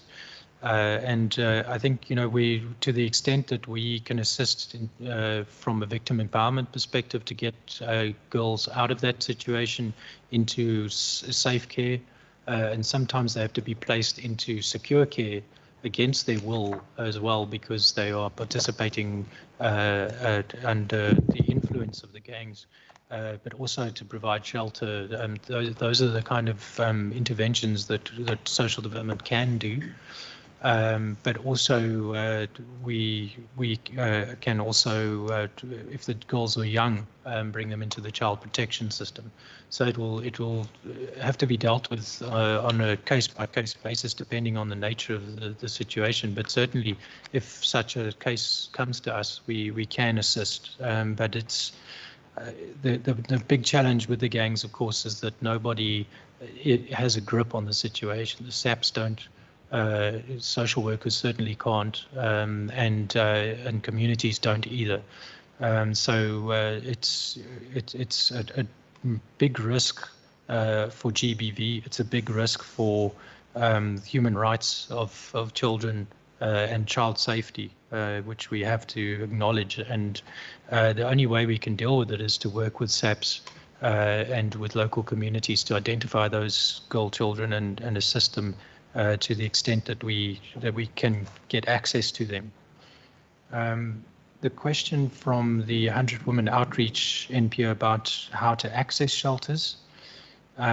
Usually the system works whereby a victim of violence either approaches a police station, a Tutuzela care centre at the hospital, or the local office of social development, or one of the NGOs working in the field of GBV. Who is then able to do an initial assessment of the victim and then contact a GBV shelter to try and find placement. Generally speaking, we are finding that in some areas the shelters are oversubscribed and we battle to find spaces. In other areas there is space, so it's a good idea if the organisation is trying to find a space for somebody and not succeeding by contacting a shelter directly, to contact the Department of Social Development's local office and see if they can check around at the other shelters to see if there might be a space in one of the other shelters that's not necessarily close in the area. It's not ideal, but if it's an urgent case, then it's better than having the person staying in that dangerous situation. The plan in terms of placing social workers in schools, we are currently discussing the best way to do this with education. They do have their own school social workers as well as school psychologists, but they are not enough. They have about between 60 and 70 social workers for the whole province at any given time for over 2,000 schools. And you can do the maths, that's about 50 schools each. It's not workable. So we are working in the, particularly in the safety plan hotspots to start creating a connection between social development's local offices and the schools in the area, as well as the circuit teams of education that do the referrals of children in need to build a strengthened relationship. But I don't think necessarily that the way the system works at the moment is ideal. I do think that it would be better if social development had a direct working relationship with schools, so that we can actually work with the school principal and teachers to assist with referrals, because we are finding cases falling between the cracks because the referrals happen within education to the school social workers, and then the social workers are overwhelmed there and they're not getting to DSD. And then sometimes also the DSD social workers saying, well, it's the school social worker's job, not our job, and so on. It doesn't work very well in its current setup. So we need to improve that system. The question regarding the matter that was specifically referred to in terms of that the shack in Langa with 15 children. I don't know whether Marcianette Jonkerman is with us to perhaps speak to that, or is she? I don't think she's here. Oh, there you are. Okay, you are. Would you like to speak to that issue? Yeah, thank you, HOD. Our office were out. We did the investigation in terms of that shack, and we worked closely with the regional social workers to assess all the children and place the children out. I'm not sure if there's children placed there again, because some of the children were placed out and some are in the CYCs currently. Thanks, Marcianette. So those children have been removed. A place can take 6 children in foster care as a maximum, but once they go over that, then they have to register as a child and youth care centre or CYCC. Otherwise, they're outside of the law by keeping so many children. The question on Cheshire Home, I don't know whether Mr. Jordan would like to update us on the Cheshire Home situation. Thank you. Yes, we've had meetings with the organisation, but I will ask my director, Patiswa Mamoza. She and her team was involved, so she can give an update as from yesterday. Thanks. Are you done, HOD? Sorry, Chair? Is it done? Or are you still busy? I think you're still... Charles, you done? Yeah, he's done. Oh, Patiswa. Go ahead, Patiswa. Thank you so much. The issue of Langa Cheshire Home is being currently attended by the department, and a team from the disability program was dispatched to go and visit Langa Cheshire Home, where they engaged with the residents themselves, and just to hear their side of the story, and also to engage with the staff as well as the board. And over and above, it was decided, because the meetings were held separately so that people can be free to express their own views. And further than that, the department has also is currently engaging with the Provincial Cheshire Home, that is the mother body. So we are at that level now to try to get to the root cause of the challenges that are there. Because what was tasked for all that the employees, the residents, was also, apart from raising their issues, but also to come up with suggestions and recommendations as to what do they see or as the solutions, and what recommendations can they put forward from themselves so that to address their felt needs. So the residents have already submitted to us their list of complaints and also the possible solutions. So we're waiting for us to have all the reports and also the plan from the provincial chair home, and then we can see to craft the way forward. So that issue of Langa Share Home is receiving a high attention from the department side. Thank you so much. Thank you very much, Ms. Mimosa. The last question was about the referrals, substance abuse, and quick referrals to psychiatric wards. The referrals to psychiatric wards are done in terms of the Mental Health Care Act, which is the act that is administered by the Department of Health. So what happens is, in terms of that act, if a person is exhibiting serious psychiatric symptoms, if it's associated with substance abuse or if it's not associated with substance abuse, either way, they can be admitted for 72 hours for observation at the psychiatric ward, and where they do their assessments to determine what kind of intervention is required. There are wards that provide dual diagnosis treatment for clients who are both exhibiting psychiatric symptoms as well as substance abuse, and what they call dual diagnosis wards. And there they treat the substance use disorder together with the psychiatric disorder. But what they normally do in the facilities of the province is that they will admit a client with psychiatric symptoms, try to stabilize them first, and then refer them for a substance abuse treatment program once they are sufficiently stabilized from a psychiatric perspective. So it involves a interdepartmental process working between the health facilities and social development centers. Social development centers, treatment centers are registered in terms of the Prevention and Treatment for Substance Abuse Act. So they're able to render treatment services to clients, but they're not able. They don't have the skills and they don't have the legal mandate to do psychiatric services. That's why we have to work with our sister department in health to do that type of work. Okay. Honourable members, I just want to check from the two sets of ladies, you're okay with the answers? You don't have any follow-ups? Can Ima then round off?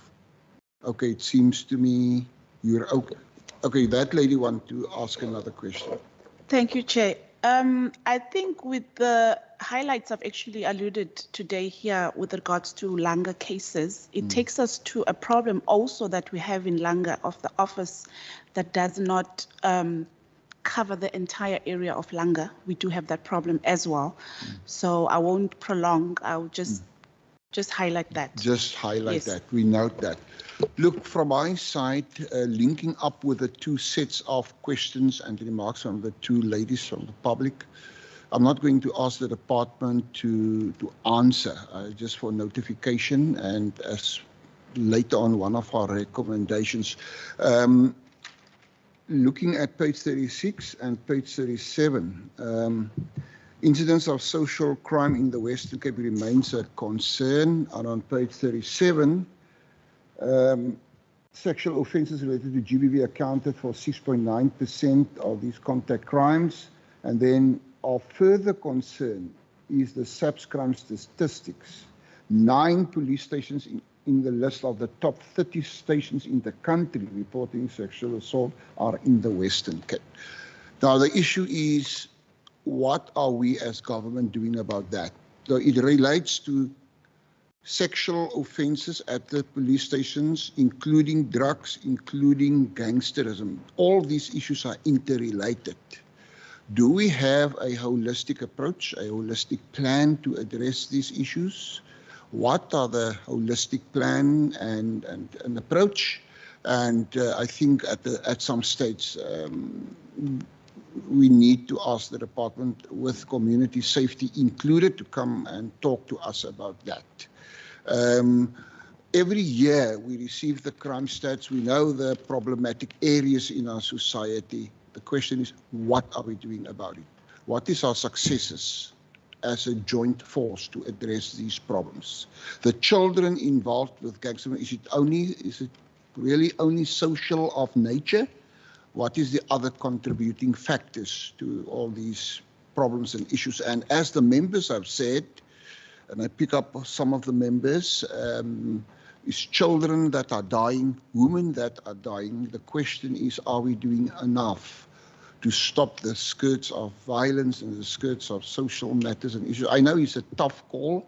I know it's a budgetary issue, but I think what the communities expect from us as government, we need to showcase to the communities we are serious in addressing of these issues. And I think that is what they want to see. On that note, let me say to all the members of the public, thank you for your presence, and to the officials as well. HOD, you and your team, you were excellent today. We appreciate the manner in which you answered the questions. May I ask you to vacate the room? I give you 5 minutes, and the honourable members, unfortunately, you will have to stay. Minister, to you as the standing-in minister, thank you for your presence as well. And those of you that want to eat something, you may head back to the lunchroom to get a beautiful, nice plate of food to eat as well. Thank you.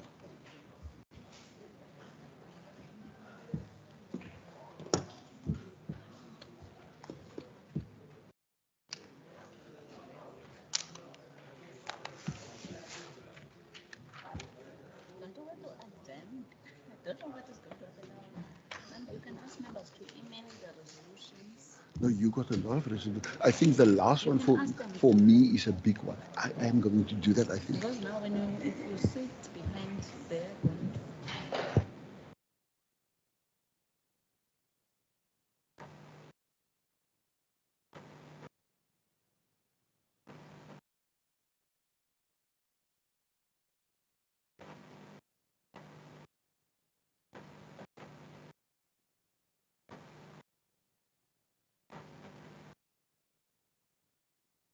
To say to the members, and I just want to ask the members' quick attention, we don't need to resolve the resolutions now. You may send forward your resolutions to the Secretariat, to Nomonde, and I made a list of my own resolutions as well. I will forward to her. You got the issue about the resolutions. You can forward your sets of resolutions. We do have enough resolutions anyway, but at a later meeting, we can resolve no, they need to send Chair before the later meeting because they need to be in the report. Absolutely. So today, After the tour to George and Caledon next week. Get it on Friday.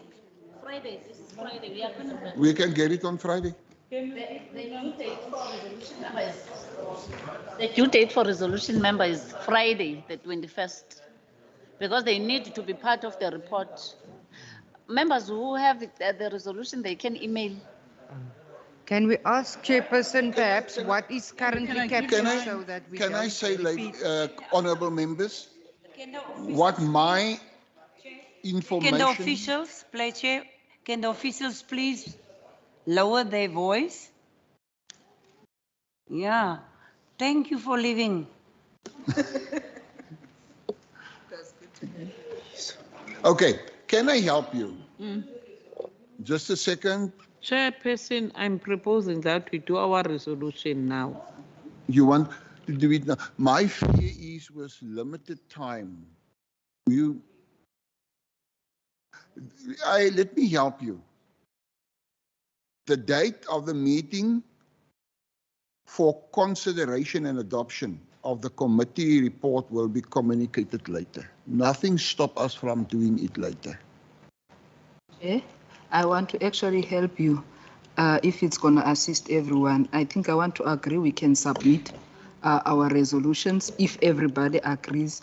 However, I'm happy that the department went out. I have a concern I want to raise, Chair, humbly here. When I made my question earlier, you said, Chair, I'm speaking. I'm speaking.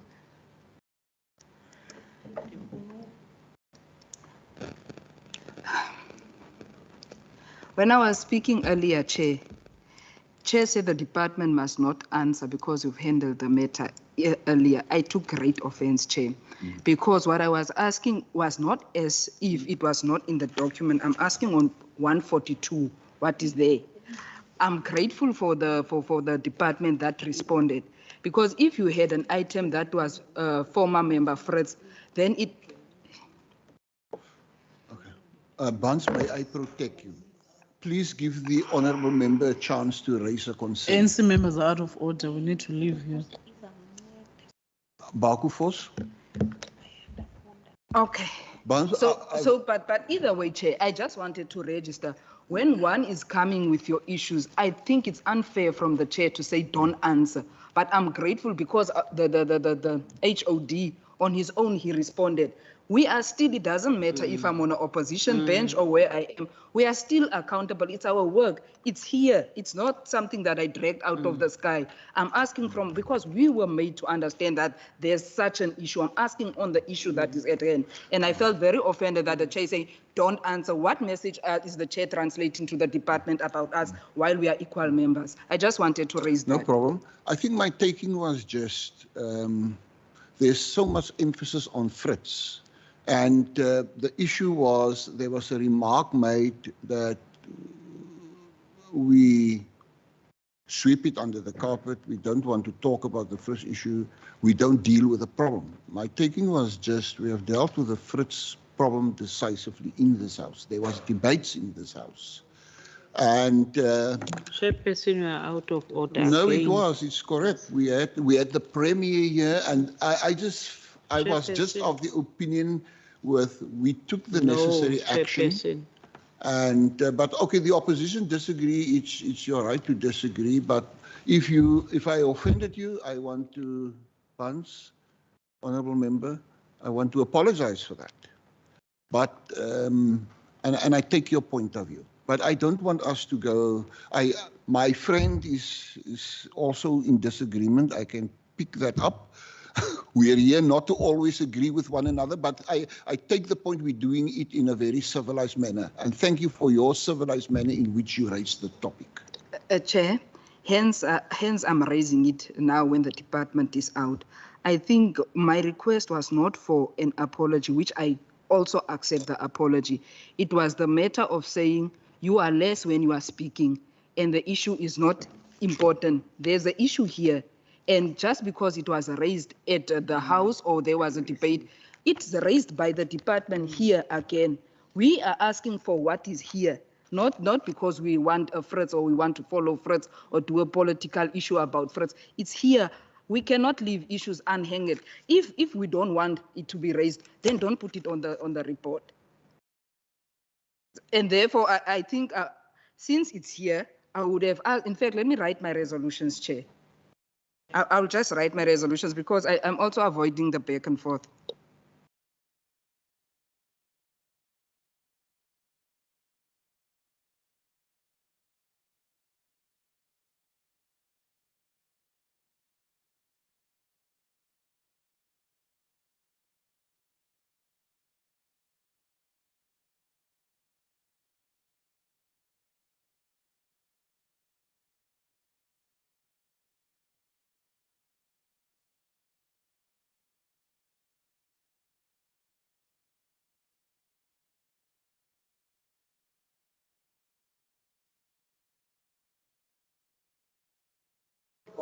No, Chairperson, again, I'm saying, as I would like us to do a resolution now as the member of this committee.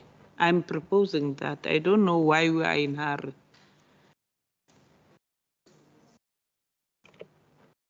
Chair, I withdraw what I've said earlier, that I said that if the committee agrees, I withdraw that. I agree with Member Bakofos.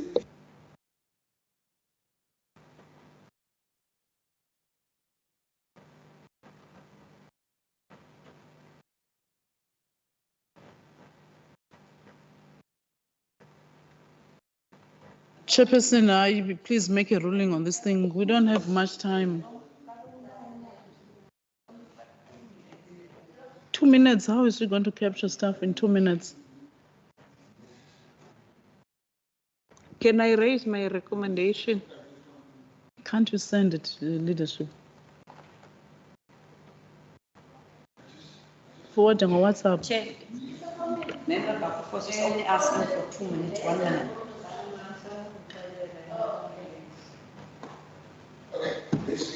1 minute. The very first, before I give my resolutions, Honourable Bakufos, your resolutions, please.